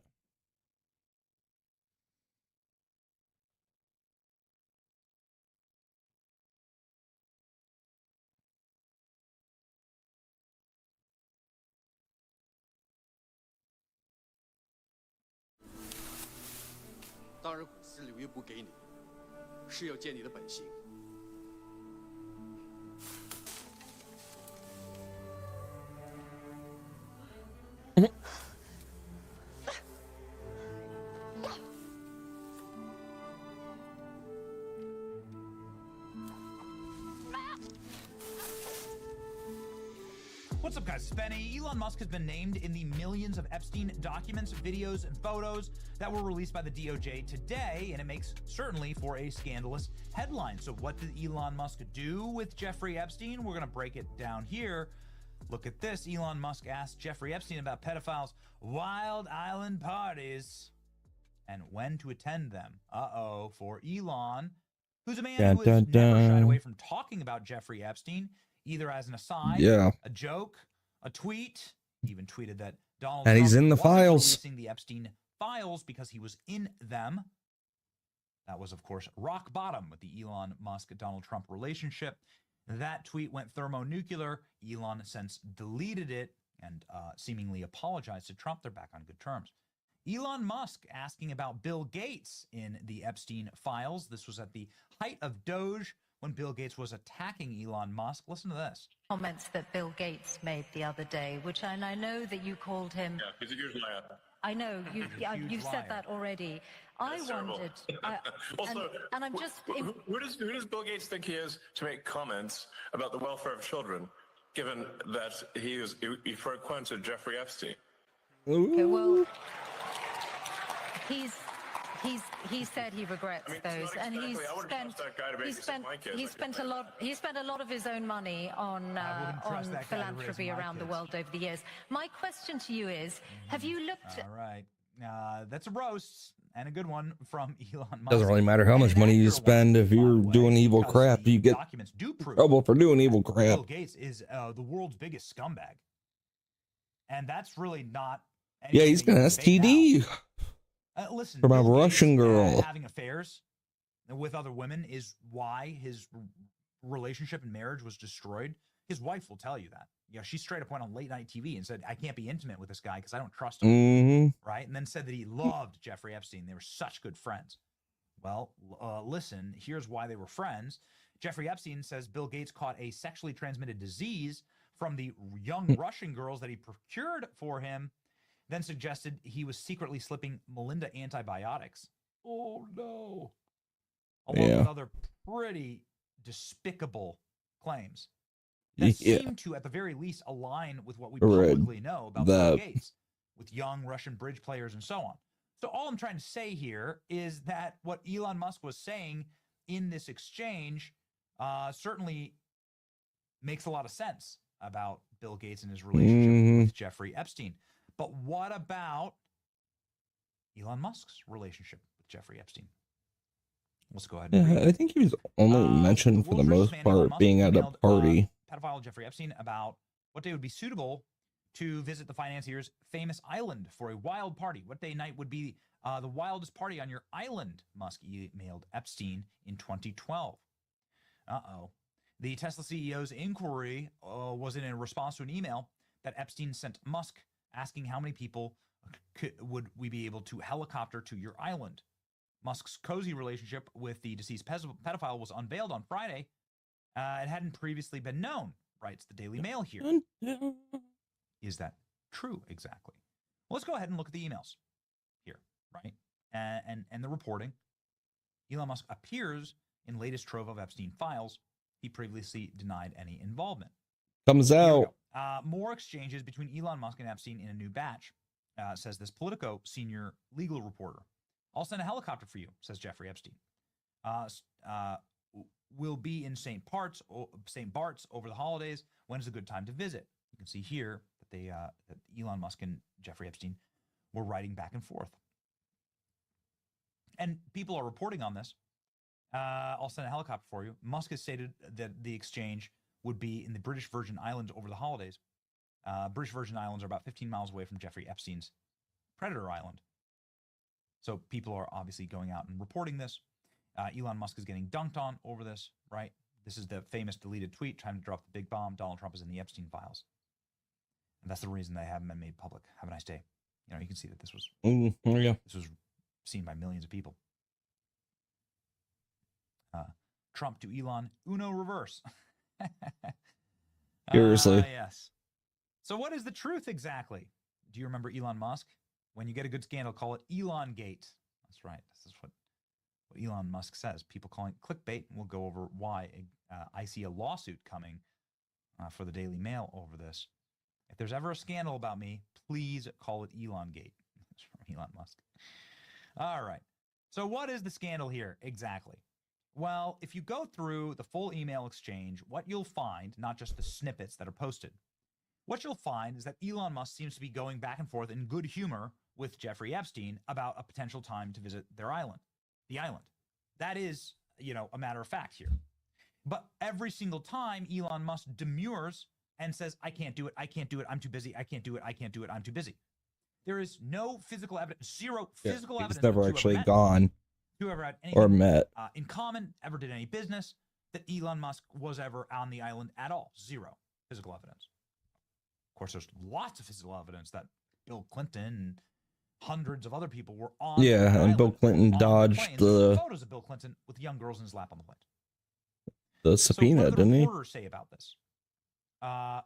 More exchanges with Musk and Epstein. Here's my takeaway. This is from the stodgy Politico legal reporter who would love to destroy Musk's career. The Epstein-Elon exchanges, actually that Epstein repeatedly tried to get Elon to visit him, offered him helicopters and planes and everything to get Elon to his island. Elon kept blowing him off, saying that he was too busy, and there's nothing in what I've seen so far that says that they actually ever physically met. There were a lot of unrequited asks by Epstein. So Epstein was running his op. Yeah. He already had the blackmail on the richest man on earth, right? Yeah, Bill Gates. On Bill Gates here.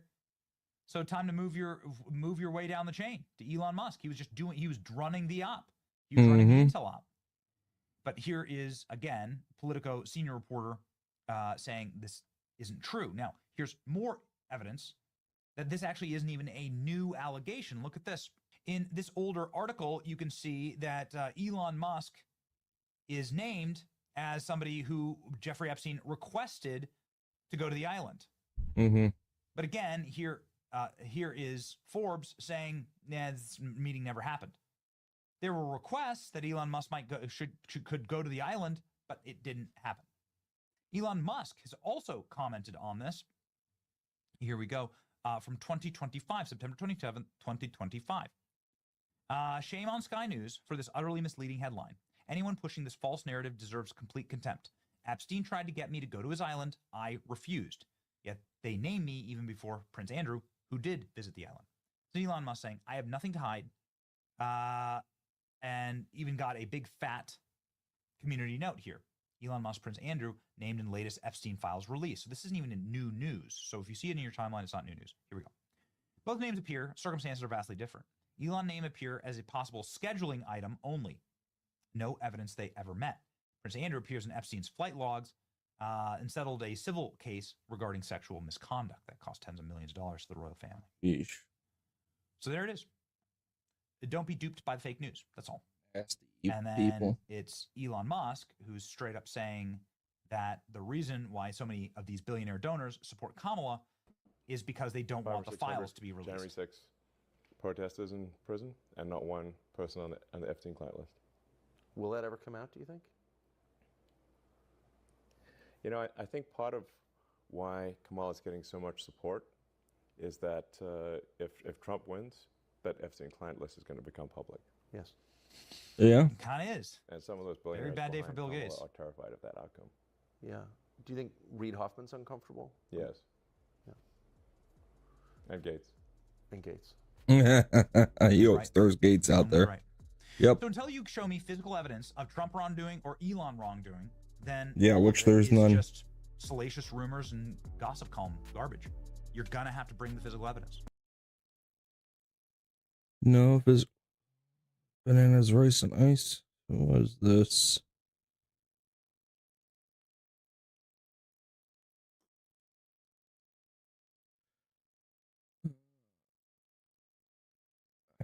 Watch one last one on Lemon being screwed. I think so. Nobody is above the law. Nobody. Above the law. Alert, journalist Don Lemon has been arrested in connection with an anti-ICE protest at a church in St. Paul, Minnesota. Make no mistake, under President Trump's leadership and this administration, you have the right to worship freely and safely. And if I haven't been clear already, if you violate that sacred right, we are coming after you. Last night, the DOJ sent a team of federal agents to arrest me in the middle of the night. And he did get arrested. I've been doing for the last 30 years, and that is covering the news. The First Amendment of the Constitution protects that work for me and for countless of other journalists who do what I do. Yeah, but not when you're participating like you did. And I will not be silenced. I look forward to my day in court. Like, subscribe to the channel, hit the bell so you get notifications anytime I go live or make a video. I love you guys. God bless America. Let's get into this. I hope he gets the max, honestly. Don Lemon Juice got arrested this morning. And when I heard of his arrest, I got excited a little bit. I'm just playing. No, you're not. Y'all gonna think I'm gay like Don Lemon. No, I did get happy. Like, I woke up to that news and I said, this is gonna be a good day. Yeah. Not because I want him to be arrested because he's a leftist nut job. No, because he's a loser. I believe that justice should be served if you're doing stupid stuff like Don Lemon is doing. You cannot Don Lemon always does. Coordinate an activist effort and then claim to be a journalist. It doesn't work that way. Don Lemon had prior knowledge to what these people were going to do in that church. He not only had prior knowledge, when they went and executed what they did, he was front and center badgering and chastising the preacher when he should have been outside waiting for the parishioners to come out and then interviewing them. You cannot stay and remain on private property after a reasonable request for you to leave and think you're not going to go to jail. Let's roll the news clip. Roll it. Journalist Don Lemon has been arrested in connection with an anti-ICE protest at a church in St. Paul, Minnesota. Bill Malusha joins us now with more on this breaking news. Hey, Bill. He's not a journalist. Yeah, Charlie, good morning No, to you. he's Our not. colleague David He's an Sparks getting this activist. breaking news from multiple law enforcement sources just minutes ago, confirming that former CNN anchor Don Lemon has been arrested by federal agents in Los Angeles just after midnight this morning at a hotel. This obviously all in connection with that storming of a church in St. Paul, Minnesota by that group of anti-ICE agitators. Now remember, the feds had gone to judges to try to get Don Lemon arrested before. They went to a magistrate judge in Minnesota who didn't sign off on an arrest warrant for him. Then it went to That's because a the judge court above system is him. so flawed. He didn't sign off on an arrest warrant for him. Then it went to an appeals court. They also decided not to sign off for an arrest warrant for him. So there was experts who were predicting that perhaps the feds would go to a grand jury. It remains to be seen if that's what happened here, but we can confirm that Don Lemon was arrested in Los Angeles by federal agents just after Dude was midnight giddy Los about it. Angeles Come time on, at like a hotel. Now, typically, standard procedure with an arrest like this is the defendant will likely make their first court appearance sometime the same day. So there's a chance we may see Don Lemon make his first court appearance in Los Angeles sometime today. But obviously, this is going to grab all sorts of headlines. 3 other protesters from that church storming, have already been arrested, including who the feds say was the organizer of that protest. The woman in the middle there is a school board member in St. Paul, and then the mugshot on the right is an online personality / agitator, if you want to call him that. He's known as the Woke Farmer. Those were the 3 people that the feds had already arrested, but we have confirmed that Don Lemon has now been arrested in Los Angeles in connection with that viral incident. We all saw the video of it that spread and drew widespread condemnation.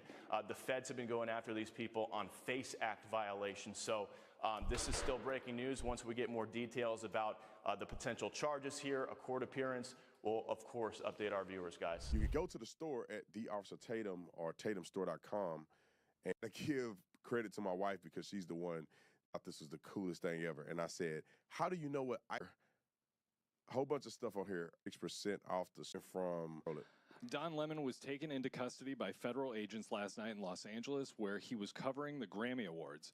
Don has been a journalist for 30 years, and his constitutionally protected work in Minneapolis was no different than what he has always done. The First Amendment exists to protect journalists whose role it is to shine a light on the truth and protect activists. There is no more important time for and he wasn't being a journalist, he was being an activist at the front line. Instead of investigating the federal agents who killed 2 peaceful Minnesota protesters, the Trump Justice Department is devoting its time, attention, and resources to this arrest, and that is the real indictment of wrongdoing in this case.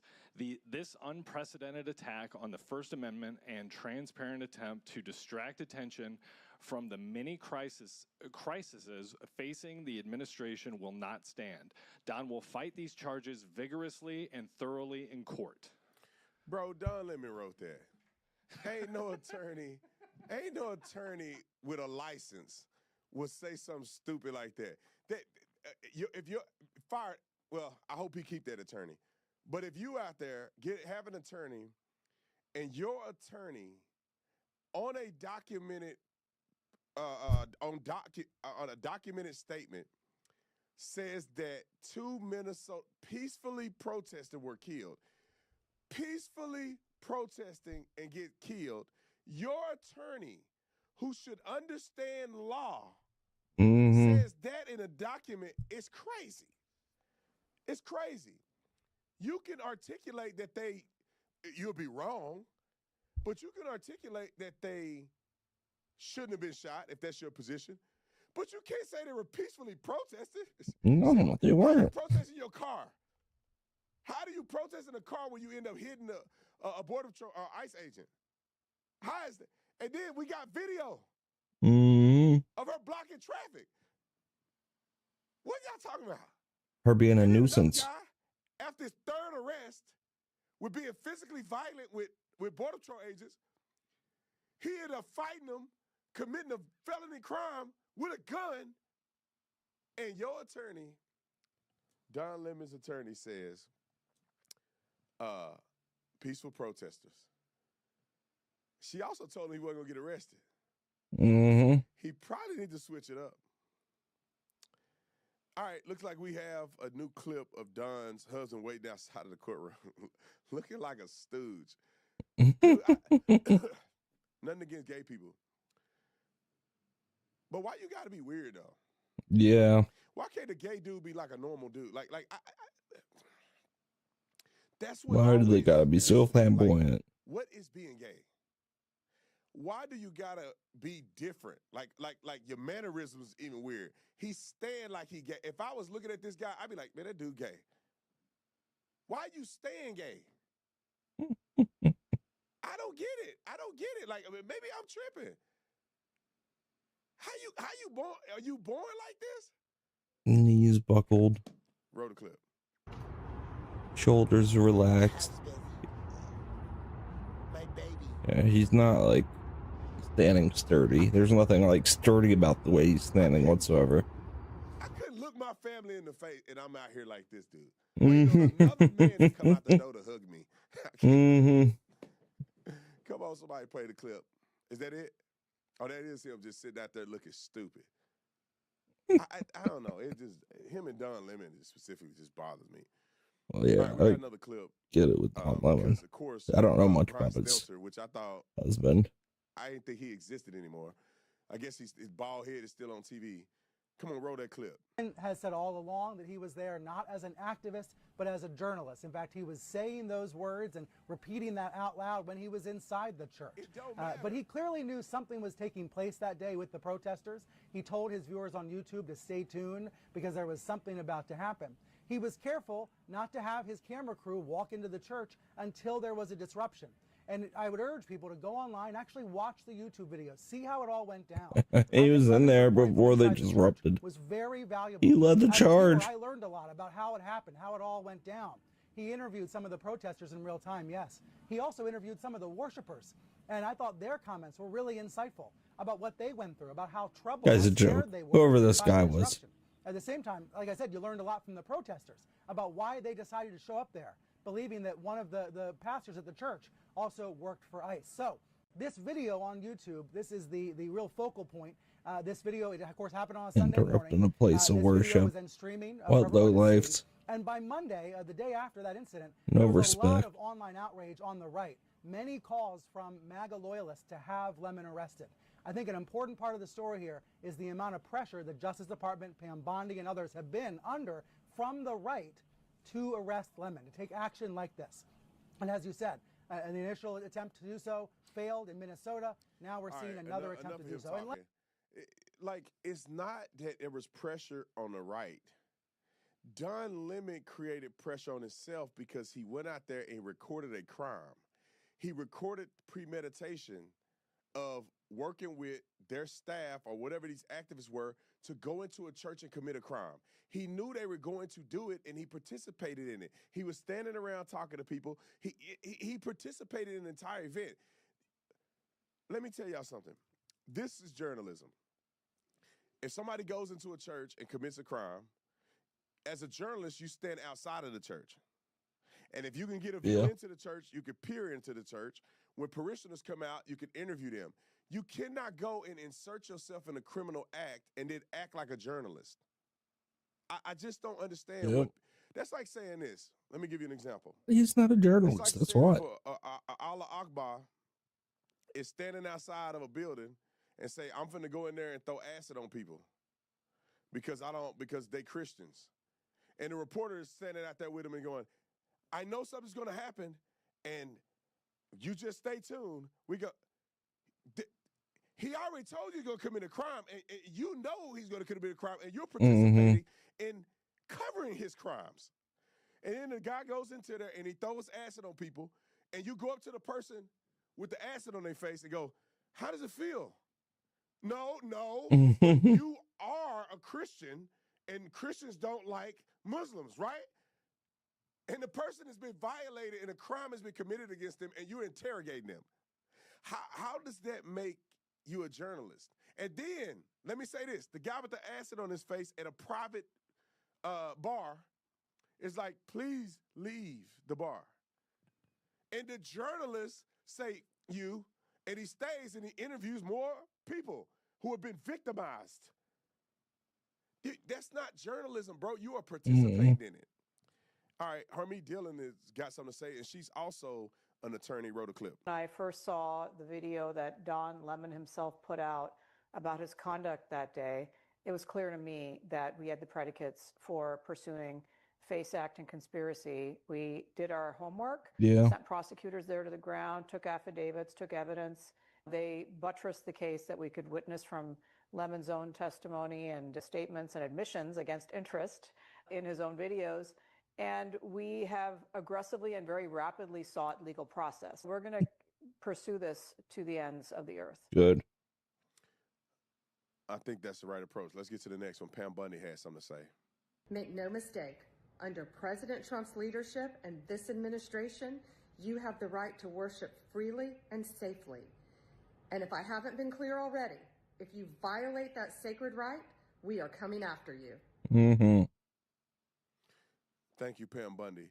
Now let's go to another guy who claims to be a lawyer. And this is what he had to say from TMZ. Roll it.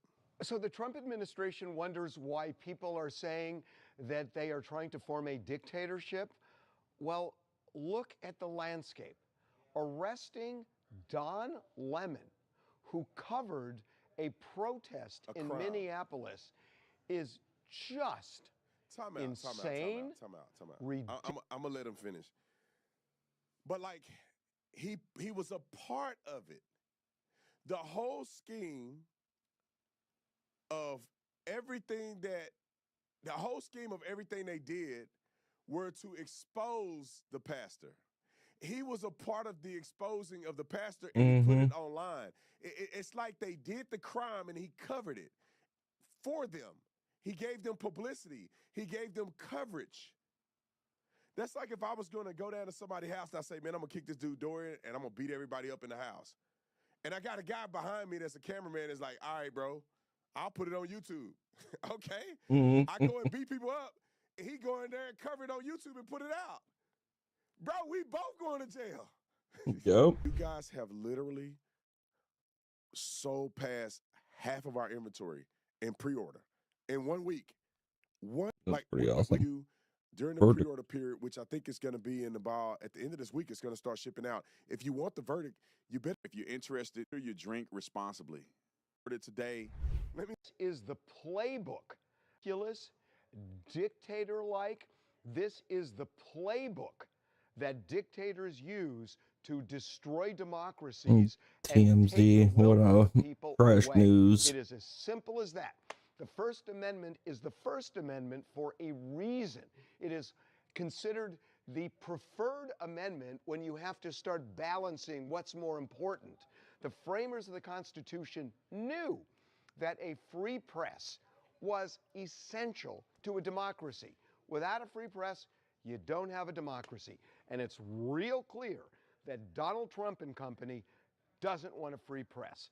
The idea that a journalist, which Don Lemon has been for 30 years, would walk into a church and film a demonstration which is of national interest, and then to say somehow, when you watch the video, they say he's part of the protest. Watch that video. He is covering the protest. He is covering it. That's what journalists do. I covered riot. No, bro. He is a part of the protest. Yeah, he's a part of them exposure on his channel into the world. That's like me. I'm Brandon Tatum. I got all my followers. I got a big platform.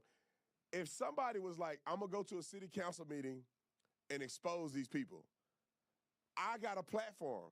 So I go and give them a platform by covering them exposing somebody. That's me participating, bruh. And then let's be clear about private property and religious freedom. You cannot go on somebody's private property to interview them without consent. I don't understand what we're talking about. If the police, show me anybody in journalism that after the police force entry into your house and arrest people, that the media gets to come into your house while you're on the couch in handcuffs like this, and they get to put a microphone in front of your face and talk to you about it. Show me where that happened at. Show me.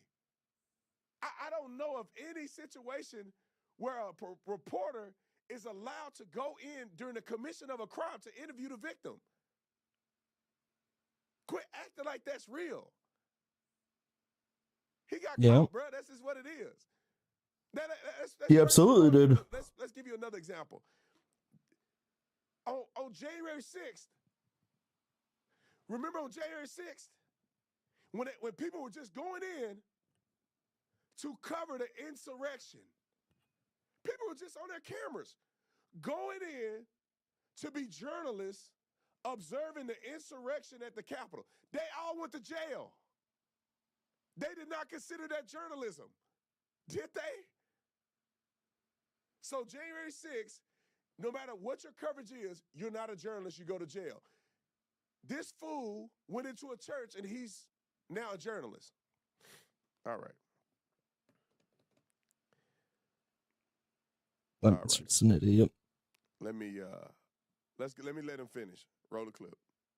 I was a local reporter in Los Angeles for 15 years, and I covered riots and floods and earthquakes and all sorts of things where I had to step into areas where there were police, where there was activity, I've seen, I guess, right now. Private property. I'm just gonna when no-cam you're it. covering an event like this, like a protest, which I've covered many, you step into it. And that's what journalists do.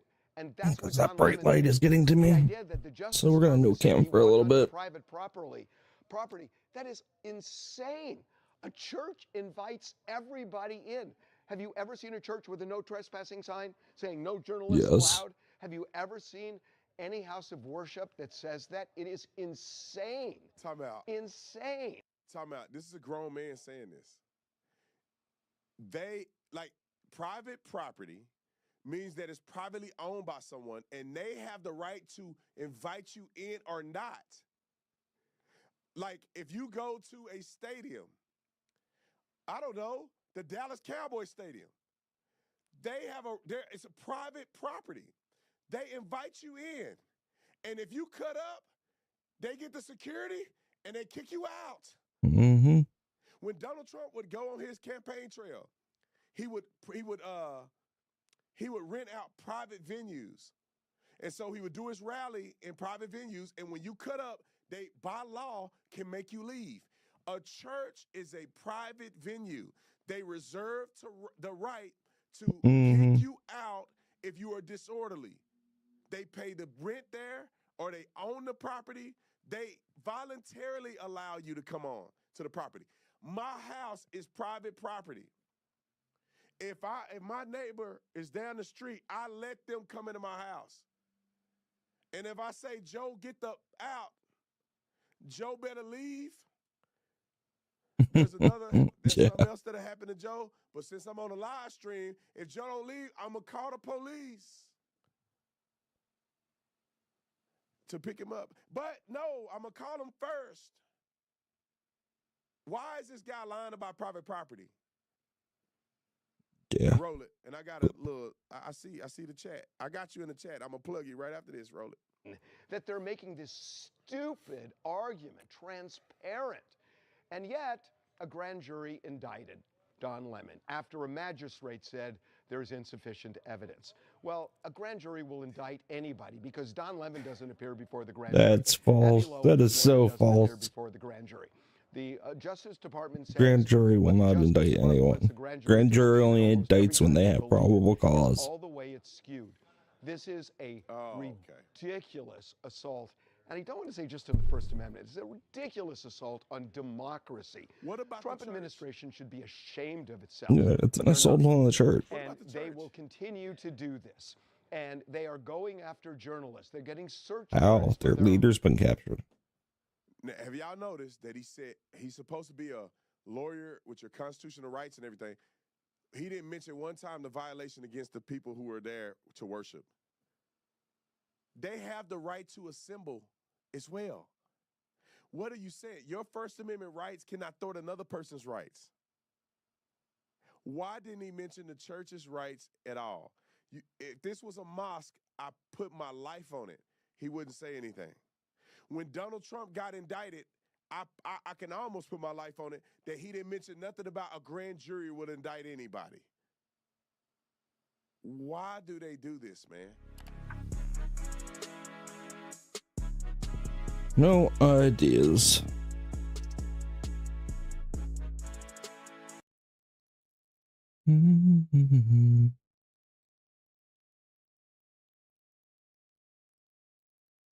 Wow, it's almost 9 o'clock.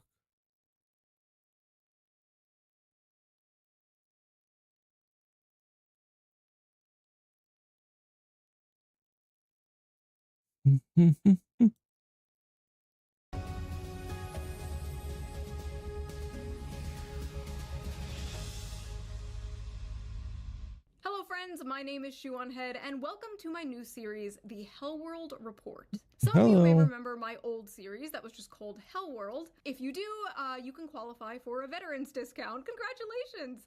And if you remember the Gamergate days, well, please come collect your retirement. But yeah, if you have not seen my old series, go check it out. I will put the link to the playlist down below. I think it's a really interesting time capsule into the years 2020 and 2021, like how crazy it was back then, and then in retrospect comparing it to how crazy it is now. But this is a shorter, more condensed version of that series. Think of it as a Temu, Jon Stewart, or Stephen Colbert before they morphed into the same flavor of shitlib. You see, I'm better than those late night Jimmies because I don't get my news from mainstream sources like some kind of hack. No.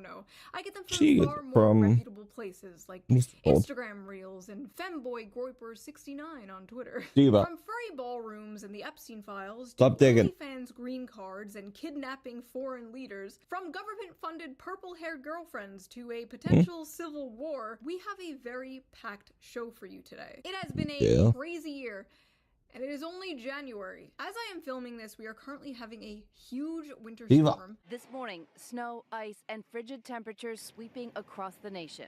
20 states under a state of emergency. Ah yes, perfect weather to make some poor immigrant deliver me chicken tendies. It's so cold that Michigan and Minnesota received reports about exploding trees. Leftists said no more ice, and God said...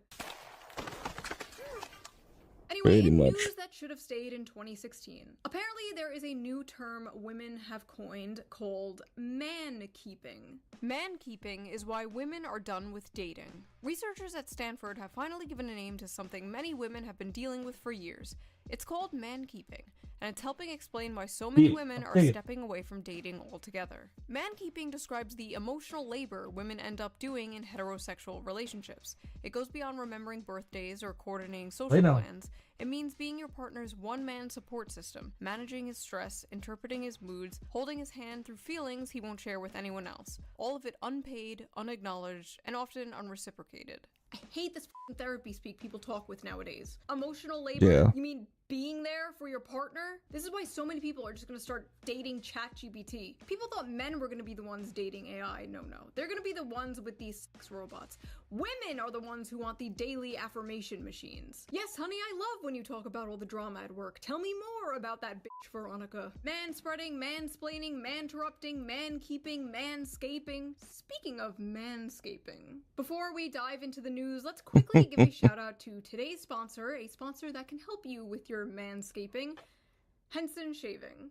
Oh, okay. For the last few decades, razors haven't been designed to work better. They've been designed to be marketed better. More blades, more features, more gimmicks, and skin irritation is just something you're told to deal with. A big cause for that irritation is blade flex. Most razors use springs to let the blades move as you shave. That causes extra friction and razor burn, so people use aftershave, cold water, moisturizer, whatever. They fix the symptoms instead of the cause. But the question nobody asks is, should the blade actually move? How do we fix the actual problem? That's where Henson Shaving comes in. By fully supporting a two-sided blade all across its length at a 30-degree angle, they hold the blade in place to prevent any bouncing, skipping, just giving you an irritation-free shave.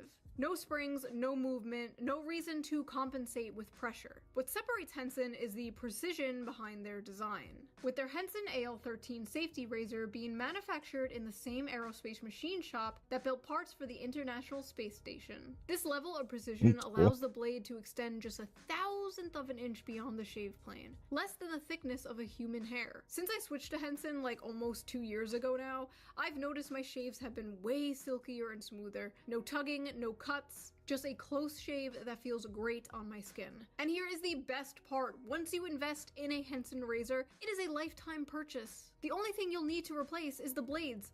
which cost 10 cents each. So once you own the razor, you'll only be spending like $3 to $5 per year on blades, compared to the ongoing cost of buying those little plastic cartridges. Also, the Henson store offers a bunch of different colors, so you can pick out the razor that best suits your vibe. So if you're tired of razor burn, skin irritation, and paying for overpriced razor blades, Henson Shaving is definitely worth checking out. Just head over to hensonshaving.com/shoe and add both a Henson razor and 100 blades to your cart.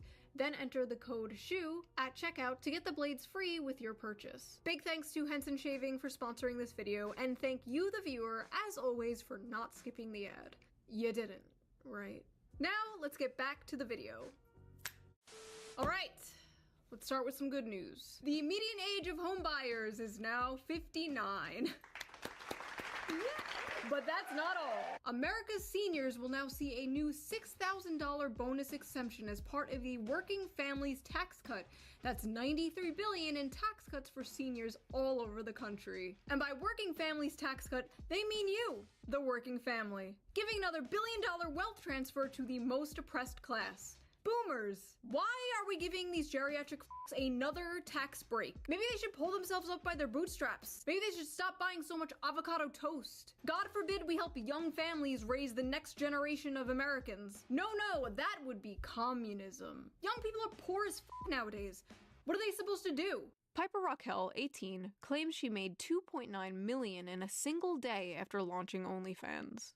No more rights. No more women's rights. I am ready for the Islamic Revolution. Mayor Memdani, please press the Islamification button. I know the go-to joke is always, haha, women, am I right? But I think the real question here is, should men be allowed to have credit cards? This woman didn't magically create millions of dollars with her mind out of thin air. No. Millions of men made this woman a millionaire overnight. Where's the accountability for that? I'm out here policing the whores. We need some men to be out there policing the simps. We have a simp epidemic. Simps are out of control. Not all of them, though. Mine are cool. They can stay. Also, isn't this like the third OnlyFans 18th birthday announcement, and the woman turns into a millionaire overnight? Someone a little sus about that. But don't worry, thanks to AI, we are entering a new age of goonerism.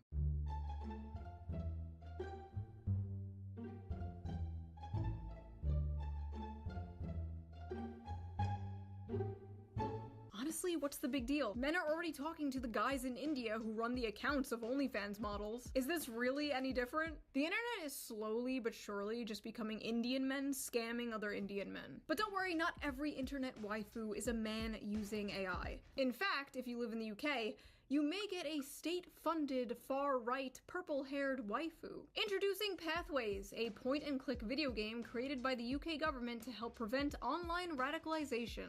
Pathways is an educational visual novel and learning experience created by the UK media company Shoutout UK, with funding from UK government's Prevent program, run by the Home Office. The game is meant to teach the youth about dangers of radicalization and extremism in both real life and online. This is done by putting the players in a role of a character named Charlie, who must navigate 6 different scenarios relating to extremism. In the second scenario, the player is introduced to the character Amelia, a staunch anti-immigration protester depicted as a goth girl with purple hair, a pink dress, and a choker. I gotta pee. Be right back. Yeah, I don't know how I feel about this.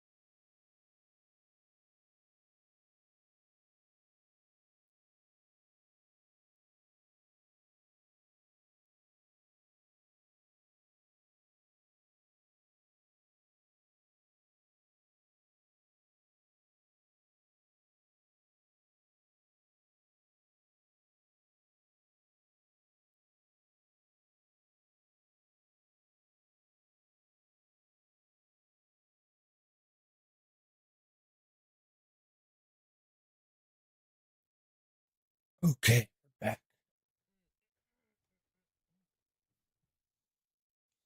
Got me sodas. Gotta get my blanket back up. Hurts me ankle. Hurts me everything. All right. The internet instantly fell in love with her.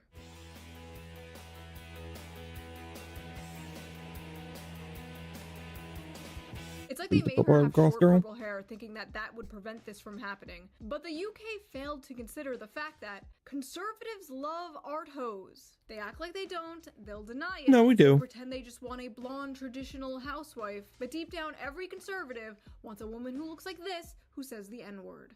Government-funded video games. Incredible.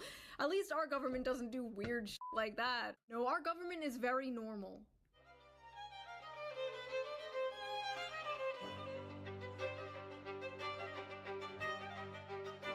Believe it or not, Mar-a-Lago Furry Party was on my 2026 bingo card. I miss when this weird shit was just done underground. I miss when these parties were secret. Speaking of, the Epstein files were released. Wow. Incredible. The things they are showing us are eerie enough. I couldn't imagine the things that they're redacting. It is absolutely disgusting that these powerful people are still being protected. We as a country should be extremely concerned about an international child trafficking ring. This is not just something we all move from, and we kidnapped the president of Venezuela. Breaking just now, Maduro, the president says, has been captured. Maduro has been captured and flown out of the country. In total, more than 150 aircraft, bombers, fighters, intelligence, reconnaissance, surveillance, rotary wing were in the air last night. First pictures of Nicolas Maduro on the Iwo Jima that he was being transferred on. Trump voters voted to fix the economy and to afford homes again. They didn't vote to kidnap communists in the middle of the night. Actually, they probably did vote for that.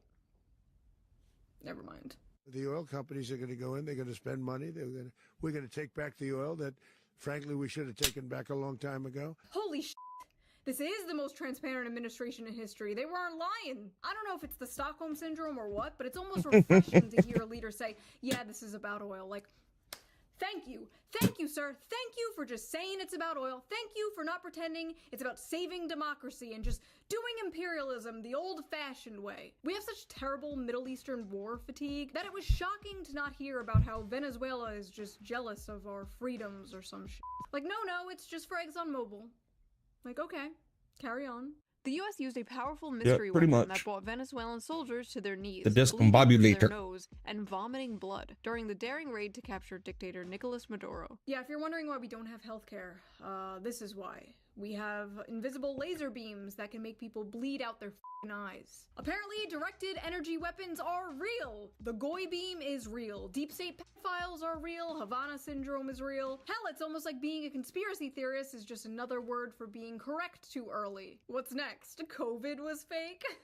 There have been significant developments in the last 5 to 7 years on social, environment, and technology fronts that could help realize My Carbon initiatives for shaping the future towards smart and sustainable cities. COVID-19 was the test of social responsibility. A huge number of unimaginable restrictions for public health were adopted by billions of citizens across the world. There were numerous examples globally of maintaining social distancing, wearing masks, mass vaccinations, and acceptance of contact tracing applications for public health, which demonstrated the core of individual social responsibility. Oh, sorry, I just owe many people many apologies. Anyway, Venezuela has no president. Who is going to run Venezuela? So we are going to run the country. A few moments later. Hola amigos, yo soy su nuevo presidente, el señor Donaldo J. Trumpo. Can we maybe just fix our country first? Can we fix our broken infrastructure, our education system? Can we do a little nation building in this nation? Can a bitch get a little regime change in our own country, please? And you know, with modern American nation building comes refugees. So who is gonna take in these Venezuelan refugees? Are we? Only the hot ones, apparently. United States increasingly issuing work visas to OnlyFans models based on level of audience reach, according to the Financial Times. Imagine being an immigrant from like some poor country, working your ass off to get a work visa in the United States, when all you had to do was bend over and show hole. Big booty Latinas to the front, Tortas to the back. Anyway, no, boo-boo. My president can kidnap your president. We're invincible. We can regime change anyone we want. Who's next? Canada, Greenland, Cuba? Cuba's literacy rates are higher than ours. Maybe they should come liberate our dumbasses. Kids are swiping on books. But it, the Don Roe Doctrine, baby. Let's go. America is back. Don Dick Roe. Cheney is looking up at us smiling. You just wait for Cuba. Cuba is a communist dictatorship. Their days are numbered. Trump, listen to me. Wait, Trump doesn't watch this shit. Vance, listen to me. Get people like Lindsey Graham far away from anyone in power right now. His little Venezuela stunt was cute, but we are not touching any other country. We are not touching the Middle East, especially. No more Middle East. We all have Middle East fatigue. We are done. This whole thing really put into perspective just how weird it was that we were there like for 20 years. You mean we could have just been in and out in a few hours? I guess those poppy fields couldn't maintain themselves though. Anyway.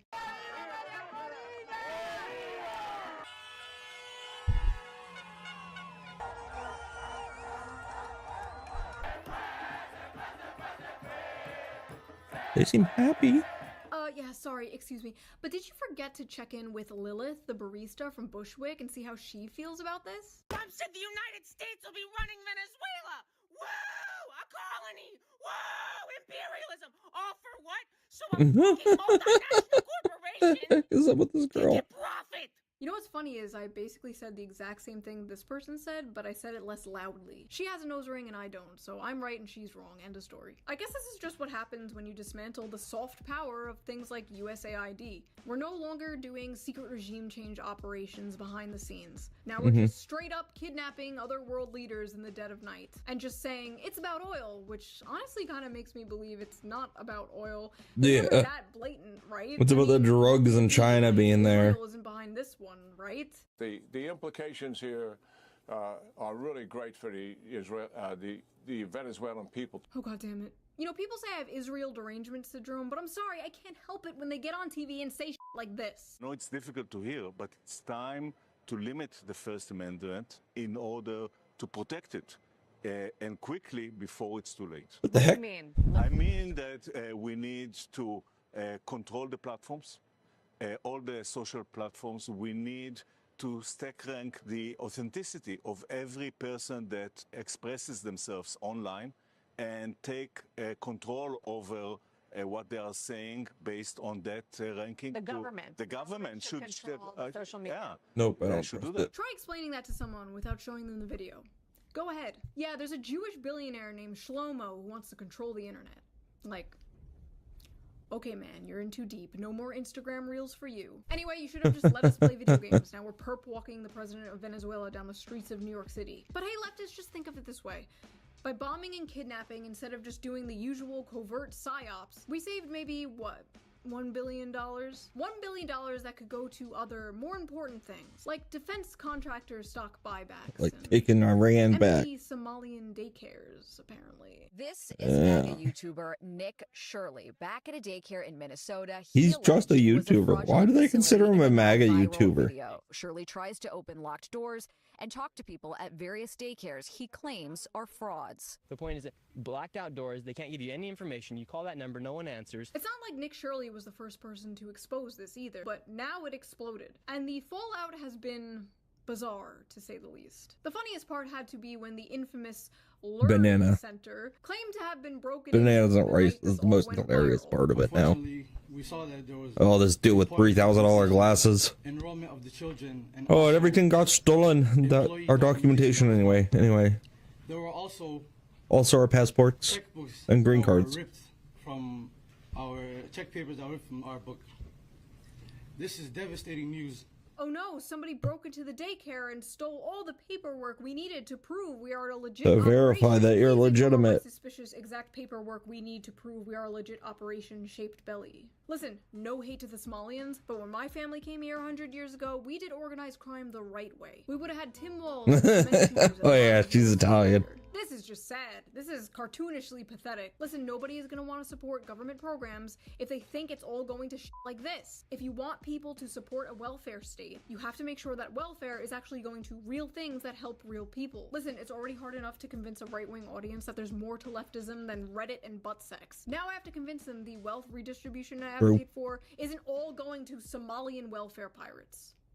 Thanks. That money should be spent on more important things like New Gaza.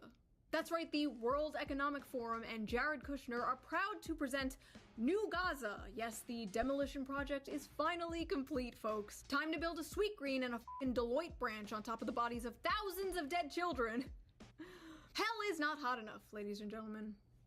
Hell is not hot enough. Anyway, because of all this fraud stuff, Tim Walz is stepping down, which is sad to see because he has to be one of my favorite characters in modern America lore. The first white male DEI hire, the last white dude for Kamala Harris, a dying breed. But hey, maybe this marks an official end to the Kamala Harris era, and we can move on and focus on rebuilding the Democratic Party to something more. Harris stepping toward another White House run. No.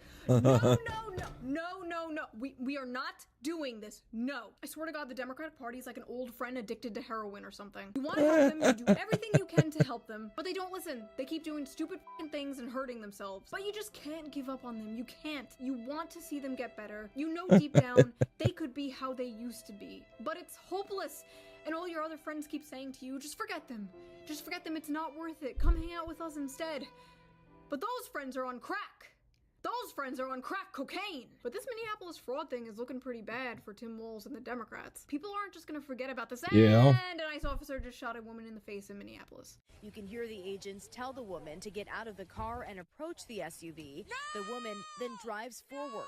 That's when the shots are fired, the car crashing. As I was writing this video, an innocent woman was picking her kids up from school when an ICE officer jumped in front of her car and randomly shot her in the face. Although an angry protester was blocking the road and tried to run over an ICE officer with her car, so he shot in self-defense. Depends on how you look at it. Depends on how you voted, apparently. The way I see it, this woman was not trying to hit him. She was not trying to run him over. I think she was trying to drive away. And in an alternate universe, he dodges the car and she drives away.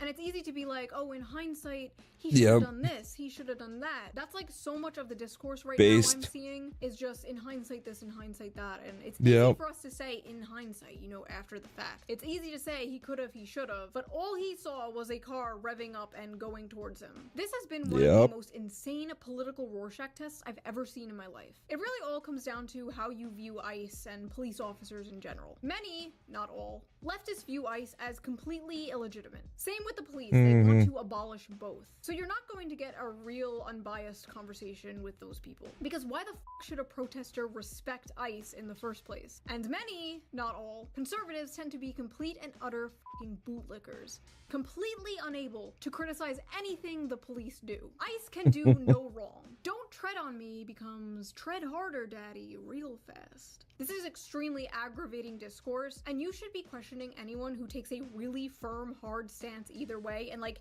can't fathom how the other side is seeing what they are seeing. The first episode of my old Hellworld series was actually all about police brutality. It was all about police brutality towards innocent protesters. I was a little more ACAB-y back then. I was a little more libbed the f out back then. But hey, to be fair to me back then, that is what happens when you live in the sheltered suburbs of Long Island in your parents' basement versus having a kid and living in the city for 4 years. The police are a taxpayer-funded HR department for structural violence. They exist solely to protect the rights of private property. Yeah, we need more police. Police are good. Police are great. Give the police more guns. More guns. Give them more guns. Tanks. Tanks, even. My overall opinion is still basically the same. I'm very critical of the police. I am very pro First Amendment. Protesting is a fundamental American right, and we can't just go around labeling protesters domestic terrorists. That is an insane, slippery slope. And if you support that, I promise you will come back to bite you in the ass. These in 2028 when President Newsom knocks signal leaks. Whoa, knocks you up. Whoa, what's going on here? Good luck in 2028 when President Newsom locks you up for protesting against mandatory forced feminization or whatever the f it is Democrats do. What do they do? Nothing. They do nothing. I don't know. I left this joke blank. Waste money. Something pronouns. Like, God forbid the state ever turns me into Swiss cheese and the president's like, she was a radical leftist lunatic. The people called her Kami Mommy. Can you believe that, folks? Kami Mommy. Sad. And some people were like straight up mocking this woman, celebrating it. And then when people were like, what the fuck? They were like, well, you got Charlie Kirk, so now we got one of your guys. No. Is that what we're doing now? Messed up We're just gonna keep killing each other back and forth? Is that what this is now? Like some kind of civil war? Who gets me in the national divorce? Hell yeah, 2 Christmases. Like, you agreed with me when I was upset about the reactions people had about Charlie Kirk, and then you're over here like, boo-hoo, she was a stupid libtard. Honestly, some of you just don't have morals. You have like temporary weapons you can use to bludgeon people you don't like when you have the chance. You and all the people who mock Charlie Kirk are all going in the pit, and you can come out when you learn how to be normal. In my opinion, a lot of focus on illegal immigration should go to the employers employing illegal immigrants for cheaper scab labor. I feel like that's really important, and like, we're not doing that. It's kind of interesting that the government is focused so hard on immigration right now, but like, apparently hasn't made any like real actual legislative change to the laws of immigration. Dragging Jose out of Home Depot might work for now, but they have to be working on something more substantial, right? Well, Palantir, the company named after the evil crystal ball in Lord of the Rings, right, is apparently working on a new tool for ICE. And what does it do? Oh, nothing really. Just creates a map of deportation targets, pulls up a dossier on them, and assigns them a confidence score. Because if there's one thing we can trust, it's a private Silicon Valley tech company's algorithm deciding who gets disappeared. Every single surveillance tool starts by simply protecting us. It's only gonna affect the baddies. But who are the baddies? Today it's illegal immigrants, tomorrow it's furries, next week it's people who are into feet, and before you know it, it's fans of VTubers. You know, on second thought, I don't buy into the propaganda that simply enforcing border security, something every developed country has, is akin to Nazi Germany. Sorry, I don't. Build a wall? Hitler. Deport illegal immigrants? Hitler. Just kick out the criminal ones at least? Hitler. Like, there's no other option besides open borders that is acceptable to some people, and I don't get that. Which is ridiculous. What I do get, however, is that people don't want to live under a Palantir police state, where people can't even film ICE agents without getting put on some kind of f***ing list. I feel like there has to be some kind of normal, sane option besides total free-for-all, globo-homo versus Peter Thiel, nightmare tech bro dystopia. Like, how is it not possible to just, like, be normal, be normal, be normal, be normal. But hey, it's cool the DHS created a portal where you can see all the people they have been deporting. One guy was deported back to Yugoslavia. Yugoslavia doesn't exist anymore. We sent that motherfucker back in time. Listen, what happened to Renee Good was a tragedy. It was terrible. Yes, it was a tragedy. Nothing like this ever happens again. And another person was shot by ICE in Minneapolis. According to a preliminary Department of Homeland Security report, 2 Border Patrol agents discharged their weapons, seen here in graphic cell phone video captured by eyewitnesses. 10 shots fired off in total in just seconds. Yep, in seconds. To be absolutely clear, stuff is still coming out about this as I am filming. Literally, as I am filming, this happened. You know, there's no body cam footage yet, so it could be totally wrong. Totally possible, totally possible. However, first impressions of watching the video at multiple angles, multiple times, yeah, I think they just fucking murdered that guy. It looks like they took his gun and then shot him. Like 10 officers come over to him, wrestle him to the ground, the agent disarms him, take his gun, they yell gun, gun, gun, and then they shoot him several times in the back. More information can come out, but the compulsive bootlicking I have been seeing has been fucking insane. Yeah, the fact that the gun discharged. To go confront ICE armed with a 9mm handgun. Only one person could have prevented this from happening, and it's Alex Reddy. Yeah, who goes to a protest and brings a gun? Look, if the government non sequitur, and he actually raised his hands up. Because you had a firearm, then nobody actually has a right to own a firearm. If they didn't kill him because he owned a firearm. They killed him because he was aggressive and fighting officers. Genuinely just just forget that police are just Oh, shoe on head. ICE officers are just people. They're literally just people who work for the government like anyone else. They're DMV employees with guns. They can be stupid. They can be bad. They can make mistakes. Like, I don't know what it is about some people. Like, once someone has a badge, it's like that person is just a perfect angel and cannot be criticized at all. You're telling me all they can be criticized. People listen to me is to dress like this? Alright, I fair mean, enough. Stop gooning.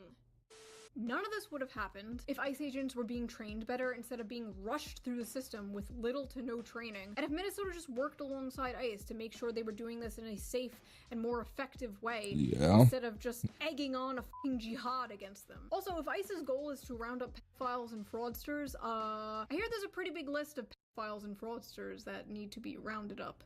Unfortunately, we'll never fucking get to see it. I'm trying to make this video somewhat funny and entertaining, but I'm not gonna lie, this is really bleak. Is America okay? Can we please go one single day? Well, they did just release, what, 2 million pages of Epstein stuff? Please? And a bunch of new Epstein files just dropped. Yeah. Great. Today. We're going to war with Iran soon, aren't we? Where was I?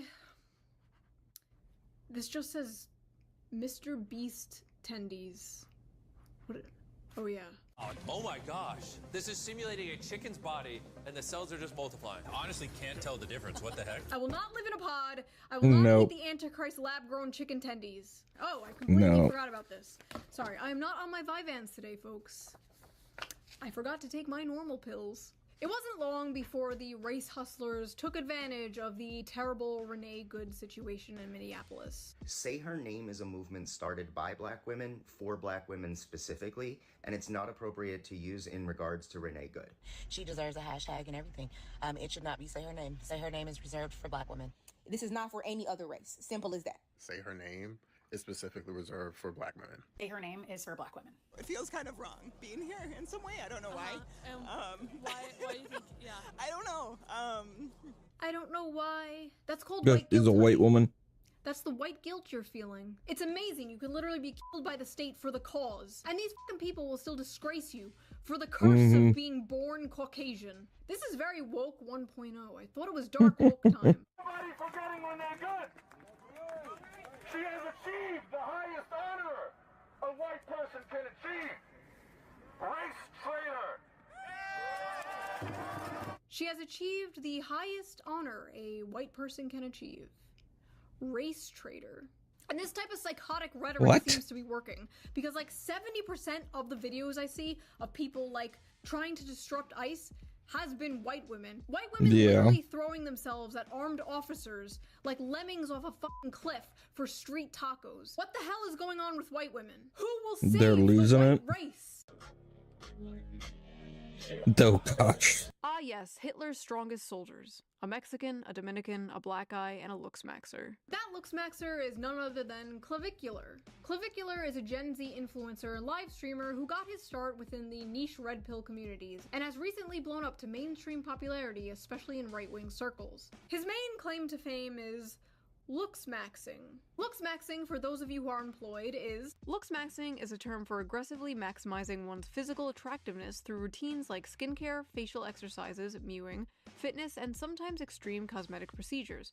Originating in online incel forums but popularized on TikTok, focusing on enhancing features like jawline and bone structure. I personally think it's interesting to see men adopting the insane beauty rituals that women have been doing for decades. But now that a man is doing it, it's seen as psychopathic or gay. A woman will literally spend thousands of dollars on hair, makeup, skincare, peptides, plastic surgery, fillers, Botox, red light therapy, moon water, and we just call her Stacey. But a man does it and we call him Patrick Bateman. A woman reshapes her entire face with makeup? Normal. A man reshapes his jawline with makeup? Gay. A woman wears a push-up bra to make her tits look bigger? Empowering. A man shoves socks in his shoes to make himself taller? A liar. A woman gets lip filler? Typical. A man smashes his face with a hammer to make his jaw swell up?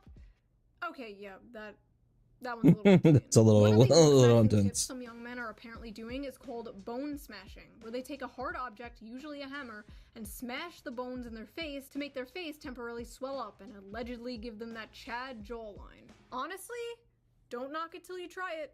Here we go. Perfect. So that concludes this episode of the Hell World Report. If you liked it, please subscribe and consider donating to my Patreon, link down below. It helps the channel and I appreciate it so much. If you don't want to do that, you can also put a little tip down in the tip jar somewhere over here somewhere. I feel like a barista. Yeah, it's just gonna ask you something on the screen down there. If you have some stories you want me to cover in the next Hell World Report, be sure to send them to me on Twitter at ShoeOnHead. I will give you a little shout out if I wind up using the story in the next episode. Okay, and I will see you guys with a new fun slop video. I keep promising a slop video and then terrible things keep happening. I'm sorry. Next video is a slop video. I promise. Okay, bye. Don't always agree with her, but she's hilarious. And I just probably one of my leftist favorite leftist. She's not liberal. She's just kind of like left. Definitely more left than me. Oh, Timcast is talking about Don Lemon. See, this is what happens. I want to play like a video game, and then like there's just so much going on.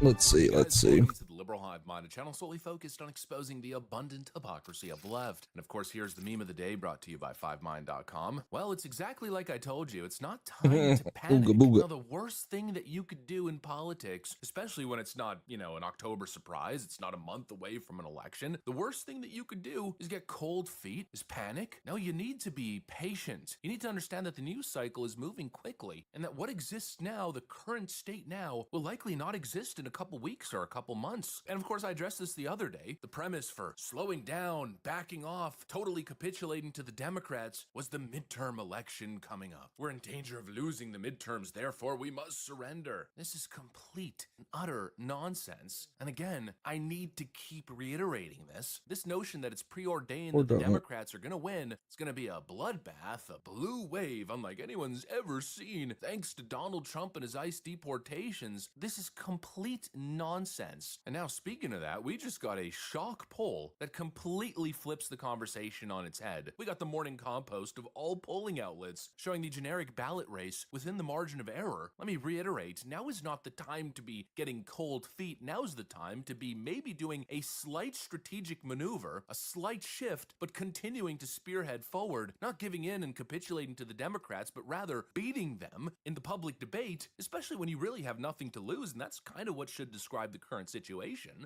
Democrats are supposed to win. The idea that you would be playing safe, that you would be taking back steps when history suggests you're in the weakest position that you're going to be in at the first midterm of a presidential term, it's utter nonsense. Let me show you guys this incredible poll that just released. We got some stuff to get into, so let's roll the tape. All right, folks, so just take a look at this on screen. Open Source Zone on X writes, 2026 generic congressional ballot, Democrats sitting at 44%, Republicans sitting at 43%. Then if we take a look at the crosstabs by race and compare it to the 2024 election, it appears Donald Trump is shedding some white vote, which of course is the worst demographic to be losing, but there's still a lot of game to be played here. But then if you take a look here, Hispanic voters haven't shifted, black voters have shifted significantly away from the Democrats, and so have Asian voters. And also keep in mind, this is from the Morning Compost. This is from the most Democrat bias pollster in the game, or at least one of the top 5. So these numbers might be wildly inaccurate and overestimating Democrat support. Folks, this is not the time to be hitting the panic button. And again, right now, this is when the numbers are going to be the absolute worst, because Democrats got their little moment. They got their tragedy that they can then run with, cause chaos on the streets, another George Floyd moment. This is when Democrats are at their strongest, when they're pushing a psyop, when they're pushing their emotional manipulation. You got your own baby. Bullshit.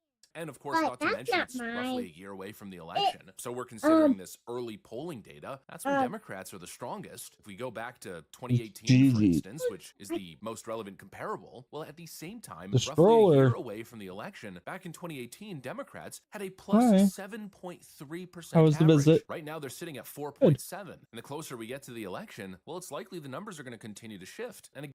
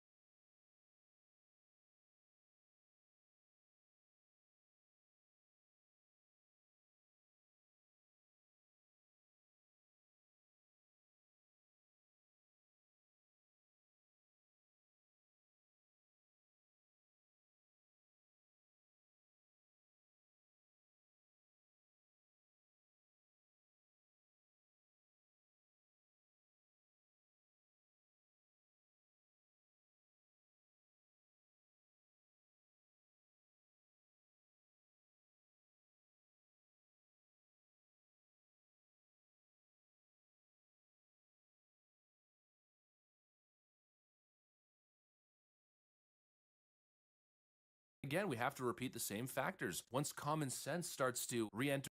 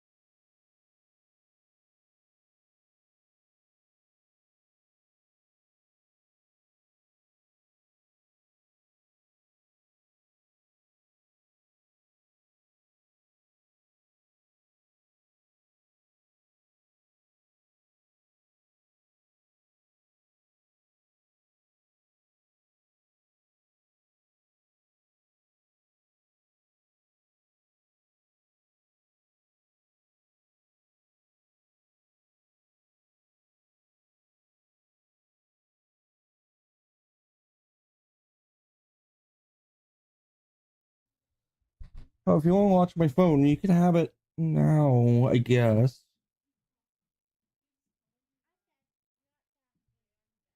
You're calling Papa Granddad? Why were you doing that? Why Granddad? Granddad dog?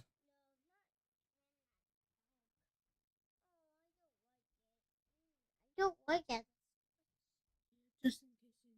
Oh, thanks, kiddo. You can have soda. I can have soda. No, you can. I can't get soda. No. You get no phone. Them apples, boy.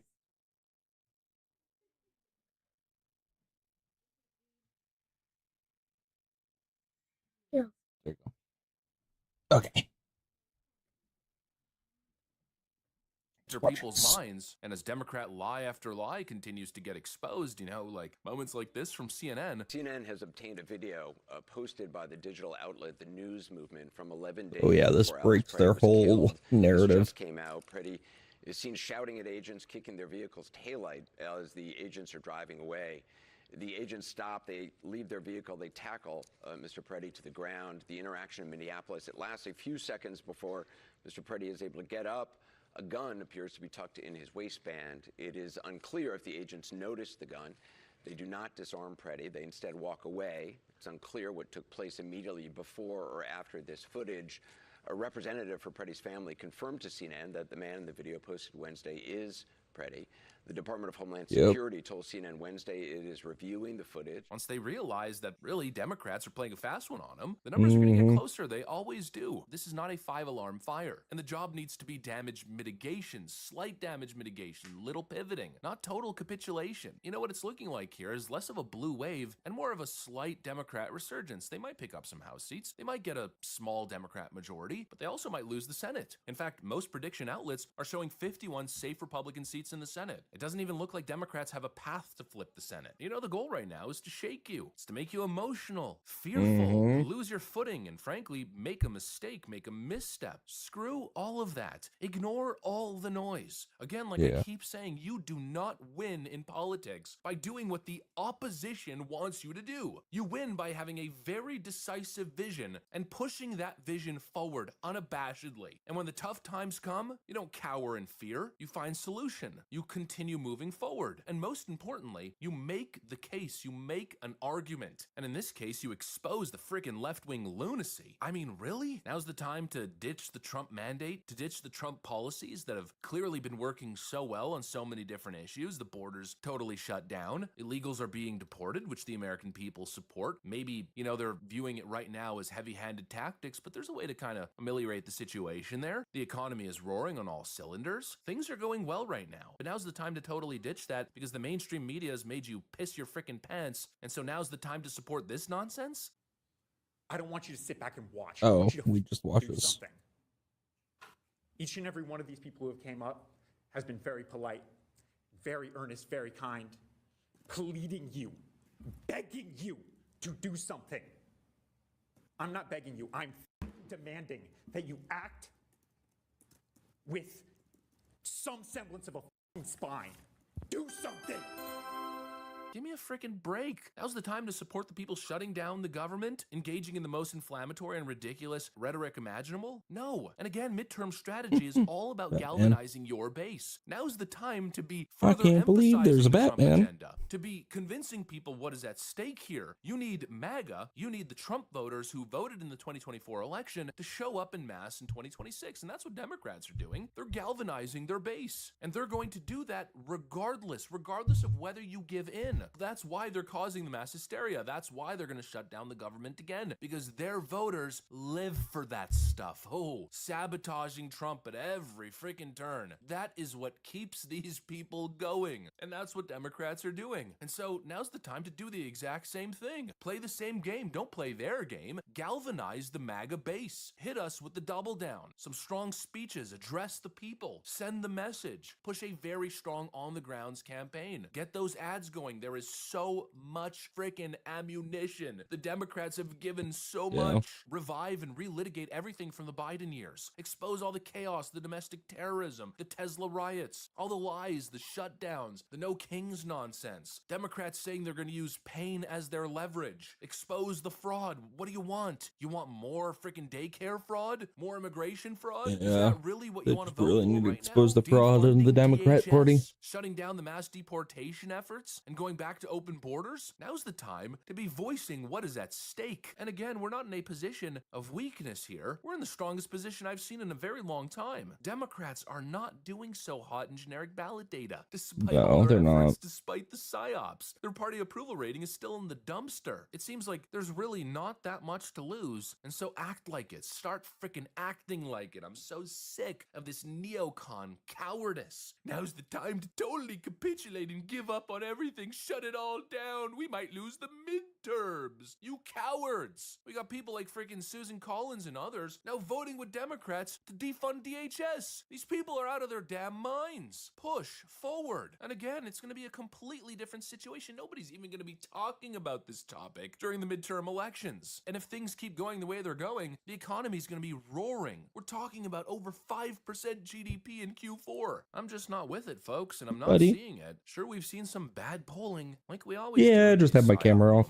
Oh, a thing happened. Oh, here's all kinds of polls from the worst pollsters in the game, the frickin' push pollsters, showing absolute utter devastation for the Trump administration. It's the same frickin' thing. We've been through this rodeo before. Don't get caught by the distractions. Don't let them set the conversation, set the rules of the game. No, frankly, do exactly what the Democrats are doing. Fight like hell. And not physically. Yeah. Well, maybe don't do exactly what the Democrats are doing. You know, politically, with words, with campaigns. Use the with the truth words. and the facts, armed with the truth and the facts. Fight, defend the agenda, call out the BS, call out the propaganda, call out the lies. Because when the argument is made, no rational human being, it's only the pink-haired freaks who truly side with the Democrat Party when it really comes down to it. You know, when you have a fact-based conversation, when you really get into the nitty-gritty, all the details, realistically, nobody I'm actually wondering how wants you're the comfy in that inner tube. most extreme of far leftoids. Nobody wants open borders. Nobody wants to defund the police, defund DHS, stop enforcing immigration laws. Nobody wants tampons in the frickin' men's bathroom. Nobody wants men competing in female sports. Yeah. Nobody wants to enable SNAP fraud and Medicaid fraud, immigration fraud, election fraud. People want voter identification. On all the issues, Republicans win almost all the issues. And frankly, basically everything except for like abortion and healthcare. Abortion is a non-issue. Leave it up to the states. And healthcare, well, we have a serious angle there to keep hitting on these Obamacare premiums, on the corruption that's happening there. Trump's got an actual solution of putting money in the hands of the people to purchase their own plans. You know, that's another issue Republicans can win on. So win. Stop being such an emotional freaking coward and win. There's an opportunity opportunity here not only to That's mitigate a Democrat intense. wave, but to stop it entirely. Democrats are at a historically weak position, within 1 point on generic ballot from morning consult. If things keep trending that way, if Trump can kind of stabilize the ship here, this could be a real dogfight. But of course, inherently, you gotta fight. You can't give up. You can't be a pussy-footed coward falling into that same neocon trap. I thought we were done with that era, and so unashamed, unabashedly, keep moving forward. Anyways, that's what I got for you guys. Thanks for watching, and I'll see you on the next one. Okay. Let's check out some Airman's meats quick.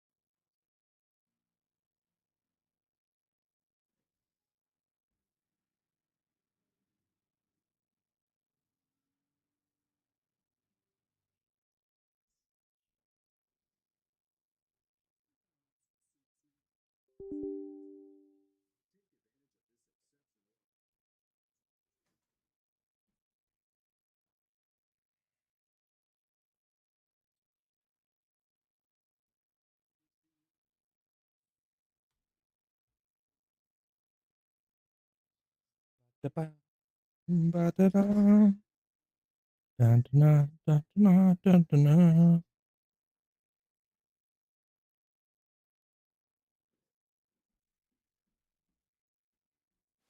Sugar, we're going down. Singing.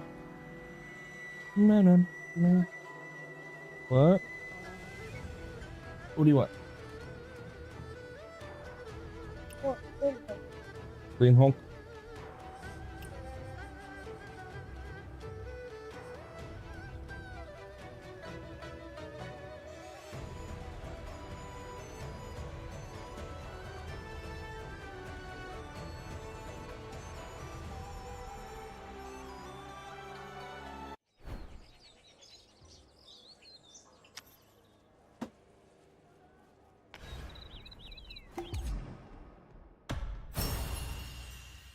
I signed in for the day. What else we got?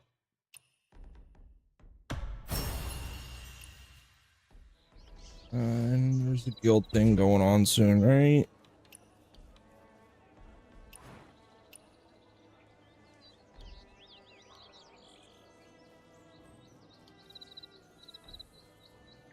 $10. The army is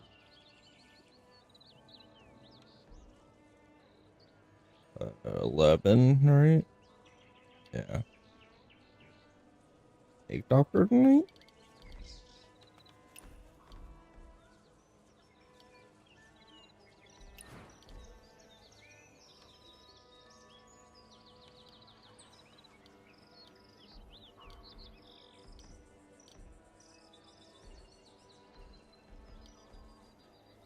And we can do the player emotes. Showdown. Yeah, the showdown's tonight.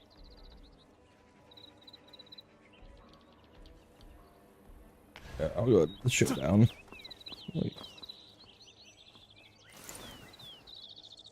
How's there dead magpie here?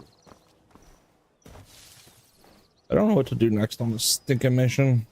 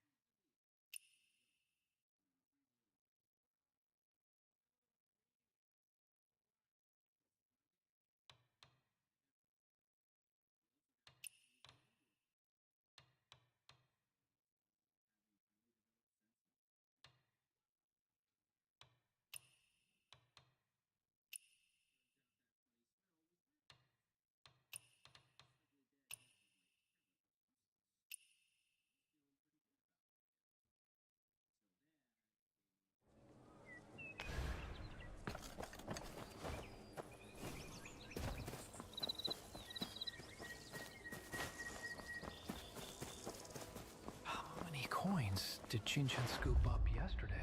Haven't heard anything yet.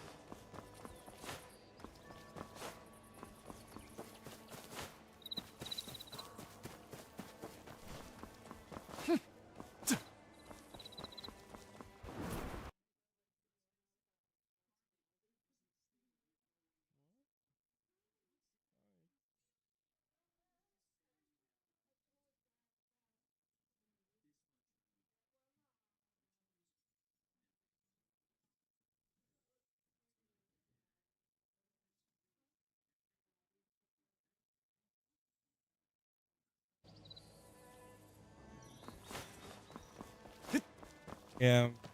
Those.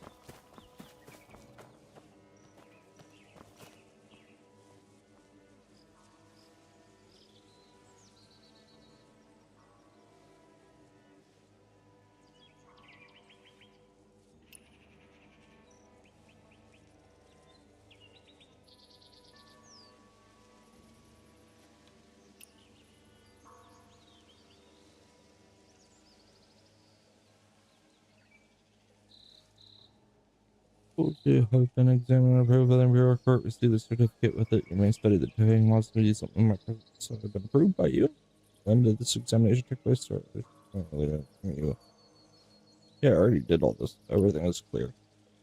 If you have any interest, they come to me and request to read the book. However, this book is extremely valuable and secret. You harbor no ill intentions. You may not copy it or remove it from these premises. This is a rule. Thinking I don't. But these people are planning, but it sounds like I could use this book to improve my skill. Okay, let's gain insight.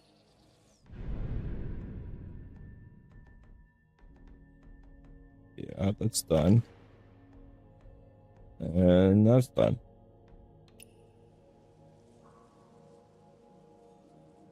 Maybe next time.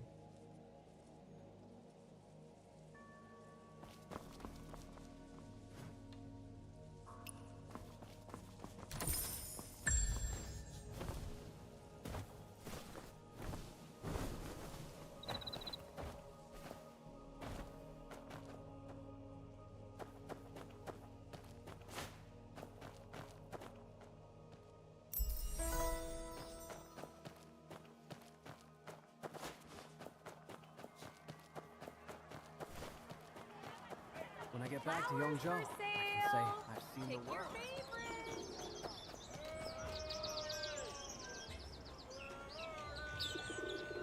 I must get in touch with them somehow.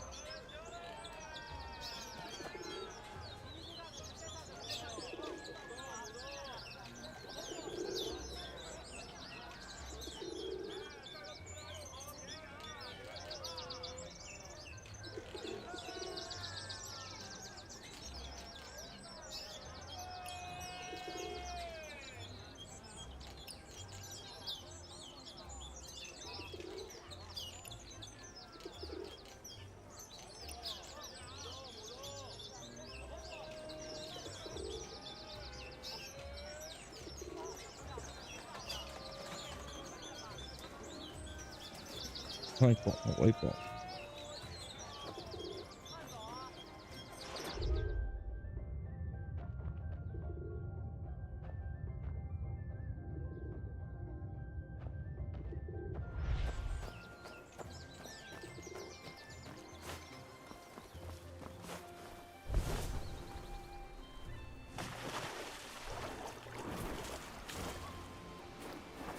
Okay. Wow. Interesting. One more round.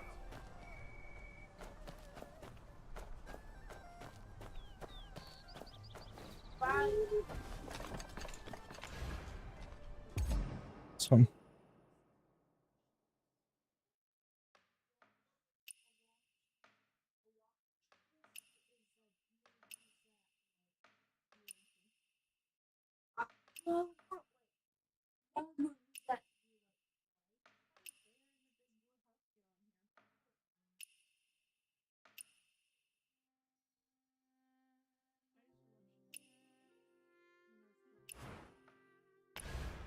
Me too.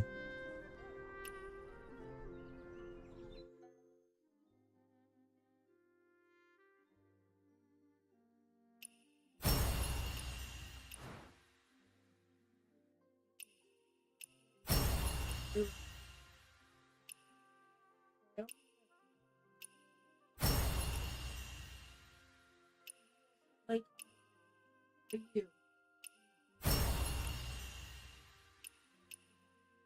Oh.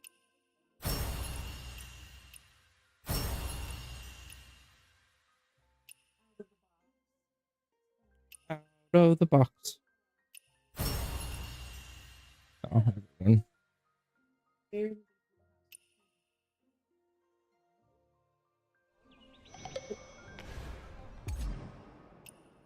Oh. We're gonna put signpost down.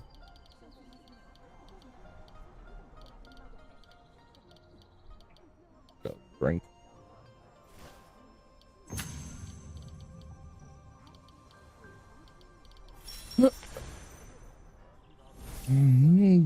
Duh, duh, duh.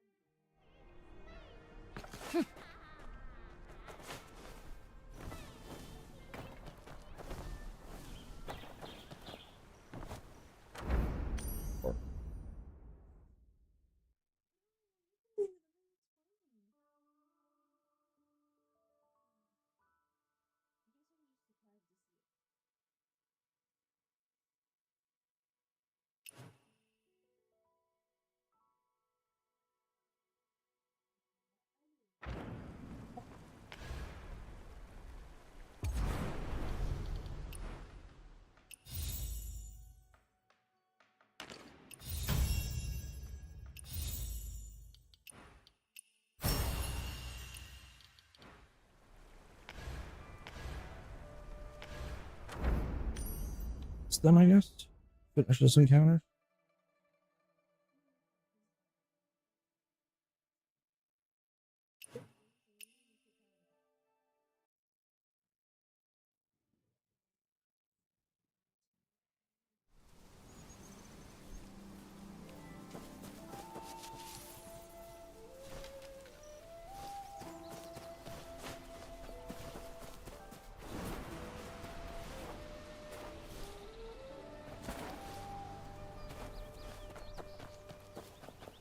What is here?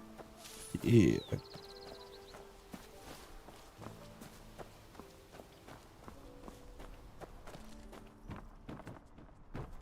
Empty house.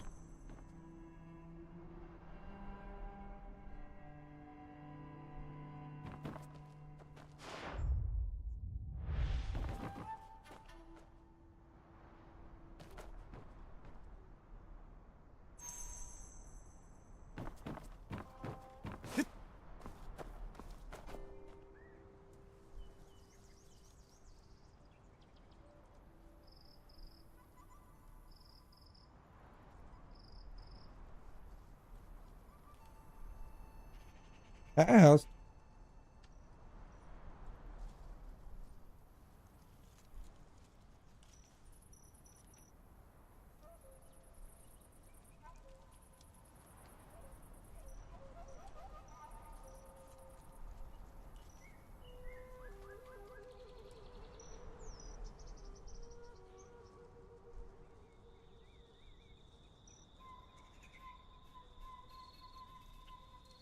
That's all. You come, I guess I've done my part. Okay. Examine the letter. Through life in a haze of drunken dreams, so remarkable and aimless, now find myself nearing the end of my days. Half a lifetime spent in hardship, solitary and humbled. I do have found a friendship with you that transcends age. It has been my greatest blessing. The reckless words I spoke in my cups that night were mere folly. I hope you'll kindly pardon them now on the threshold of my final hour. One burden still weighs heavy upon my heart. I unearthed the precious keepsake of mine buried beneath the stone mill in the courtyard alongside a jar of aged wine and buried it with me. Accept this fine wine as a token of my apology. Such an enigma. Even if the story wasn't true, we should still share this fine wine together. Dig up alone, drink with keepsake in the yard.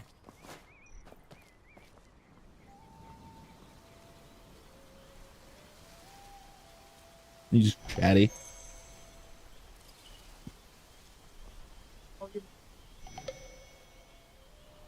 Why?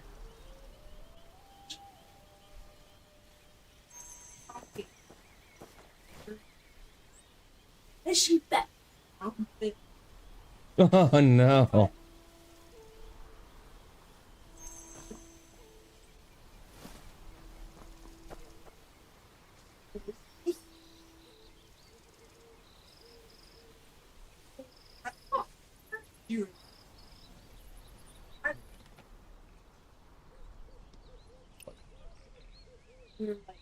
Real onion for the Scarlet musician wasn't as happy as in the story. Still, since it was his last wish, I must this jade flute. Go to the graveyard.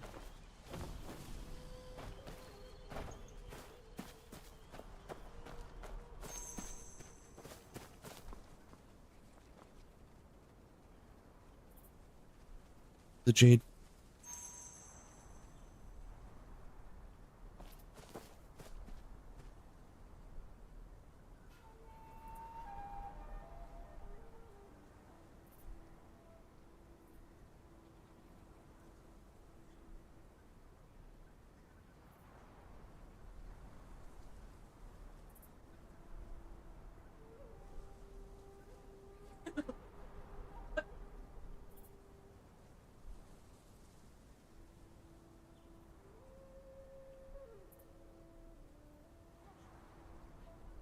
But years, for the brief moment we crossed paths. Aw. Oh, we got a new avatar. Alright, let's see.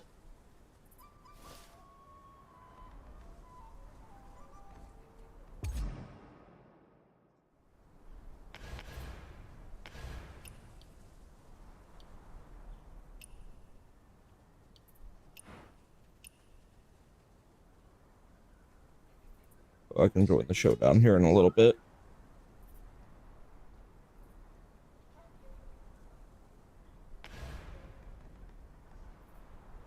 Let's go.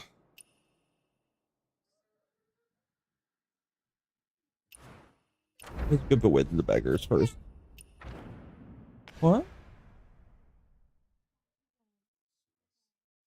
What?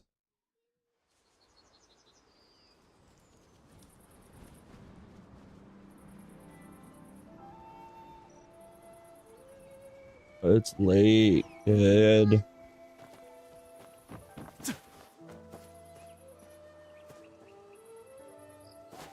Bubby, maybe we can do it.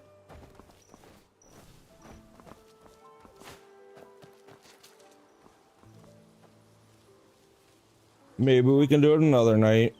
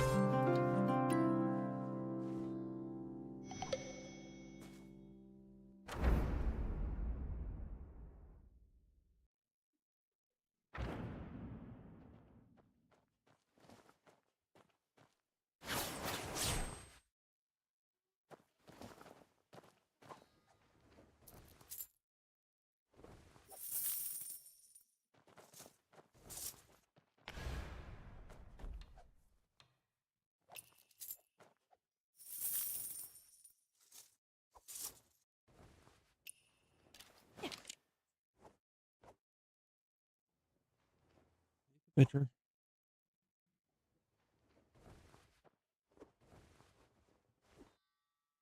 Keep the image.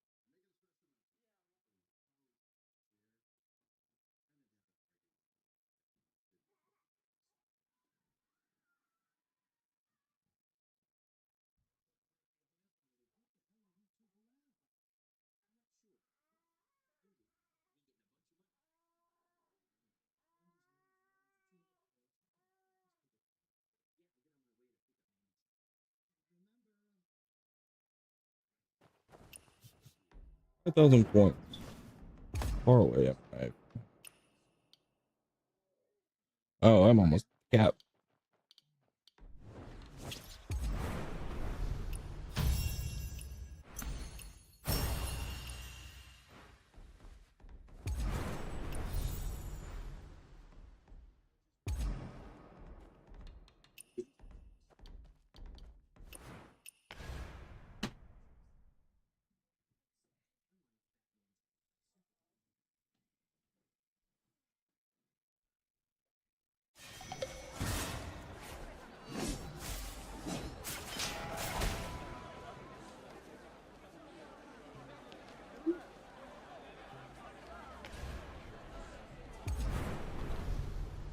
Oh.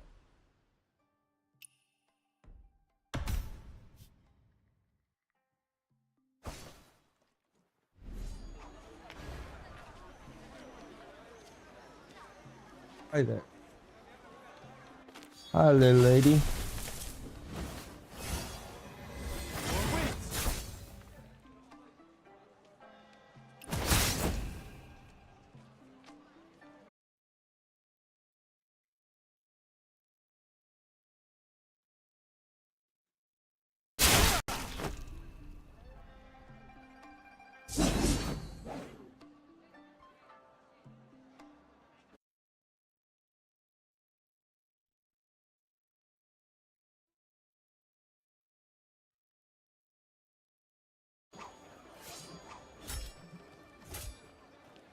Shatter the circle. Square. Oh, I'm spectating. But that spectator is not working very well. Yeah.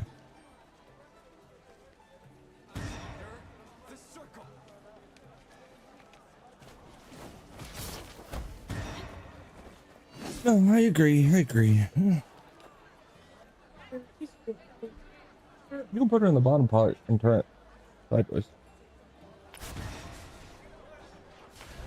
You.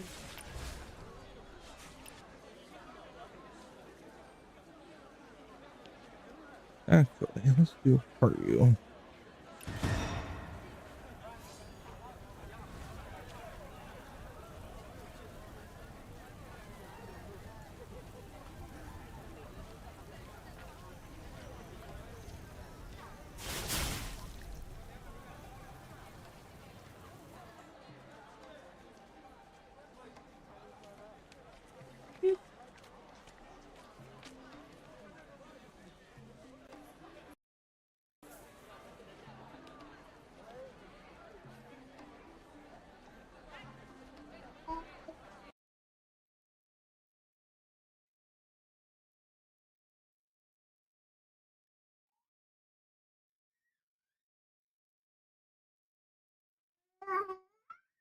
That was crazy.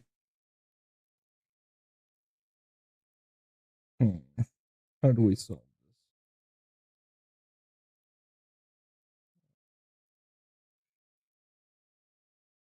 this? Do that.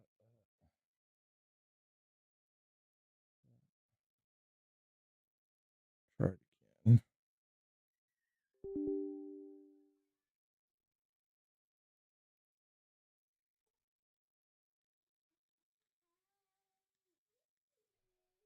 I have task manager up.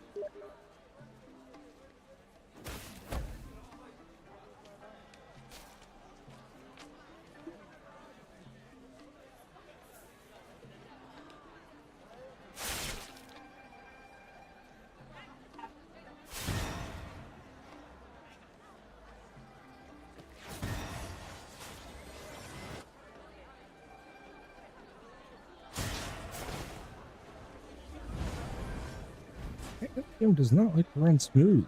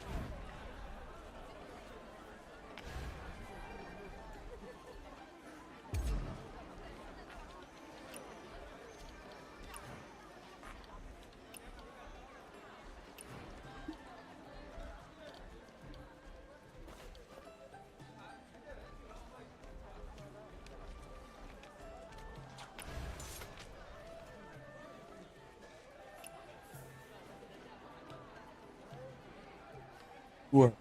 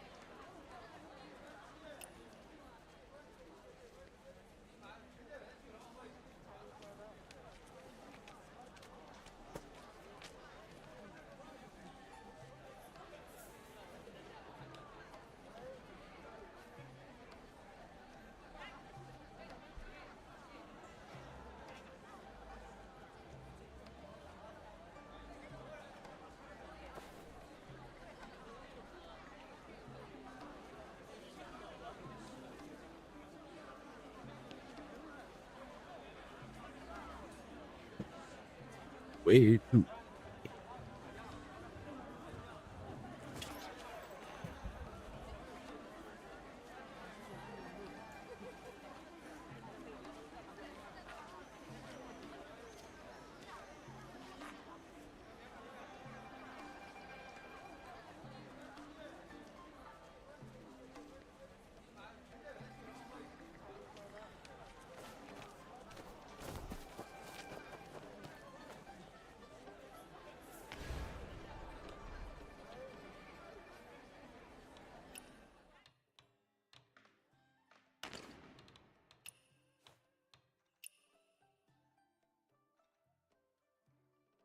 Maybe this helps.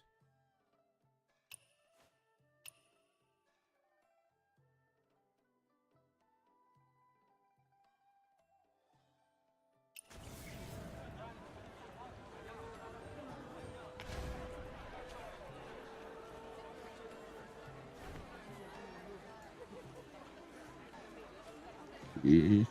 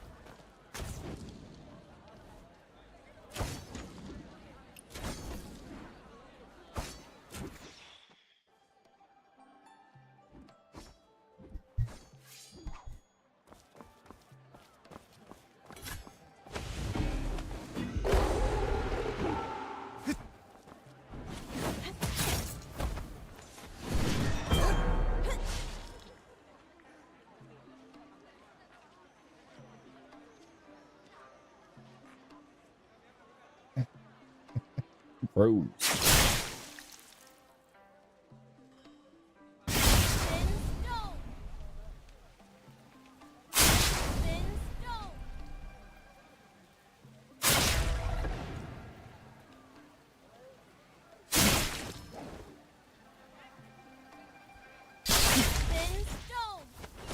Oh, okay.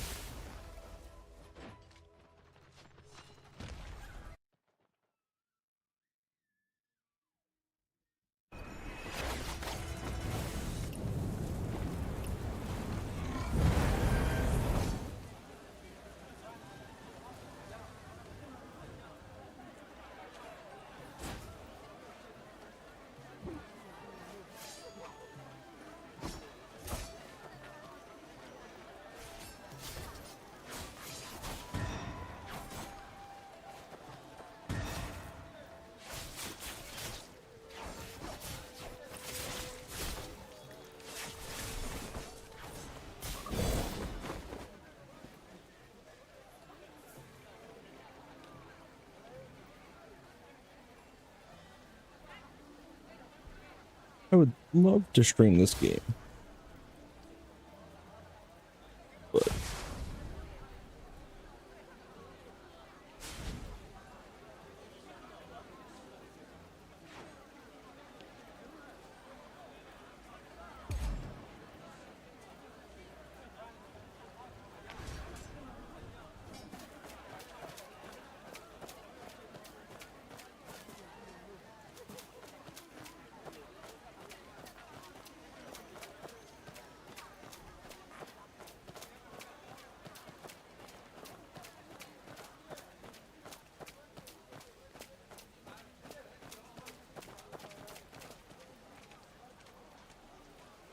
You okay, babies? You want to kiss Savannah? Hi, my lovies. Are you okay? Are ya? You gonna get breakfast?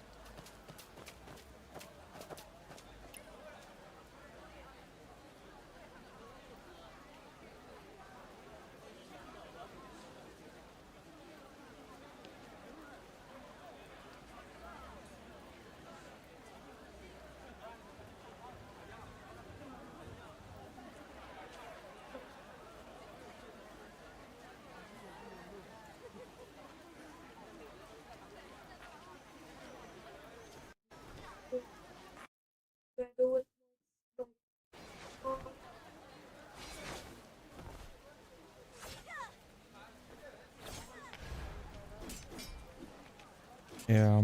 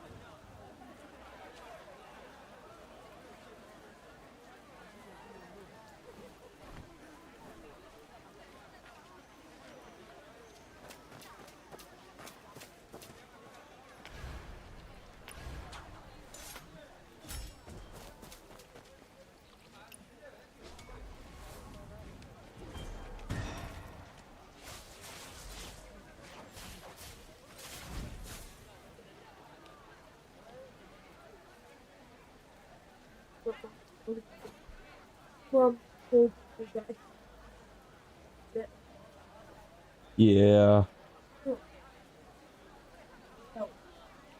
I'm sure. She does put her hands wherever she can.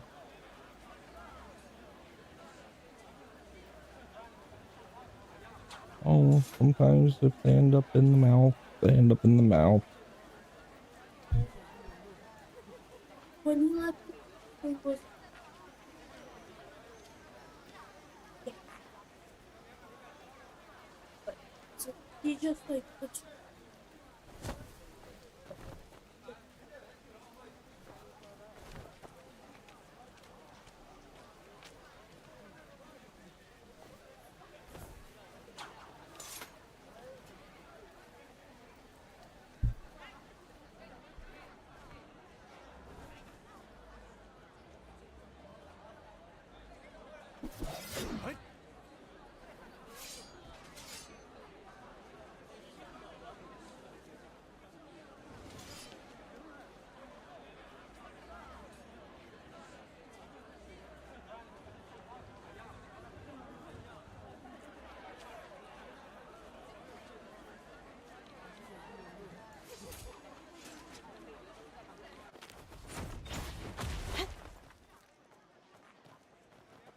Break.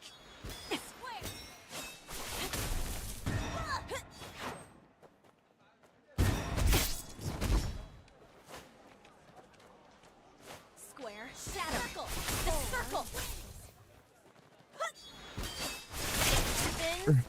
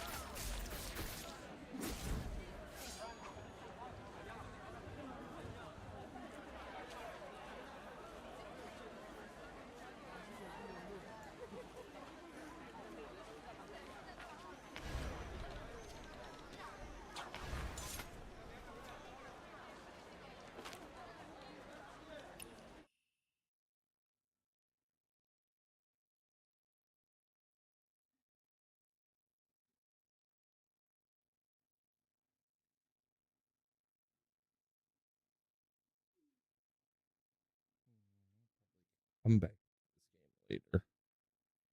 This will be an offline game until I get a better computer.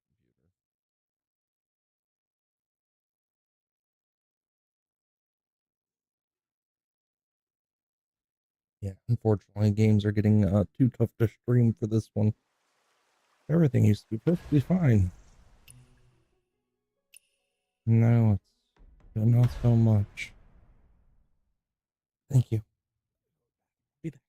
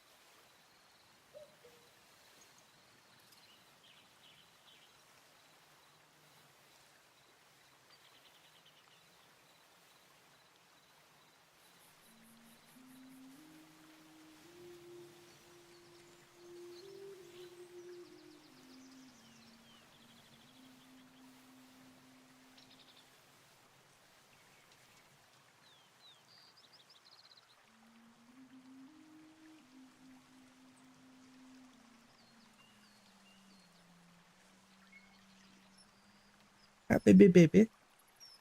Ice cream. Oh yeah. I'm gonna get you. Well, So we'd have a second one, and it would be down here. I mean, we can literally extend my desk out a little bit, or even like what I want to do is have one back there and then have one hanging underneath. that would be good. Hey. That is the happy girl. Hi, happy girl.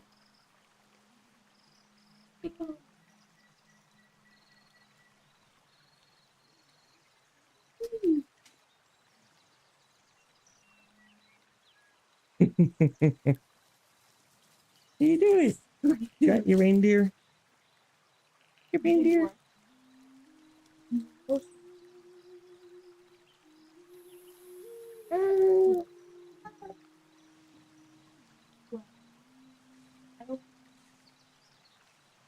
You're going.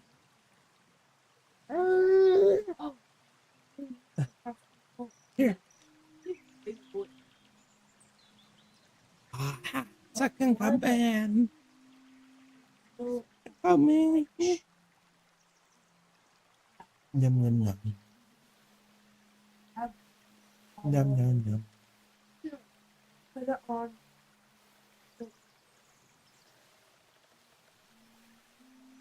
On.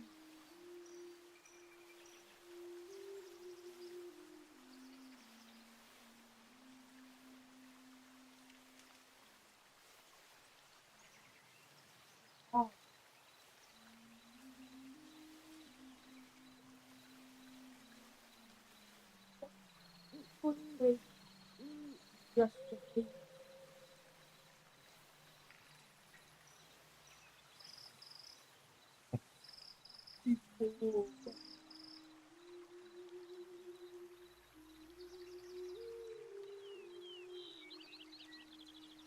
Hey, hey. Hey, hey, hey.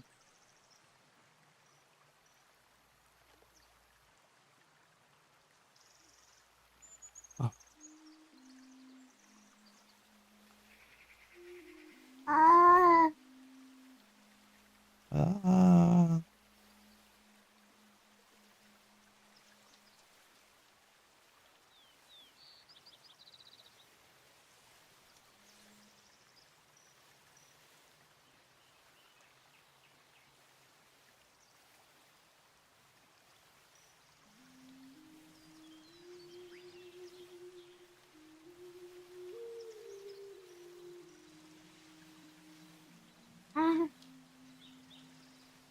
Hey.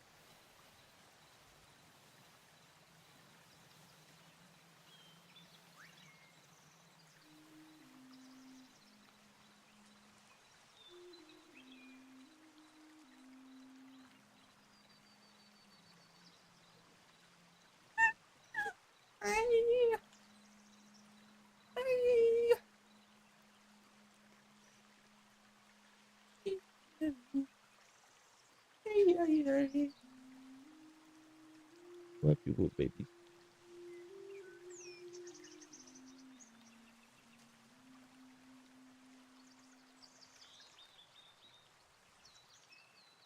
Me, you got it. Got it. What? Savannah,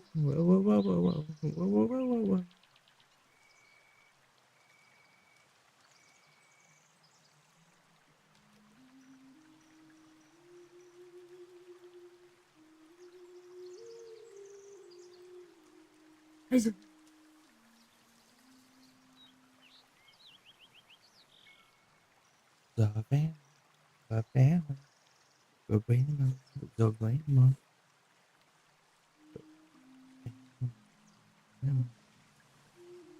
Yeah, yeah, you got heart. Huh? Do they have heart?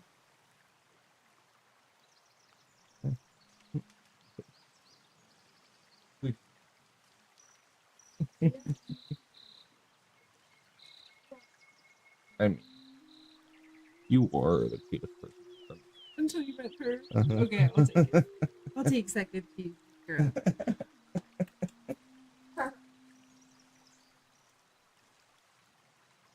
I might be hungry.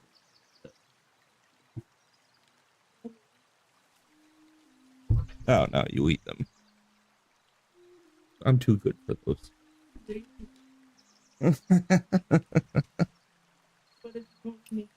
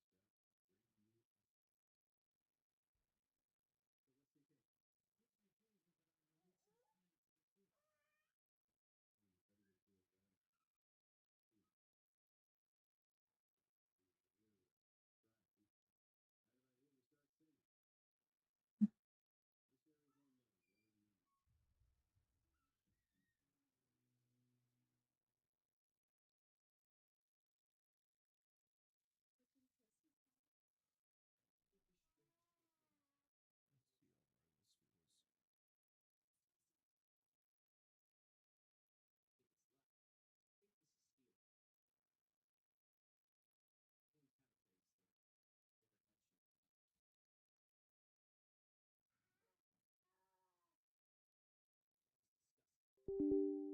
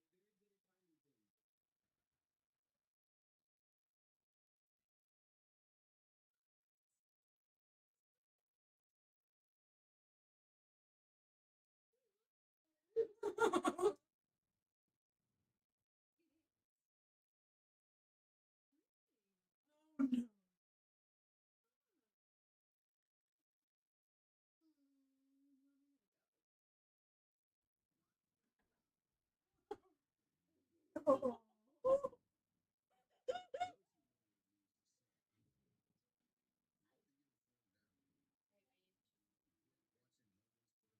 Oh. Um,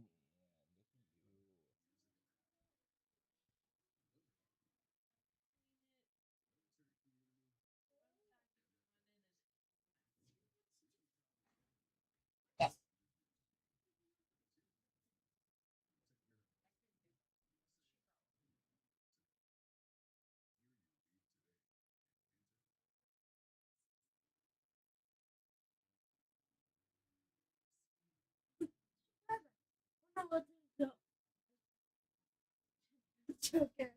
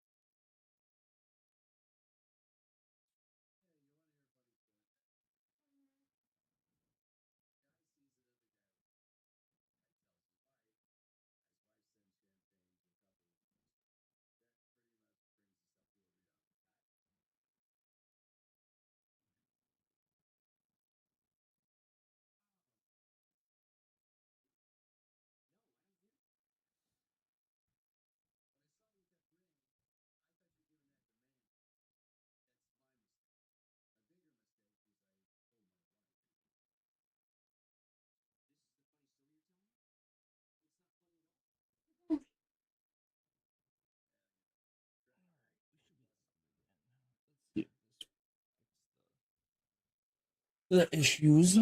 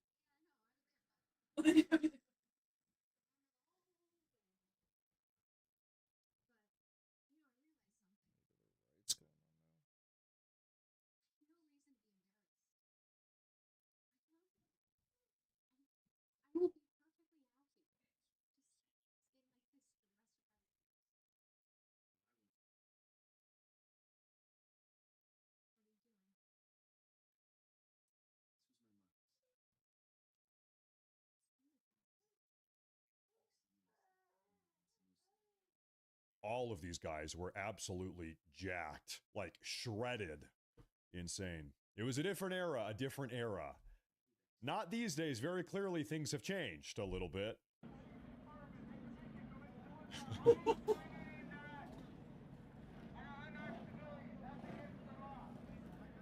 Yeah, Ronnie Coleman was a cop. Yeah, right. Yep. That's right. I used to watch the Olympia every year. It's been a couple years though. But I used to loosely follow all the bodybuilding competitions every year. Kind of got boring though. Bodybuilding got boring.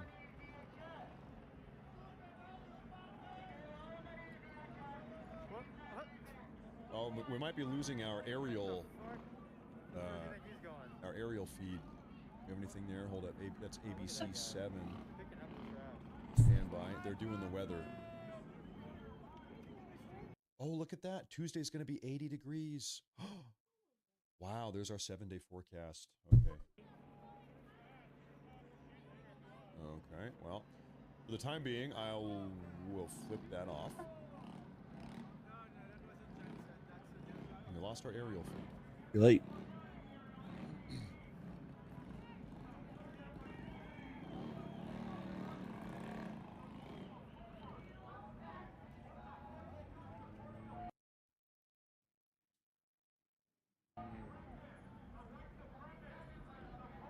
Okay. It's NBC LA.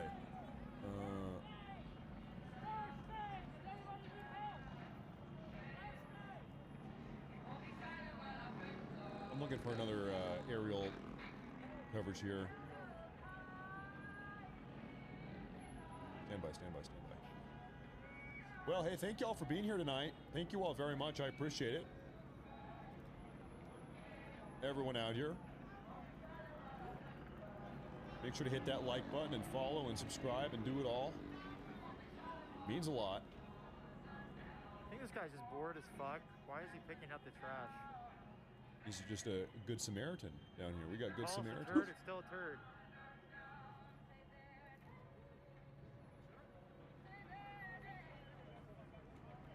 Well, well, well. Corn cob. Hey there. Rodent dung. Hey there. Troy DeSenior, he says, it makes me want to stand energy drink, bro. as a patriot with all these law enforcers to help combat these libtards. These people are nuts. What do we They think? are. Think it's dying out? Oh, people All it there takes though. is one more person to throw shit. You know, I understand the sentiment. I kind of like the notion of counter-protesting all these libtard protesters and rioters. Yeah. I always, Is you know, that- I'm a very objective-oriented person. It's like, okay, if a bunch of right-wing Americans got together and counter-protested all of these unhinged, deranged libtards, then what? What?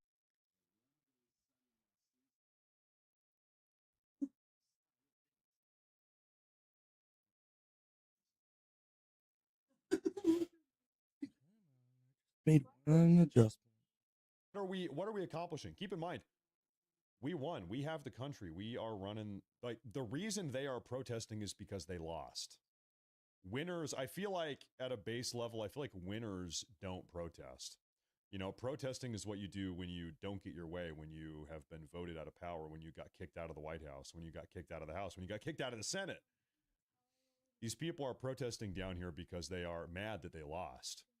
So I don't really think we get anything out of going down here and counter protesting them. What's the point? I think it's much better for us to sit back on our lazy boy recliners or whatever you're sitting on right now and watch these people act like idiots. Just watch, just relax. We are calling the shots.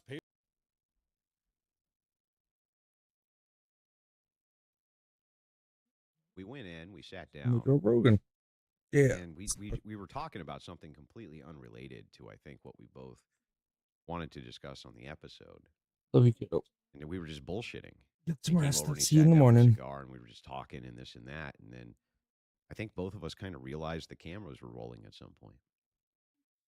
So that whole like first 20 minutes, the reason there was no intro or any of that, I don't think either of us really knew that we were we were doing the show just then. That was really just us bullshitting. Really. That's why it was so kind of like such a strange intro. Because we were already slipping into good conversation, and they just kind of didn't want it to stop, so we just kept going. That's what happened. I was like, "Can I smoke in here?" He says, "Yeah." Like, Andrew Dice Clay really, really used that privilege, and I was like, "You ain't seen nothing yet." That you ain't seen nothing yet.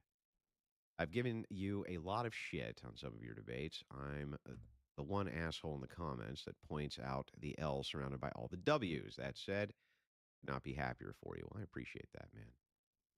Look, it's not a cult, right? I wish it was. It'd make things easier. You can disagree with me. It's not a problem. Just don't spam the chat and don't violate the TOS. That's it. Here's 5, brother. Not to say I've been here since the beginning, but I've been here since just before the whatever days. Well, that's a long time. Just got here. Do you mind explaining how you got on a show again? No. You're going to have to rewind it or become a member. Anyway. So I light up, and he didn't give a shit. Didn't care at all. And that was one of the best parts of it. Totally at ease. I was like, yeah, I didn't worry about fucking running out and having a smoke. So we just sat down and shot the breeze. And that's the thing about it, right? Is that that's what it was. It was like catching up with an old friend. That's what it felt like. I genuinely liked the guy. Within first 10 minutes. I just genuinely enjoyed talking with him. If I didn't, I'd tell you. And you would be able to tell too. Just genuinely enjoyed it. People before I went on were like, yeah, you can't push back because he gets upset. He didn't fucking care. And you were all wrong. All of you sending that advice, you were all totally fucking wrong. What it is when you're having a conversation like that, you can tell when somebody else is just being a dick, right? You can just tell when they're being a fucking jerk. That wasn't what the purpose was. I don't even know that there was a purpose. You know, I'm not even sure that there was like a greater purpose to it. I think the guy just wanted to have a conversation. And sometimes, you know, you just That's what end up Joe having a Rogan's really like. fucking He good likes having one for conversations no with good people. reason at all, and that's what happened there. I don't think there was any My greater alerts. design, any greater, you know, greater Have things we were alerts trying like to that. necessarily get at or push towards. Just felt like two old friends catching up. Unironically. That's what it felt like the whole time. So you did, but you can give me another hug if you want. I'd get it. Anyway, we were done with the show. He says, man, that was great. Love to have you get back. I'd love to have you come back on. Yeah, I'd love to come back and do this again. Really did have a good time. He said, well, we're going to have this big after-hours party over here at the mothership. Why don't you guys come over? We'll put you in the VIP room. Oh, okay, sure. Have some money. Keep up the good work. We'll do. The chair does smug better than the cult leader. I mean, us Texans can sniff out good people. Austin's like our retard cousin, but even our worst is not that bad. True. Yeah. 24, however many fantastic stream invasion this gets me, but who am I kidding? I'm here for good. Been here since the Mr. Slave debate. Oh, yeah, that was a funny one. So anyway, we go over to the mothership that night. Me and Rachel went back to the hotel. First thing I did was I had a celebratory shot, and it sunk in that I was just on the Joe Rogan podcast.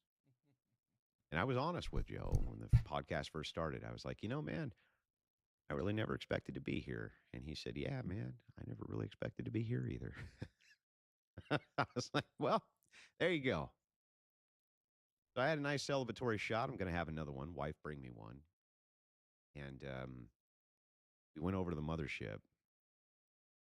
And it was surreal. Did they get? You know, Tony from Kill Tony was over there. Right. Ron White, Tony was at Hinchcliffe, right? Bert Kreischer, all those guys, they were all doing comedy sets. Joe Rogan did a comedy set. Rogan did a comedy set in the show. You know what he did that was different? It was kind of cool. By the way, Tony is really funny because Tony Hinchcliffe got into it with a chick in the audience. He was telling a very racist joke. That wasn't a racist joke. And some chick just started freaking out in the fucking audience. He just roasted her ass. It was fucking hilarious, dude. It was fucking hilarious. She was like, that guy's not black enough. If he says that, he just fucking tore into her. And of course, I was laughing at the top of my lungs. And then, you know, I was pointing too, because if someone's you're going to point while you laugh. Otherwise, what's the point, right? So anyway, so we were all up there. Me and Rachel, anyway, we're up in VIP stands. Waitress comes in, you know, have some good drinks. We watched the whole set. But one thing Rogan did in his set that was different, when his set was done, he said, look, 10 minutes and I'll answer any questions the audience wants. Oh, wow, it's different. You know, so the first question was, who was your favorite person you ever had on your podcast? And he's like, you know what? I don't have any favorites. He said, you know, like today I had a great conversation with my friend Andrew Wilson. That was great. And I was like, you know, and everyone stops. They look up. And I was like, you don't have a favorite guest, Joe? So, you know, everyone's laughing. You know what I mean? So anyway, it was a great time. Right? So after all the sets are done, Rogan answers all the questions that he had. He took about 30 minutes, even though it was supposed to be 10 minutes. Me and the wife, we go down to the VIP lounge. We kick back. We have some drinks. You could smoke back there in this VIP lounge. You couldn't believe it. Walking, I was like, I can smoke cigarettes in here. You know, Tony's sitting back there. He's like, yes, yeah, everyone can smoke cigarettes back here. I thought the guy was gay. I didn't know. Okay. Thought he might have been gay. But he was like, yeah, you can smoke back here. It's fine. I was like, well, fuck yeah. You know, and then there was alcohol, and I was like, well, I'll just help myself to this as well. I was back there bullshitting with Ron White, Tony, and Joe, and everyone for like 4 or 5 hours. We were just in there fucking hanging out. Timcast raid? Well, hell, we appreciate that. You're just back there getting fucking drunk as could be, lighting that place up with cigarette smoke. And man, it was one of the greatest times I've ever had in my life. Just kicking back with these guys and just bullshitting about the world. Now, I'm not going to tell you everything that we discussed. And what I'm going to do is chop that up to I was so drunk, I just can't remember. Tim Cash, thank you so much for rating Tim Pool, ladies and gentlemen. By the way, I'm going to go, I think I'll be hosting the nightly show a day this next week, I think. I'm not sure if I'm supposed to announce that or not, but I think that that's what's going on. I think so. Anyway. Welcome, all you Tim Pool people. You want to see the thing that I do that makes Tim the most jealous? Watch this. You see, hang on, let watch again. You even imagine? Could you even imagine that, Tim? No, could you even imagine that, Tim? Could you even imagine? I'm kidding. I'm joking. Anyway. So me and the wife, we sat back there, man, and we just partied like rock stars with people who I think are more famous than most rock stars. And they Pretty were, famous. you know what? It was about as down to earth, a grounded bunch that I ever seen. And I saw something. I saw something there that impressed me more than anything else. More than anything. And I'll tell you what I walked away with, why my impression of Joe Rogan, my estimation of him just kept going up and up and up. You know, you hear things about people and this, anything people can do to poison the well, right? Here's why my estimation of Joe Rogan went up and then increased. You know, here at the Crucible, we've always, for like smaller creators, things like that, we've always given them an avenue using the Discord and other things to help them build an audience by giving them access to the audience that we have, at least to a limited basis, so that they can rep their shows and they can tell people when they're live and they can get the word out to thousands of people at a time or hundreds of thousands of people at a time. And it really has helped a lot of creators. It's helped a ton of creators really get moving. And that's what he does there at the mothership. You know, I talked to the people around Joe when Joe wasn't around. You know, you just kind of ask the question, like, so what's all this about? You know, how'd this come about? What's kind of the background here for the career path? Every one of them had the same thing to say. We're here because Joe helped us get our foot in the door. He helped us get where we're going, where he provided this great venue for us that we could really start to push our comedy. That's pretty awesome. That's what he did.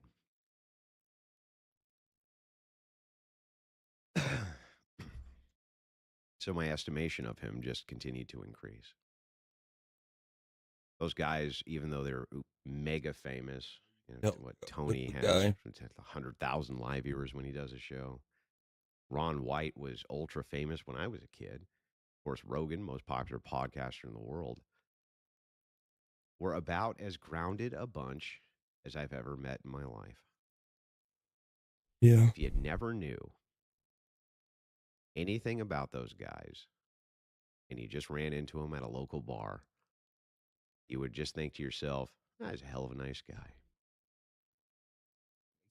That's what you would think.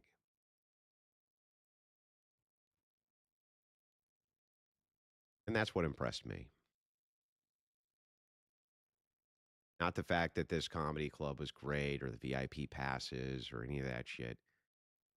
What impressed me was that that guy obviously was trying to help people get where they were trying to go. You were caring for the babies. Which means that he didn't make life all about me. Just drops it on its face. And you know what's really interesting about that? By not making life me, You silly girl. he probably ended up with vastly more wealth and riches than if he had. Isn't that the biggest irony of all? Anyway, so we leave there. Had a great night. Woke up the next day. Joe had texted me. He said, "Hey, man, thanks for coming on. It was a great show. Love to have you back." Wife gave him a copy of the book. Now, who knows? Maybe we'll see Rachel on Joe Rogan podcast one day. But it was a good experience, and he was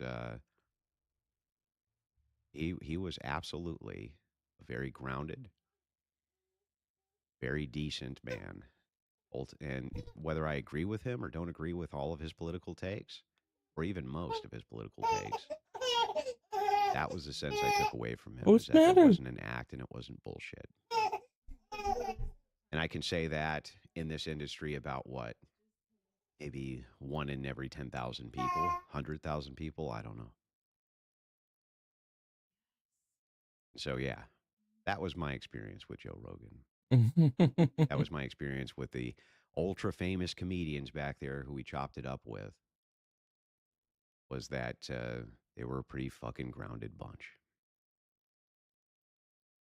So then from there, because we were in Austin, I'd promised Harrison Smith, who I've met a few times before, and he's been to a couple of parties with me, eating my food, that fucker. Called him up, and I was like, "Hey, man, I'm in town. You want to do a show?" He's like, "Yep, sure do." I'd been promising him one, right? So I head over to the InfoWars studio, go in, and wife's with me, of course. So I go on. I'm doing the Harrison Smith, or I'm sorry, yeah. I'm doing Harrison's show, right? And as we're doing the show, fucking Alex Jones crashes it right in the middle of the fucking show. Huh. Comes over, right? All I see is this fucking Alex Jones' big fucking head just come right around me. Right? Big giant fucking Alex Jones head, his big ass smile, that Alex Jones smile, just fucking snakes around me. "Hey, Andrew, sorry I have to interrupt the broadcast." Well, fuck, I'm pretty sure that this is all yours, bro. I'm pretty sure you can break in whenever you want, Alex. So he chimes in. He's like, "The global government's coming, criminal organization." And it reminds me of the documents. And he looks over and he's like, "Nice to meet you, Andrew." "Yeah, it's nice to meet you too, Alex." Out he goes. Right? Out he goes. Then we finish the show. So I invite the cast out. I'm like, "Why don't we all go out and have some drinks and get some food?" And unfortunately, Harrison couldn't that night. He had a big interview that he was doing. He's like, "Fuck, man, I really want to." He's like, "That's always fun, but he's like, I got this interview, so just took the camera crew out instead. Fuck it." Maybe because of the Why not? filter. We went out and partied with the camera crew.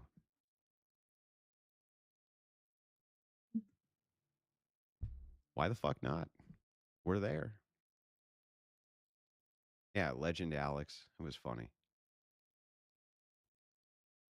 Then we came home. Of course, there's a bunch of stuff that happened in between, but conversations like that or private combos I have with people are none of your fucking business. They're none of your fucking business. True. So I ain't telling you nothing. What I will say is that, and I'm going to keep this very cryptic, Rogan's way more fucking based than you people think. That's all I'm going to ever say about that. Never going to say anything more. No specifics, no nothing. But he's way more fucking based than you people think. Just saying. Way more. That's all. That's it. Make of that what you will. Make of that whatever you will, okay? Whatever you want to make of that, make of that. You're living the ultimate underdog story. Love to see it. Made it to Rogan without sponsors, without signing with anyone else. Dedicated fan base is powerful. No, we did it all. We earned our place, man. The Crucible earned its fucking place from the ground up. We didn't sell out to fucking nobody. Ever. And we're never going to fucking do it. Never going to do it. There was some massive media organization that wanted to enhance our message without changing it, sure. That would be real fucking hard to find, though. And Mama didn't raise no dummies. So you ain't gonna find that happening with me, basically, ever. Our engagement of the left is paramount. We know what our job is. There ain't nobody better at doing it than us. And there's not. By the way, if there was a hole in the market from that, I don't know who the fuck else could even fill it. We're so fucking good at what we do. We're just like, we're the ultimate at holding these little key lines in the trench, man. We do it better than anybody. Anywhere. Bunch of nobodies from nowhere, a bunch of ragtaggers from across the world who thought that they could maybe do something to stem the tide. And then we all got together and we did. And it's just a really tiny part in a very large cog. But we do it better than anybody for our part. Great episode on Rogan. Thanks for what you do. Thank you. Your father must be proud of you, Andrew. Immensely proud. You know, I think my dad was proud long before I ever did any of this stuff. He was proud because I was just a good man. I think that was enough for him. I enjoyed the episode. Have a question, though. What's the difference between your response to Joe's security job story about us versus them and what was said later on in the Roll Initiative clip? Well, the one, he was clowning on him for being stupid. I think that's the difference. Can someone clip where he said Rogan is based and send it to me? I have something to send to Myron Gaines. Yo, do you allow any content to be advertised in your Discord or just debate stuff? For instance, I do culture gaming stuff, then political debate content. Yeah, content creators are welcome to advertise there. We have a whole section for them. It's a very large Discord. It's not the biggest on earth or anything, but it's a very large Discord. And a lot of people who go over there who are just getting started in streaming, they usually will pull 20, 30, sometimes 40 people out of there and live viewers, which helps them in the algorithm just as they're getting started. Some people will do that for 2-3 years as they're getting moving. It seems to really help them. I've always offered that as just something we do for, just kind of help out. We didn't have anything like that, so try to kind of make it for other people, Met Alex in Austin. Dude is the same exact person off the air. Sure is. Stepfather myself, you're an inspiration. Thanks, man. Appreciate it. Hi, Andrew. Enjoyed your discussion with Joe. Thanks, man. 6,000 people watching a man talk to himself. You must be Andrew. How could 6,000 people be watching me talk to myself? What? I'm guessing others feel the same, but I felt like even I made it on Rogan seeing you there. LOL. Great episode. That's why I think that we got such a slew of supporters saying, like, look, man, really proud of you, this and that. I think we kind of feel like we crossed the finish line, or at least crossed that Rubicon together. Crossed it together. Subscribe or you're gray. Don't be gray. Yeah, don't be gray. Or gay either. This message has always been truth, and that is music to most folks' ears. Epic way to meet Alex Jones. I can hear it in my head completely. Loved the Joe Rogan episode. Another Andrew-filled workday. Forget politics. I'm judging you by your favorite childhood Saturday morning breakfast cereal cartoon. Exo Squad, bitch. It was Exo Squad. You got nothing. You got nothing better than Exo Squad. Give me one thing better than that. You never even fucking heard of Exo Squad. That's how awesome it was. Congrats on the appearance on JRE. Thank you. I'd give a kidney to see you unfiltered on The View. Oh, God. I'd almost give my kidney to go be unfiltered on The View.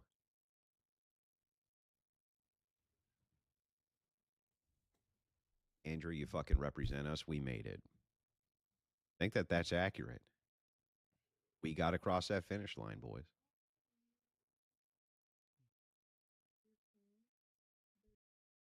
And they were way better people than you could ever imagine. That was the shocking part. That was the part that was blindsiding. You know, it's like some people, you can like maybe feel an air of arrogance or something like that coming off of them. That's funny.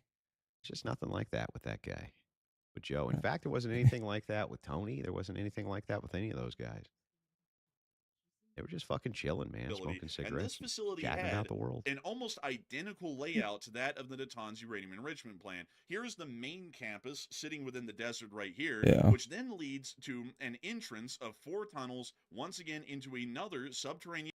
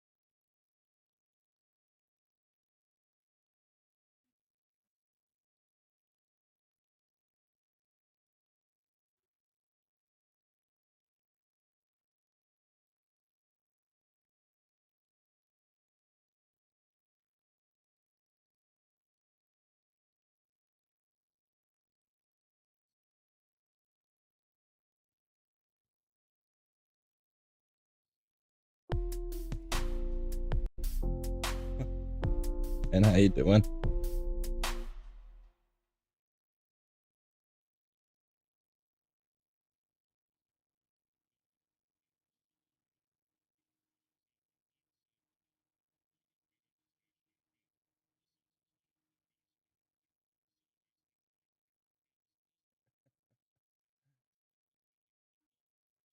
Yeah, I'll get back into that game one day. One day. I've been kind of missing it now that Dota's streaming it again.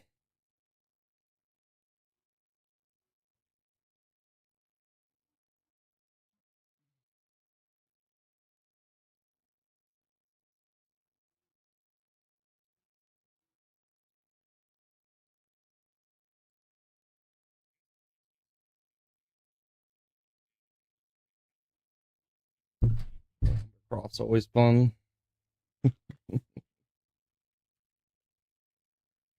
Yeah, right now it's free games for me. Give me a few more months. And some things will be settled in the real world, hopefully.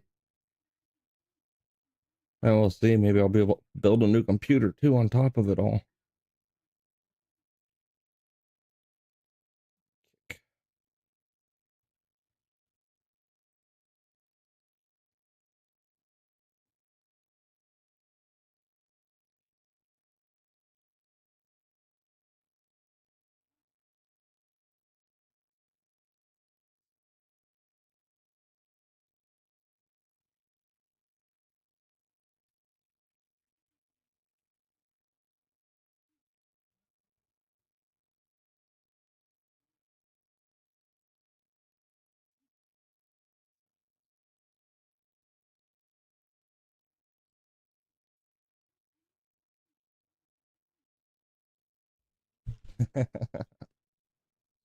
Yeah, I know.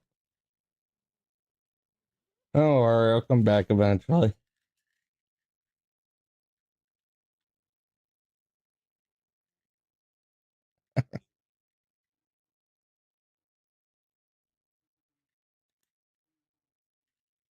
Yeah, I assumed it was you, Colt.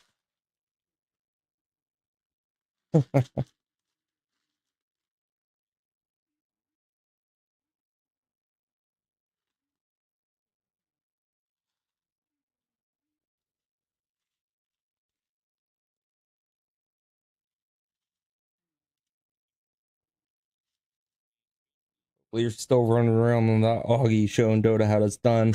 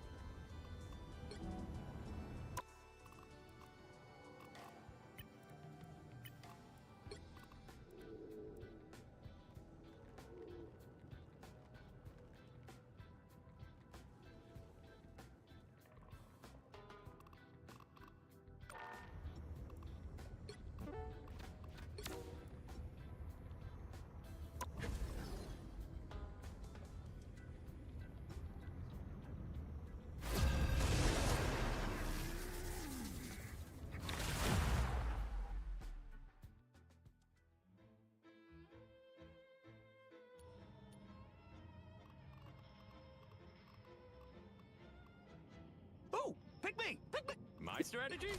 Die first and Gigi no heal. Duh. The battle starts in 5, 4, 3, 2, 1. Only one team wins this. Try to make it yours.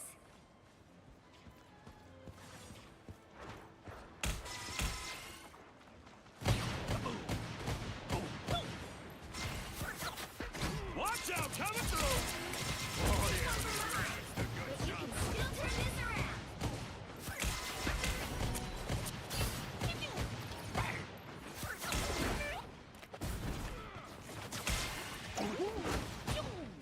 Here comes Headpool! You wish you were this cool!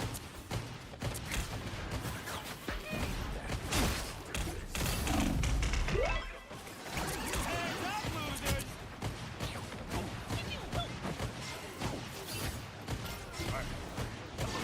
Tremble before fast! Time wasted! Get with the quick and slicky and finish the challenge already! Love that healing feeling! Go, Deadpool! It's your birthday! Us against the world! Come on! I didn't come here to read! Enjoy the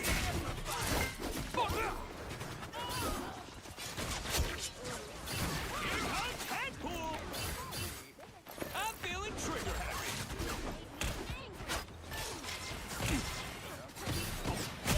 Go, Deadpool!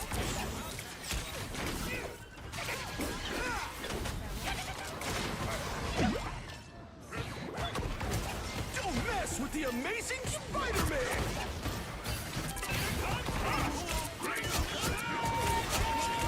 Maximum pulse!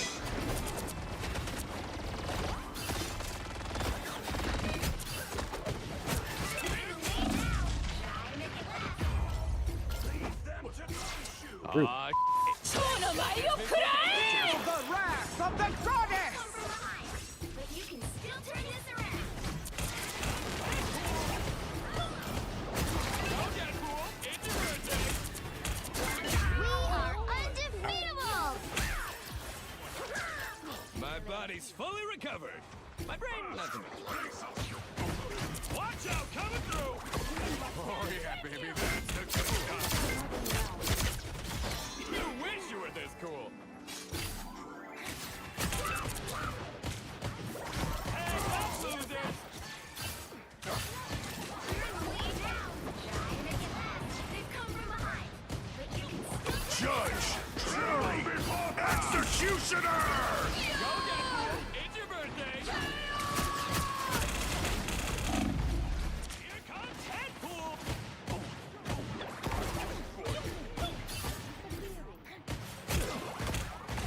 I'll take this. Don't sit down. Watch out, coming through! Love that healing feeling.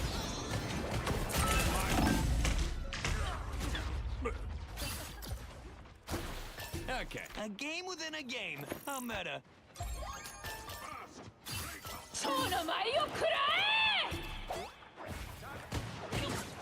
Here comes Headpool! Now I got you. Don't mess with the amazing Spider-Man!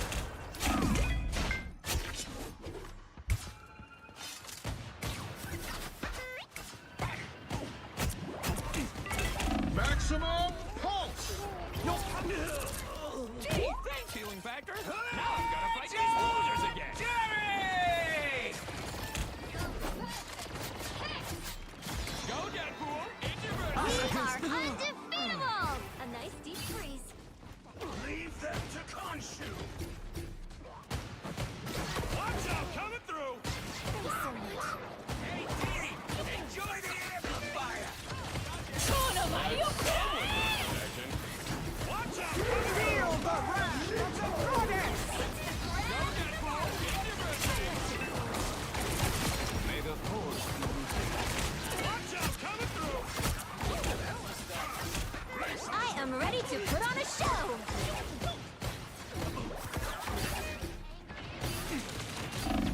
Here comes Headpool! I am ready to put on a show!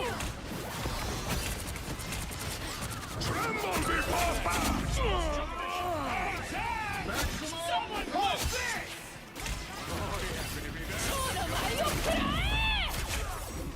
Only 60 seconds left. Okay, let's give it another shot, rookie. Heads up, losers! Judge, jury, executioner!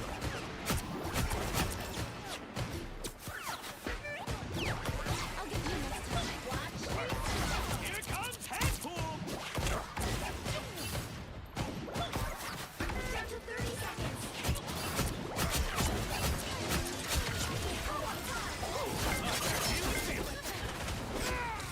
Feel the wrath of the goddess! Don't mess with the amazing Spider-Man! Who's just about to have Maximum pulse! Undefeatable! Final 10 seconds. You wish you were this cool! Fast! Grace us with it! Well, you can't expect to win them all.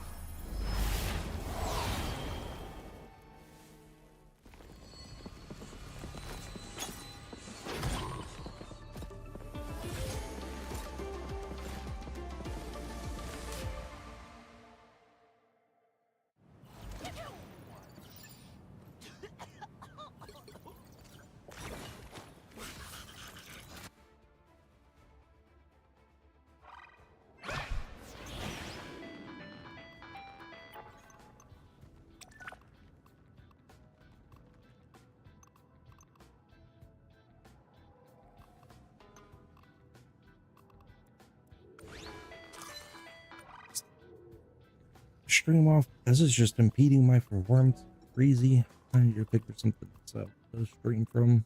I can only like stream videos, not games anymore for some reason. Just falling behind. But that's okay. We'll figure something out and do something different for another day. Don't like the quality I'm streaming at right now.